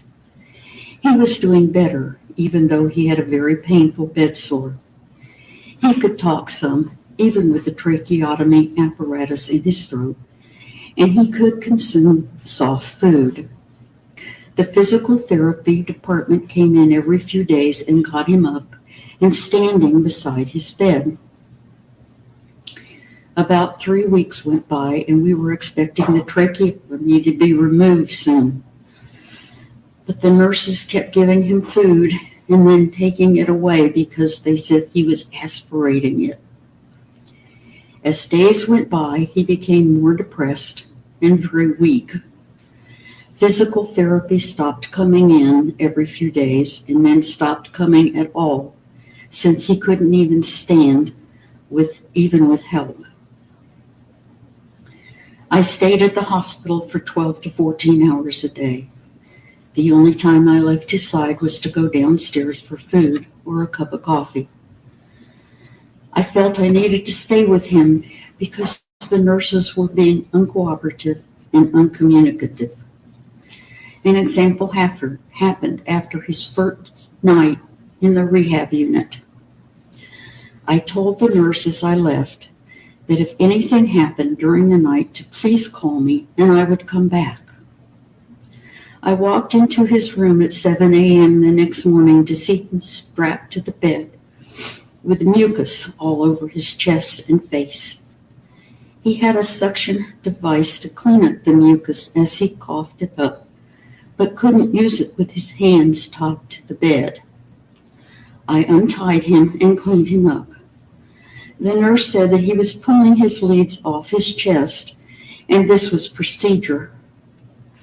I told her again that I would have come back and helped, but these kinds of things continued.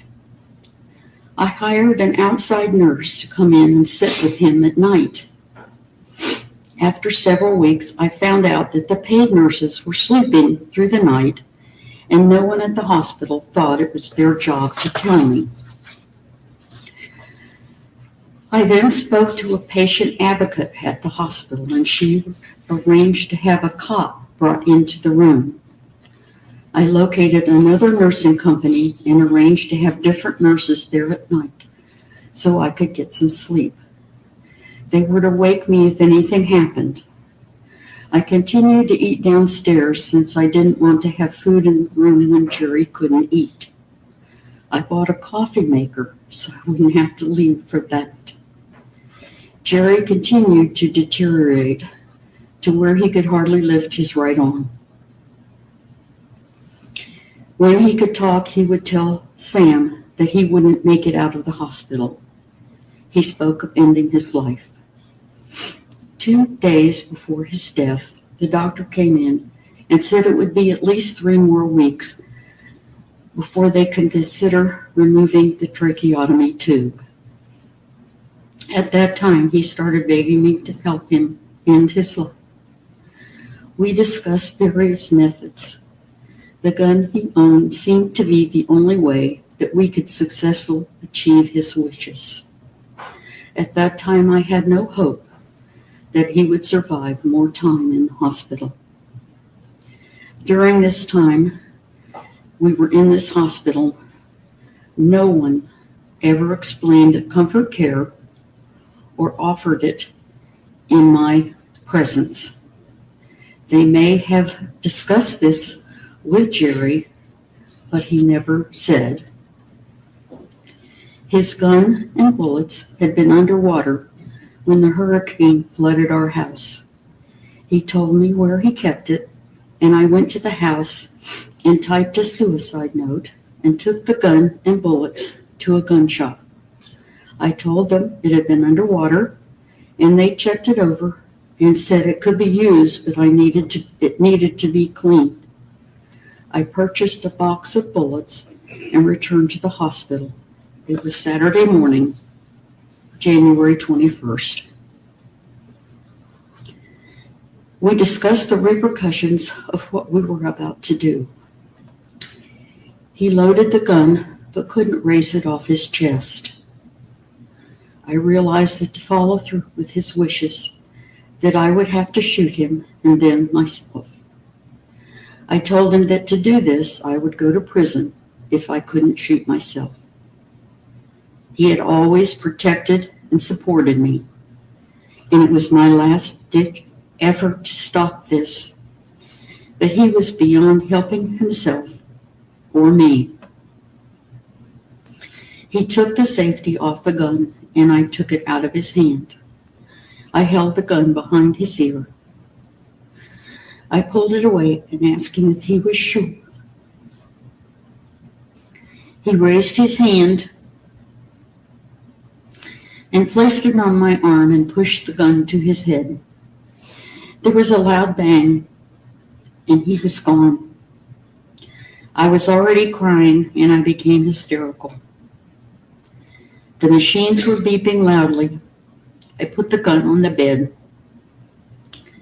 and then I picked it back up and put on the safety. It had gone off so easily, I didn't want to shoot him again or put a hole in the bed.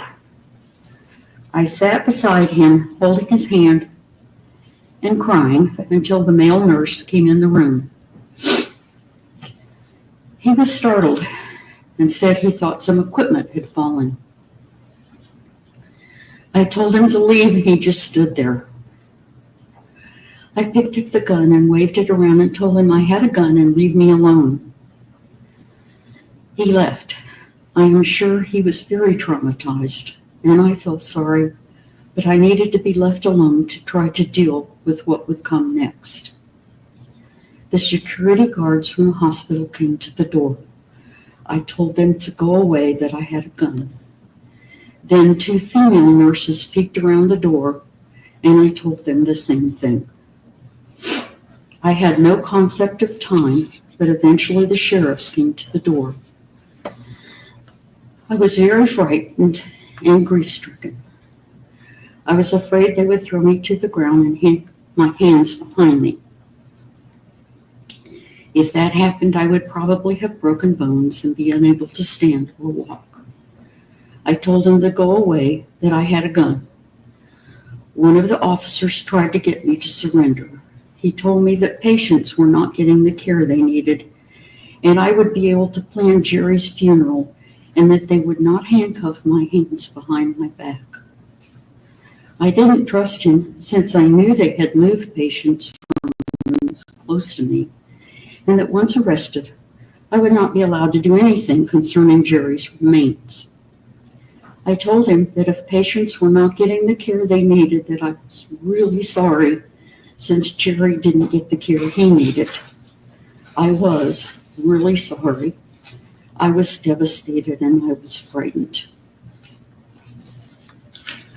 Eventually, I realized that my only option was to shoot myself. I took the safety off the gun and put it to my head. I wasn't thinking clearly and realized that I would fall off the chair onto the floor.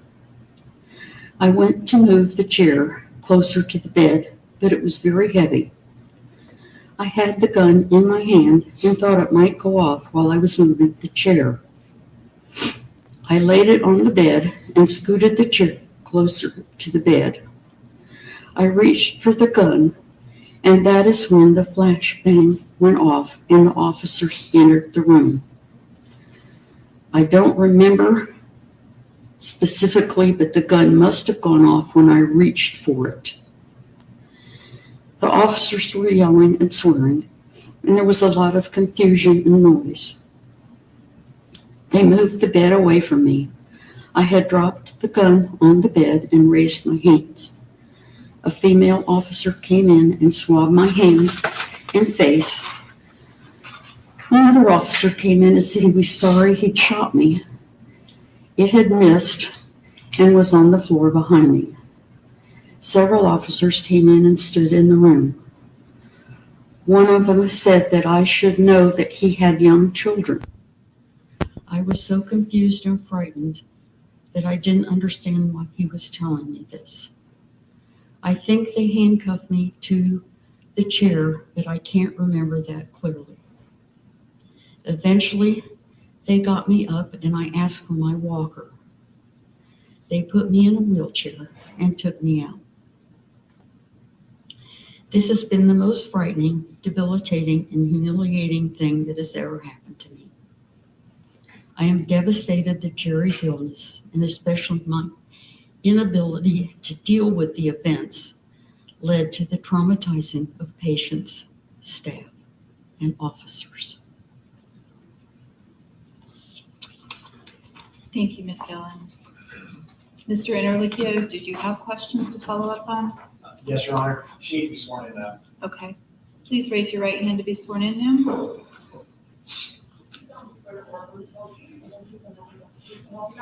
Yes. All right. What's that? Yeah, that's what I thought. That's why I moved to positioning. All right, now, Ms. Gillen, you heard from hospital staff here today that you've been violent with them, that you put your hands on them, and that they've told you if you do that again, you'll never come back to that hospital. I had one altercation with a nurse. The reason I never put my hands on her, I had gone either to have lunch or get a cup of coffee, I don't remember. I walked into the room and she said, Mr. Gillen has some pain, so I gave him some Tylenol. And I lost it because I had been, it seemed like every time I left the room, they would come in and do something, and then they would tell me about it. Or Jerry would say they were in and they did this or that. One time I walked in and they had put some new things on his trach, and he had mistakenly pulled the cap off and put it on his nose. And I walked in and I said, no, honey, this goes on your trach. And I put it back. And it just seemed like things like this happened constantly, that I had no say in anything, that they weren't responding to me. And he was just worse. He was there for 20 days, right? 20 days he was at this select care? Yes, 2021. And as you described it, you didn't like how they were treating your husband. You didn't like the care, the treatment. Did you look to move him to another location?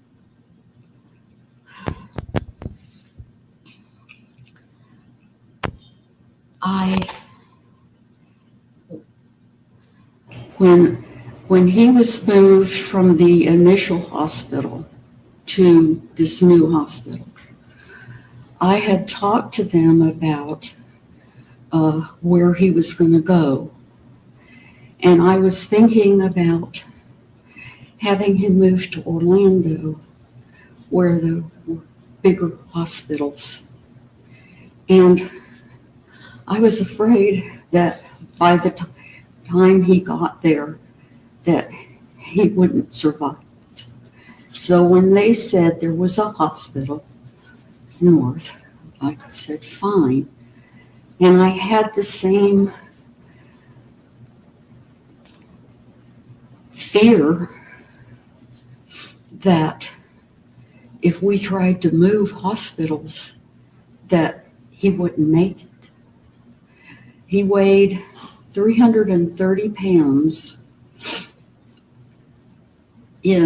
just before we moved to New Smyrna.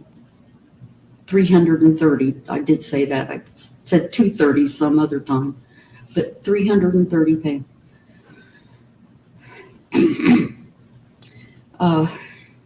He had lost about 40 pounds before he went in the hospital, as we had been trying to diet because of his health. I'm sorry, I've lost the train. I get it. If someone like you described, you're there 24 hours, basically almost 24 hours a day, you try to kind of stay at the hospital constantly, right? Monitor his care and be by his side. I'm sorry, I'm losing you. You were trying to stay right by him and monitor his care, right? Yes. And you felt if you left the room, they would do something wrong, correct? Well, they would just do something and then either not tell me or I just felt completely out of control with anything. I felt like they were not responding to me. And in fact, several of them were openly hostile. They would come in the room and he still weighed maybe 280. So it was very difficult to move him around the bed, and he would slip down. And so they would come in and the sheet, they would, two women, one on one side and one on the other, and they would move him up. And they would be so violent that they would crack his head against the headboard. And it was very painful for him. And then they would, roll him around how they have to do to change the bed and things. And so I don't remember when it was, but he told me that he had a sore throat. And so I thought maybe they had some kind of spray or something that might help him. So as I was going out to ask, 2 nurses came in, and I just said, please be careful and don't hit his head against the headboard, because I'd been there when they had done it. And this one nurse said, well, I'm never coming back in this room again. And I said, oh, great. You're not going to service this patient because you don't like me. And I think she got embarrassed. I left the room and I went out to ask about something for his sore throat.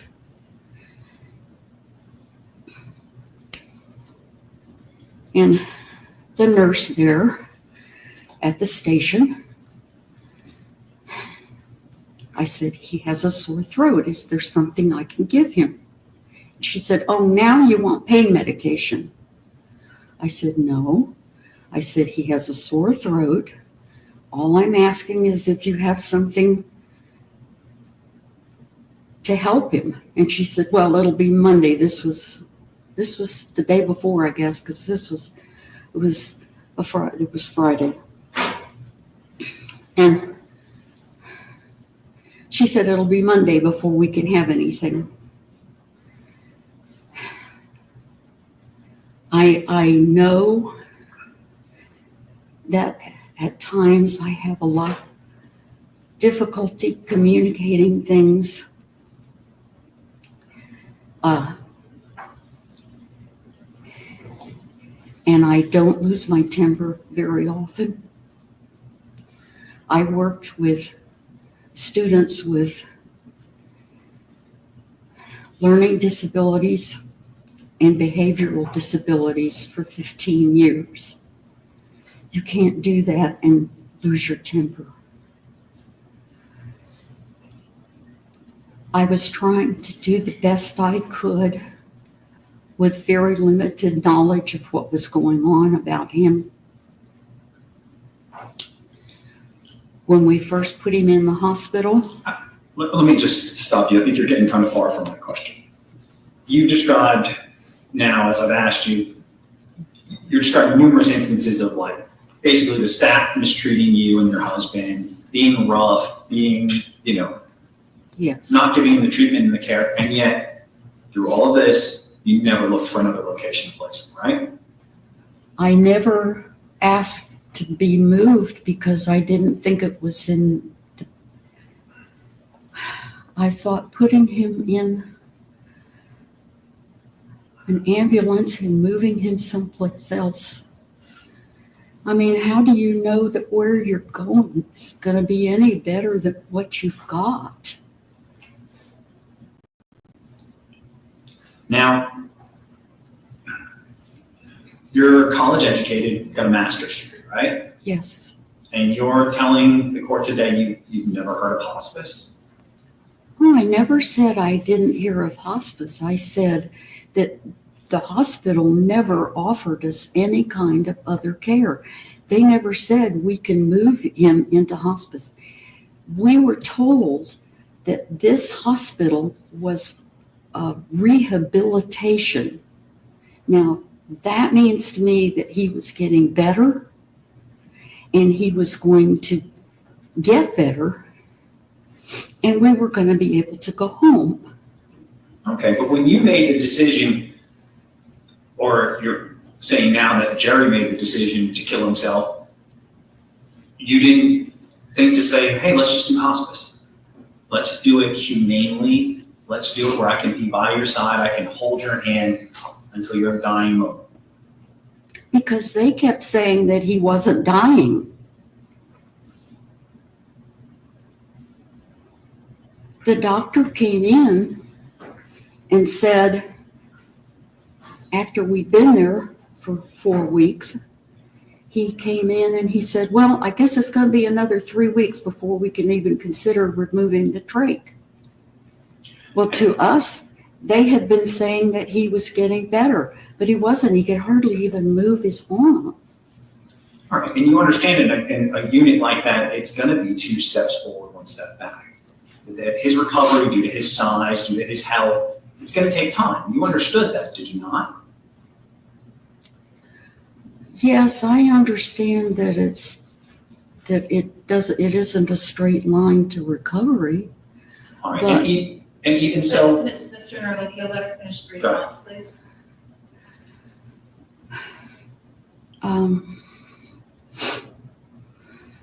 If you were finished, that's fine too. I thought there was more that you were saying. There was, but I've lost it. I'm you sorry. said there wasn't a straight line to his recovery.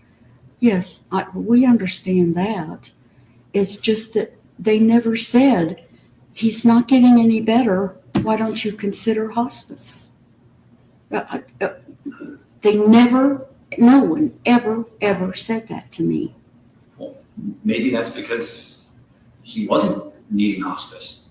Maybe he wasn't at the end of his life. Did you ever think of that? That's why they didn't tell you that? I think he had to be there. I don't think you can stand there and say to me that maybe or maybe not.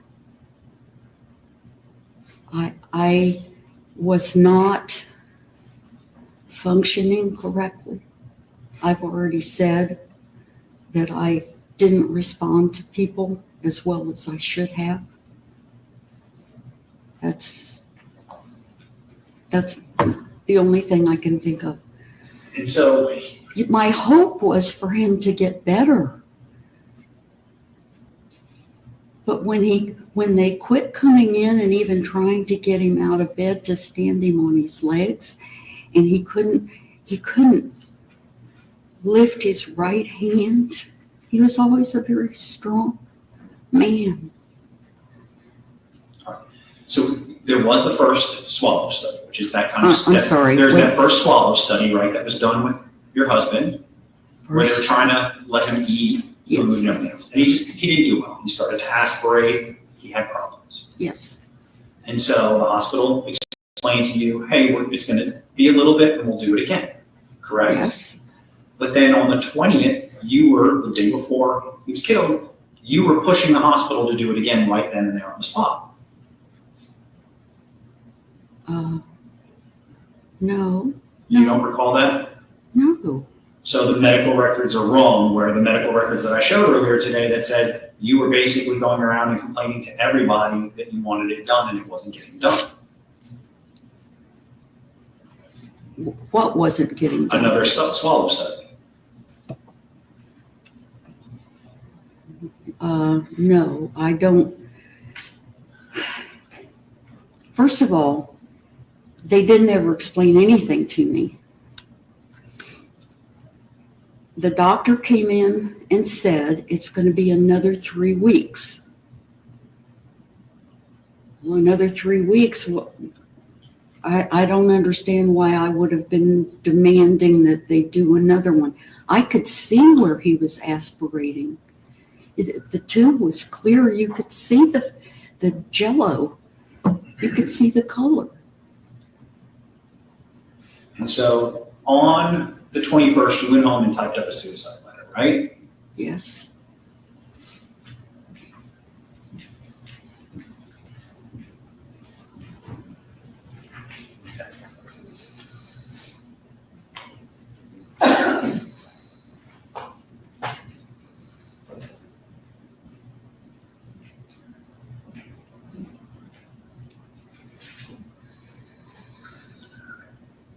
And so you typed up this suicide letter that day, right?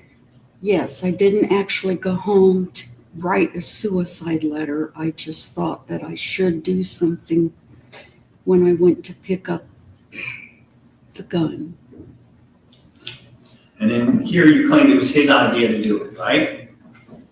Yes. Except when medical staff had met with your husband day in, day out after the 6th, every day he never stated he had any suicidal thoughts. Yes, he did. The medical records do not show that. Well, they show that they talked to me about hospice and they didn't. So what you're saying is this hospital mistreats your husband, what they're documenting is wrong. You're saying and they were aggressive towards you and your husband, and you never look for another location, you never do any of these other things. It's just the hospital's fault. Everything's the hospital's fault. No, I don't think everything was the hospital's fault. I'm saying that I was in a very stressful situation after several stressful years of moving around, being in a hurricane, having my husband fall ill, being in and out of hospitals, trying to get help. I am not blaming the hospital. I'm telling you how I came to be in the situation I was in to the best of my ability. I have no animosity. I was describing the things that happened to me and happened to Jared. So, I mean, they didn't kill him. no, that was you, right? Yes. Okay. So on that day, you come into the hospital, and did you see the other families around? Did I on that see? floor? Since No. you were there that much? No. You never saw the other Oh, patients? you mean during the weeks we were there? Yeah. Yes, I did. So you knew there were a lot of patients, right? Yes. And they were critical, just like how you described your husband.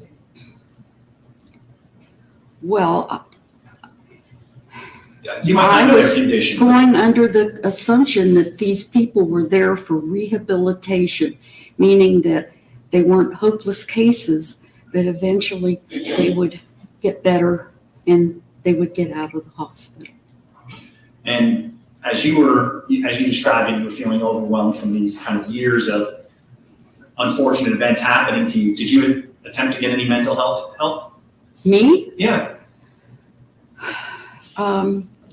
I did go to a mental health counselor for a couple of visits after our house was flooded, and I was having panic attacks every time it started to rain. But as far as at this time, no, I was completely consumed by trying to be with my husband and be with him when he was ill.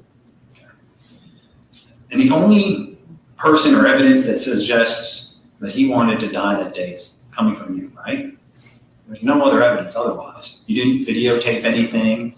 He didn't write this note.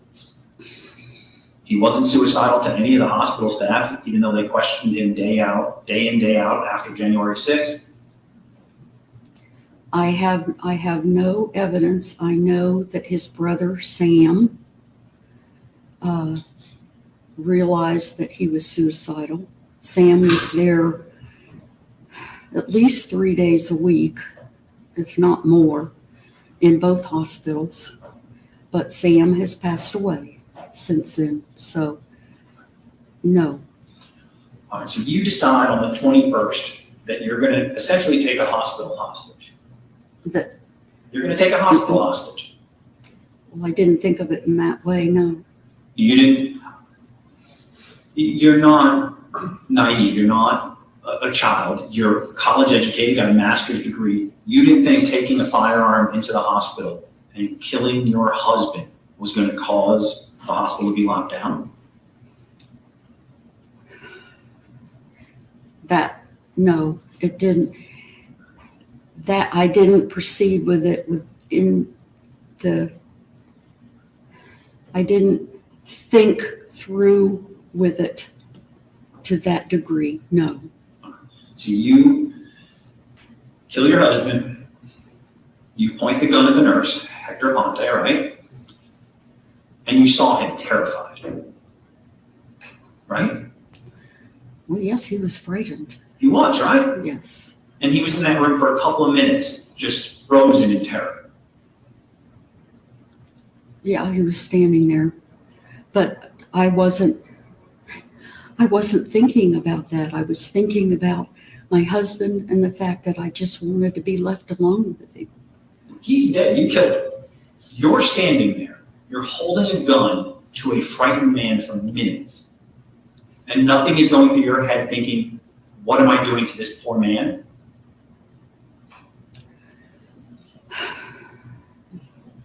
Yes, I'm sure that I thought that he was frightened. I wanted him out of the room. That was all I could think about, was I wanted him to go away so I could sit with my husband.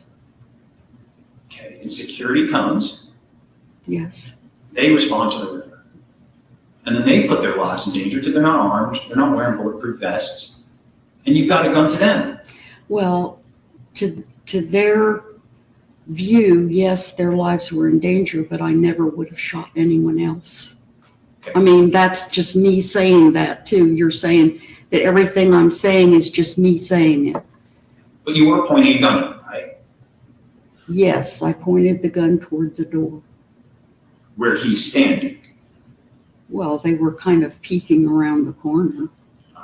And so if somebody was holding a gun to you, would you not think that they meant you harm?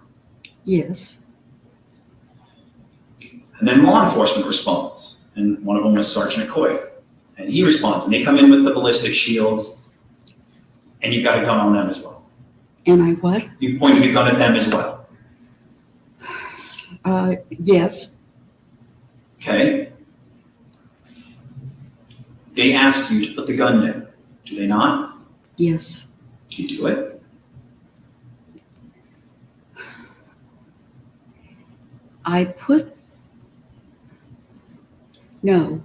The only time I put the gun down that I remember was I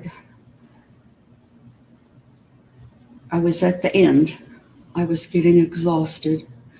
I put the gun to my head. I took the safety off and I put the gun here.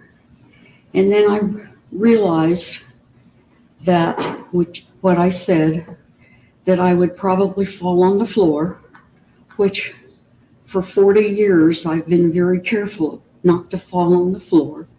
I wasn't thinking straight. And I laid the gun down so that I could move the chair. And that was when they came in.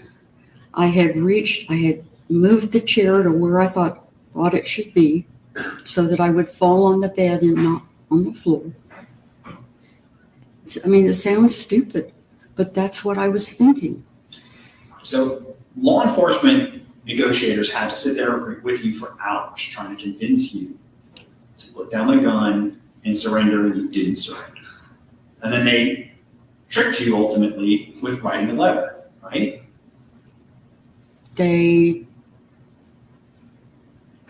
By writing a letter. By writing the letter, they were trying to trick you into putting the gun down so they can make entrance. Writing what letter? The note that you wrote on the approach, it's already been entered into evidence of states 4. Do you recall writing this?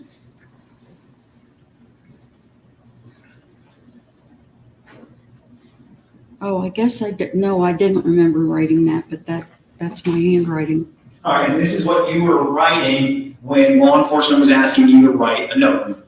When the hostage negotiator ransom was asking you to write a note to your family, right? Okay. And this was the note you wrote. It looks like it, yes. All right, you're writing, this is your writing. Sam Hangy, I am so sorry it turned out this way. Jerry thought he would be able to do it himself, but he was physically too weak. I know you will hold this against me. I would in your place. I thought I was stronger and I could shoot myself right away. Now, all I have done is write this fruitless and boring note.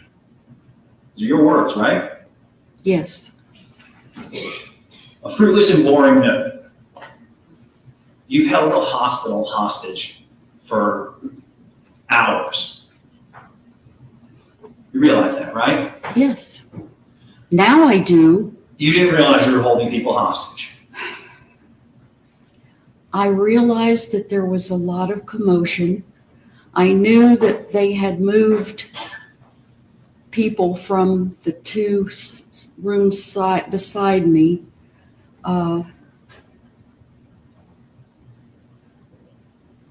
And I even told the officer that I was very sorry that people weren't able to get the care they needed. But I wasn't analyzing things. I was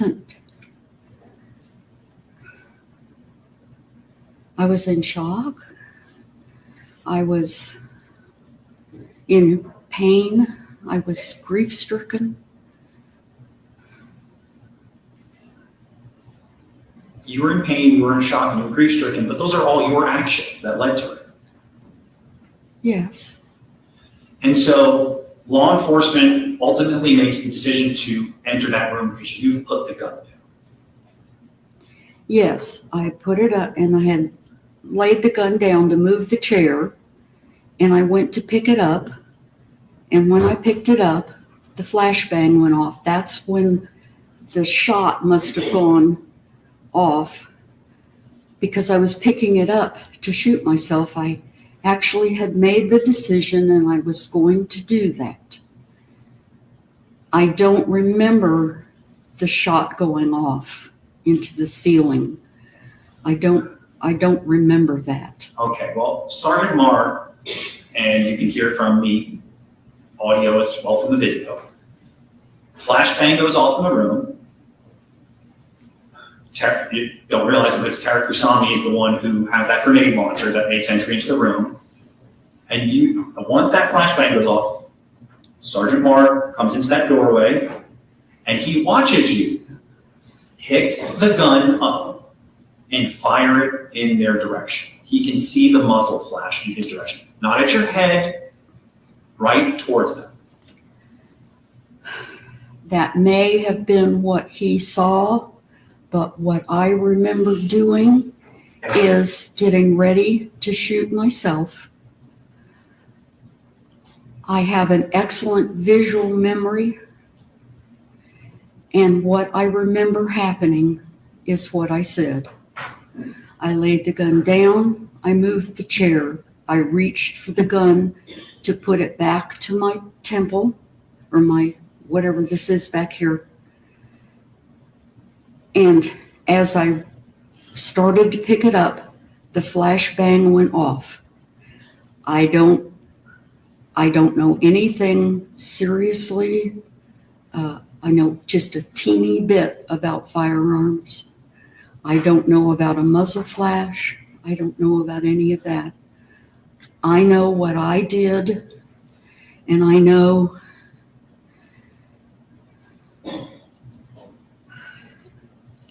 that I will regret many of my decisions for the rest of my life. But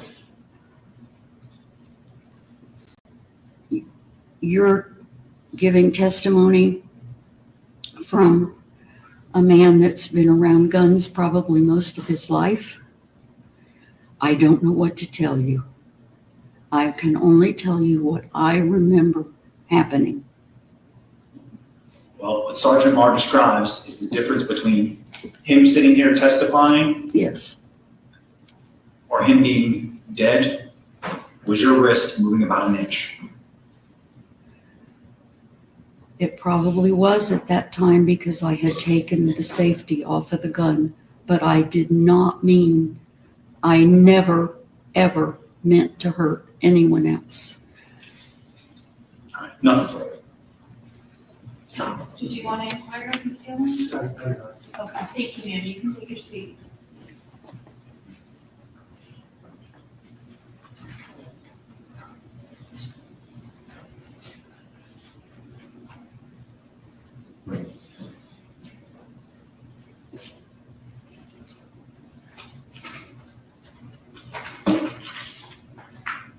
Mr. Perry, did you have any other witnesses to call? No, Is defense resting? Yes. Okay. You could go ahead with the argument, Ms. Mayor. Yeah. Yes, Your Honor. So, between Dr. Nagarajan and Dr. Nelson. They both explained that when Mr. Gillen showed up at the hospital, he was in a state of delirium. So if he shows up, he's not thinking in his right mind, he's not processing things properly. And then during that time, as Dr. Nagarajan said, people can have suicidal ideations. So at that time, Mr. Gillen does have those suicidal ideations up until about the 6th. Because by the 6th, the hospital has already cleared him of any suicide watch. And then from that point forward, he is never suicidal. And even he had openly said that he was suicidal. So I don't think saying that he was hiding it or anything else bears any relevance. Now, Mrs. Gillen decides to go home on the 21st after we've already discussed from medical records. On the 20th, she's grown frustrated and angry. And as you've heard from some of the hospital employees, she was kind of nasty with some of the employees. She's been known to be kind of put hands on employees to the point where they told her, you do it again, you're never coming back in this hospital. She was determined to get her way, yet she wanted her husband to get better. I understand that. But they explained to her that it's a process, and they weren't able to complete this swallow study at this time. So she decides the next day, it seems like she's just kind of growing frustrated and tired of what was going on. She goes home and gets it done. She comes to that hospital. She doesn't check in at the desk. She goes straight to his room, and she shoots and kills her husband. There is no evidence before us that he wanted to commit suicide that day. There is nothing. Even Dr. Danziger agrees with that assumption by the state, that assessment by the state. So you have her go in and do this. Hector Aponte goes in. He walks in, he starts to put his gloves on because it's muscle memory. He's thinking, she fell on the floor, or he fell on the floor, I'm going to go ahead and have to pick them up, help them out. He turns around and she's got a gun. She's pointing it directly at him. And while she's saying go away and she's not making any actual verbal threats, anyone would assume that someone pointing a gun at you means you harm. And he is frozen in terror. He sits there for what is described as 5 minutes of just being frozen, that he can't even move and react to. I don't think he said 5 minutes. I thought he said it was approximately 5 minutes. Did he? Okay. I thought it was, okay. And so for that time frame, he's sitting there with the gun pointed at him. She doesn't put it down. She doesn't point it in any other direction. She points it directly at him. He leaves the room, and as you heard from Ms. D'Angelo, he leaves the room, he's got his hands up, and he's pale white like a ghost. He comes around the corner, he's sitting there in this little desk area with her, and he's not saying much at first. And then finally he tells her that she's got a gun and that she shot her husband. That's when she gets on the phone, Ms. D'Angelo gets on the phone, and she calls out for the active shooter. As Ms. D'Angelo described, she was so terrified of what was going on, she's not even sure if she put the phone on the hook. They run, hospital staff is barricading themselves into rooms. So those 33 other patients just on that floor are no longer receiving care. They're no longer receiving treatment. They are all left alone because hospital staff is taught to go into those rooms, barricade themselves in. You heard from them. Hector Aponte was so terrified of it, he's literally on the floor in the fetal position crying. It's impacted him so much that he no longer works at that hospital, and he gets psychiatric help or psychological help to deal with the nightmares and terrors that he's had as a result of it. Her actions shut down that hospital. That hospital was shut down for hours. So that means those 33 other people whose loved ones wanted to be by their side in those moments can't be there. That means women who might have been given birth and their husbands didn't get there on time can't be there. Anyone who wanted to be there for somebody in that hospital cannot be there.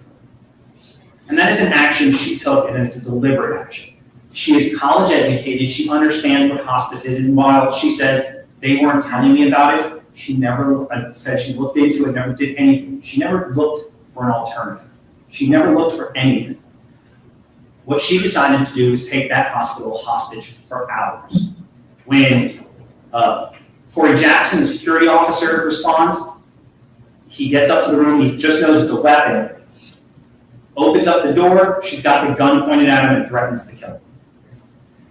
He backs out of the room, and stays posted up on the door. Corey Jackson, no body armor, no gun, just a taser. And I get it, she's older and everything else, but it doesn't stop her from being able to kill people. He stood there and bravely guarded that door, the patients in that hospital, the hospital staff, and stood there as the first line of defense in case she came out of that room. Because as you heard from Ms. D'Angelo, Ms. Gillen has always been upset and has been kind of aggressive towards hospital staff, and they thought she was going to take out not only her actions on her husband, but on hospital staff. So they were terrified.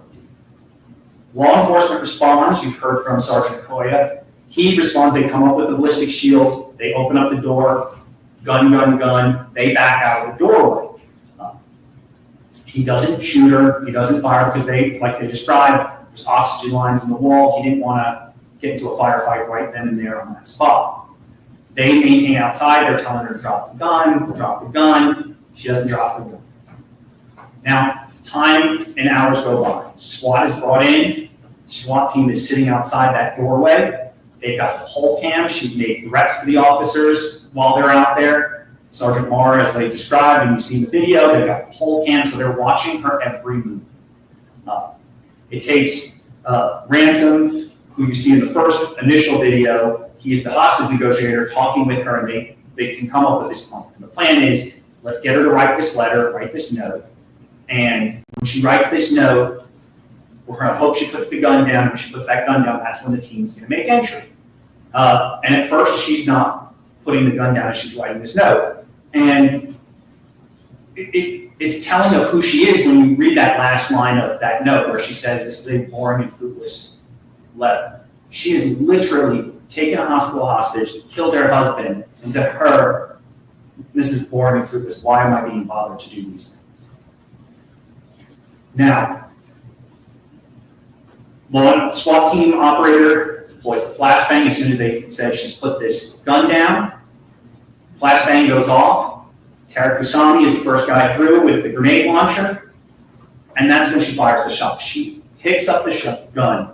She doesn't point it at her head. She's not trying to kill herself like she said here today, because that projectile would have been up in the ceiling to the left. It would have been maybe the glass behind her, something in that direction.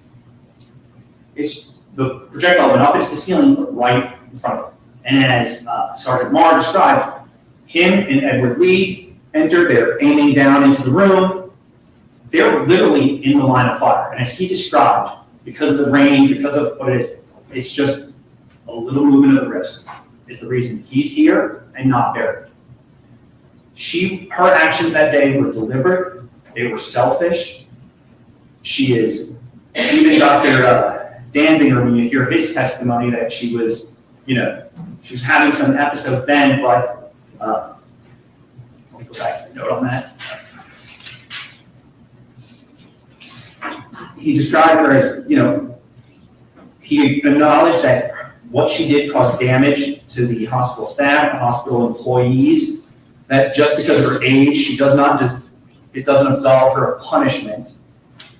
And again, like I stated, Dr. Danziger admitted there's nothing in the medical records, nothing that he could point to that Mr. Gillen truly wanted to commit suicide that day. There's nothing to support that. What there is that she was selfish. She took that hospital hostage. She deprived so many other people of being with their loved ones. And worst of all, she tried to kill police officers who were doing their job, who didn't fire when they had opportunities to fire upon her, who showed amazing restraint despite the situation. And for that, Your Honor, I think she should be punished. I'll leave it in the court what the court determines to be an appropriate prison sentence, but she deserves to be punished for what she had done. So the state's not going to take a position on what sentence you think is appropriate? No, Your Honor. Okay. Mr. Perry? I really don't want to regurgitate everything I put in my sentencing memorandum, but I'll go over, I guess, a few points today. Obviously, the court knows Ms. Gillen is someone who's 78 years old. She's been a law-abiding citizen her entire life. She has from all accounts, she's been married for 53 years. She loved and cared for Jerry Gillen. I mean, like any loving husband and wife would love. I mean, she had a deep respect for him and the amount of care that he provided to her over the 53 years of marriage. No one knows Jerry Gillen better than Miss Gillen. For someone who has spent 53 years with that person since 8th grade, I think the testimony was today. She knows her husband better than anybody that testified today. And she knows if he was improving or not improving. She loved him so much that she had to make this decision for him. In the medical records, there are several, the state didn't call these witnesses, but certainly I mentioned in my sentencing memorandum, there are several times in which Mr. Gillen expressed to hospital staff that he wanted to end his life. Why? Because, as Dr. Nelson said, his health was deteriorating. He was obese. He had ulcers. The ulcers were not getting better. I'd asked the court to review the graphic photographs that were admitted into evidence. Those are ulcers that, and everybody has explained on a level 1, 0 to 10, I think. It's a 10. He is in an immense amount of pain from those ulcers, and I think Dr. Nelson said they were infected, and more of the flesh, I think, has to be removed from those ulcers. They were getting bigger, not smaller. Dr. Danziger did not review Mr. Gillen's medical records. That's not his purpose. His purpose was to conduct a risk assessment, psychological evaluation on Ms. Gillen, which he did. He testified to the court as it relates to his opinion that she's not a risk of danger to the community. He made that same opinion 2 years ago to this court, which resulted in Ms. Gillen being released on bond. And that opinion was validated by her conduct the last few years, where she reported in a timely fashion to all court appearances, to her pretrial release officers. You have the statement from his pretrial release officer that she appeared at all meetings with him over the course of 2 years. And so Dr. Danziger's opinion regarding her risk to the community has been validated by proof that we've seen. In addition to that, Dr. Danziger gave 2, I think, very important opinions as it relates to mitigating factors that are contained within Florida statutes. Ms. Gillen was under an enormous amount of stress, anxiety, depression. Why? Because the love of her life for 53 years, and it's his last days. And it's his desire to no longer endure this pain. And he's asking his wife of 53 years to go home and to get a gun. She's never even used a gun. She doesn't know where to get bullets. She doesn't know what she's doing. And she is doing this for what? The only purpose is for love and to carry out her husband's wishes. This is the kind of stress that she's going through. Her decision is not to, she doesn't want to hold a hospital hostage. She doesn't want to cause harm to law enforcement or other patients. She's not thinking properly. Thank God no one was hurt, no one was injured. She expresses extreme remorse for what occurred during that time period. But her wishes are expressed in suicide letters. She wants to die with her husband, and she wants to die quickly with him. And this is the only thing they can think of, I guess, together, how they can end their life literally together in the hospital. And so I asked the court to take, obviously, the circumstances of the incident into account. It's very sad, very tragic. We wish this never happened to Ms. Gillen or to the hospital, to law enforcement. And she's deeply apologetic for it. But we don't believe that Ms. Gillen, she's, as far as consequences, she has faced a lot of consequences. So she has pled as charged, accepted full responsibility for the charges. She wants to thank the state attorney's office, obviously, for waiving the minimum mandatory and to capping the sentence. We're very grateful for the state attorney's office for doing that. But we don't believe that additional incarceration is necessary to protect the community, which is one of the purposes, obviously, of the Florida sentencing statutes. Giving given her history of being a law-abiding citizen, given the circumstances of the incident, we'd ask the court to impose a probationary sentence with credit for time served. I think she has 40-something days. 42. Yeah. All right, thank Thank you. you, Judge. Mr. Nerlin, could you have a sentencing guideline worksheet with you? I do, Your Honor, and we provide a copy to defense. And I think it had been reviewed and was submitted for informational purposes only at the date of the plea.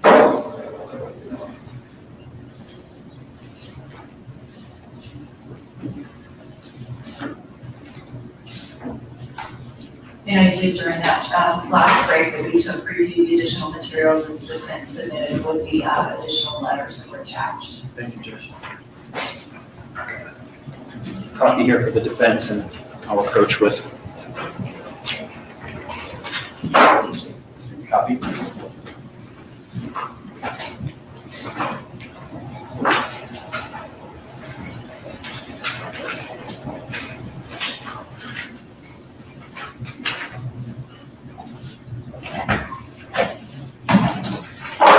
All right, and Ms. Gillen, I'll allow you to remain there, but I just will ask you and your attorneys to please stand while I'm imposing sentence. Typically, I would have you come forward, but I want you to go over the table if you need to, ma'am. So, and I just want to take this opportunity to remind everyone as well that no outbursts or emotional expressions will be tolerated to be removed from the courtroom if that does happen. So to kind of reiterate, Ms. Gillen, you're here on the counts that your attorney stated. You've got the one count of assisting self-murder or manslaughter, 2 counts of aggravated assault with a firearm, and those refer to Mr. Jackson, the security officer, and Mr. Aponte, both of whom testified here today. And then you have that 4th count of aggravated assault on a law enforcement officer with a firearm. And there were 6 officers who were named as victims in count 4 of the indictment. So the score on the criminal punishment score sheet is 115 months, which would be 9 years, and roughly 8 months. The state, as you know, has agreed to waive the minimum guidelines and agreed to cap your punishment at 10 years prison. And I first want to talk about some of the testimony that I've heard today. And Ms. Gillen, I accept your testimony today that you've given with respect to the fact that Jerry was suicidal. I know there's no records that document that, but I accept what you stated, that he told you and continued to express that he was suicidal. I think that makes sense that a husband would confide in his wife of 53 years with respect to his serious emotional condition. I accept your testimony, ma'am, that his condition was worsening. Can you hear me okay? Yes. Okay. I accept your testimony that you and Jerry jointly decided to commit suicide, that you believe that was the only way out. And I accept your testimony that you do not remember staff informing you about comfort care or hospice. I think the doctor testified honestly with respect to what hospital procedure is, but I think it's highly likely that that either didn't happen or that you don't remember it. Also, I accept Dr. Danziger's testimony that you continue to not be at risk of danger in the community and that you were suffering from some sort of mental health episode on the date of the incident. I want to point out that, as everybody knows, this is not just a case about you and your terminally ill or very ill husband, because we've heard from the fact, from the testimony today, that there are many other victims in this case. And by entering your plea, you've admitted to having pointed a firearm at 2 hospital employees. You've admitted to having pointed a firearm at many Daytona Beach police officers as well. And we've heard today that there were 34 patients, 33 other patients on that floor who potentially had their treatment, their medical treatment disrupted, not to mention putting them in fear for their lives and perhaps their family as well. And then I don't even know how many hospital employees and their family members were impacted by the decision that you made. And it has come out today that you're educated, you have a master's degree. Some of these letters described you as smart and patient and kind and generous and thoughtful. but your actions on that date were none of those things. And your attorneys identified in the sentencing memo a few other similar cases where an elderly defendant had killed his or her spouse in some type of a mercy killing where that spouse was seriously ill. And the difference between those three cases that were identified and this one is the other victims. And that's what makes this case different to me. A lot of the letters that were sent in and even some of the testimony today talked about aid in dying laws and how Florida should have such a law. This is not the proper venue to make that argument. I am not a lawmaker. That is not my focus. That's an argument that needs to go to the Florida legislature and them only. Now, that's not to say that I'm unsympathetic to you, ma'am, because I can't fathom the difficulty of watching your husband's medical condition deteriorate to the point that he was in that constant kind of pain and wishing that he were dead. I can't understand that. I can't begin to understand how difficult it would have been for you to actually pull the trigger to assist your husband in ending his own life. I do believe that that is what you did. And so the punishment that I'm going to impose in this case is related to the other charges against you primarily. I've heard from the victims today, and I am highly persuaded by that testimony about the trauma that was inflicted on them. So, ma'am, I am going to adjudicate you guilty. You will be a convicted felon as a result of this incident. I'm going to sentence you to 366 days DOC, that's prison, and you will get credit for the 42 days that you've served. That'll be followed by 12 years of probation.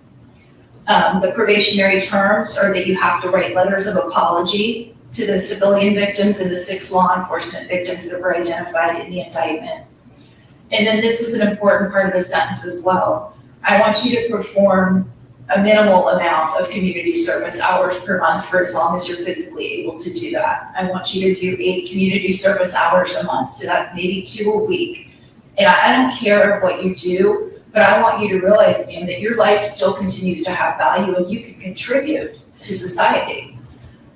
You could even do work from home, like telephone or even via an internet connection. Again, I don't care what you do, but I want you to give back and I want you to enjoy the feeling of giving back to others as well. And then last but not least, there's going to be a mental health evaluation as a condition of probation, and you'll have to comply with whatever, if any, follow-up is recommended. It could just be take medication, but whatever the professional recommends is what you'll have to do. There are court costs of $770 plus 100 costs of prosecution and 100 costs of investigation to the police department, and you'll have to pay those off as a condition of your probation. So they're going to take you into custody today to begin serving that sentence. And again, you'll get credit for those 42 days that you've already served. Is there anything else that I need to address today? Nothing from the state, Your Honor. Thank you so much, Your Honor. I appreciate it. Okay, thank you, folks. Thank you.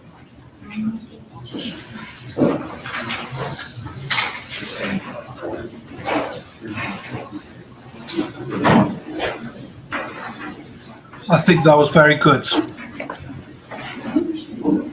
The sentencing memo, a few other similar cases where it's dead. I can't understand.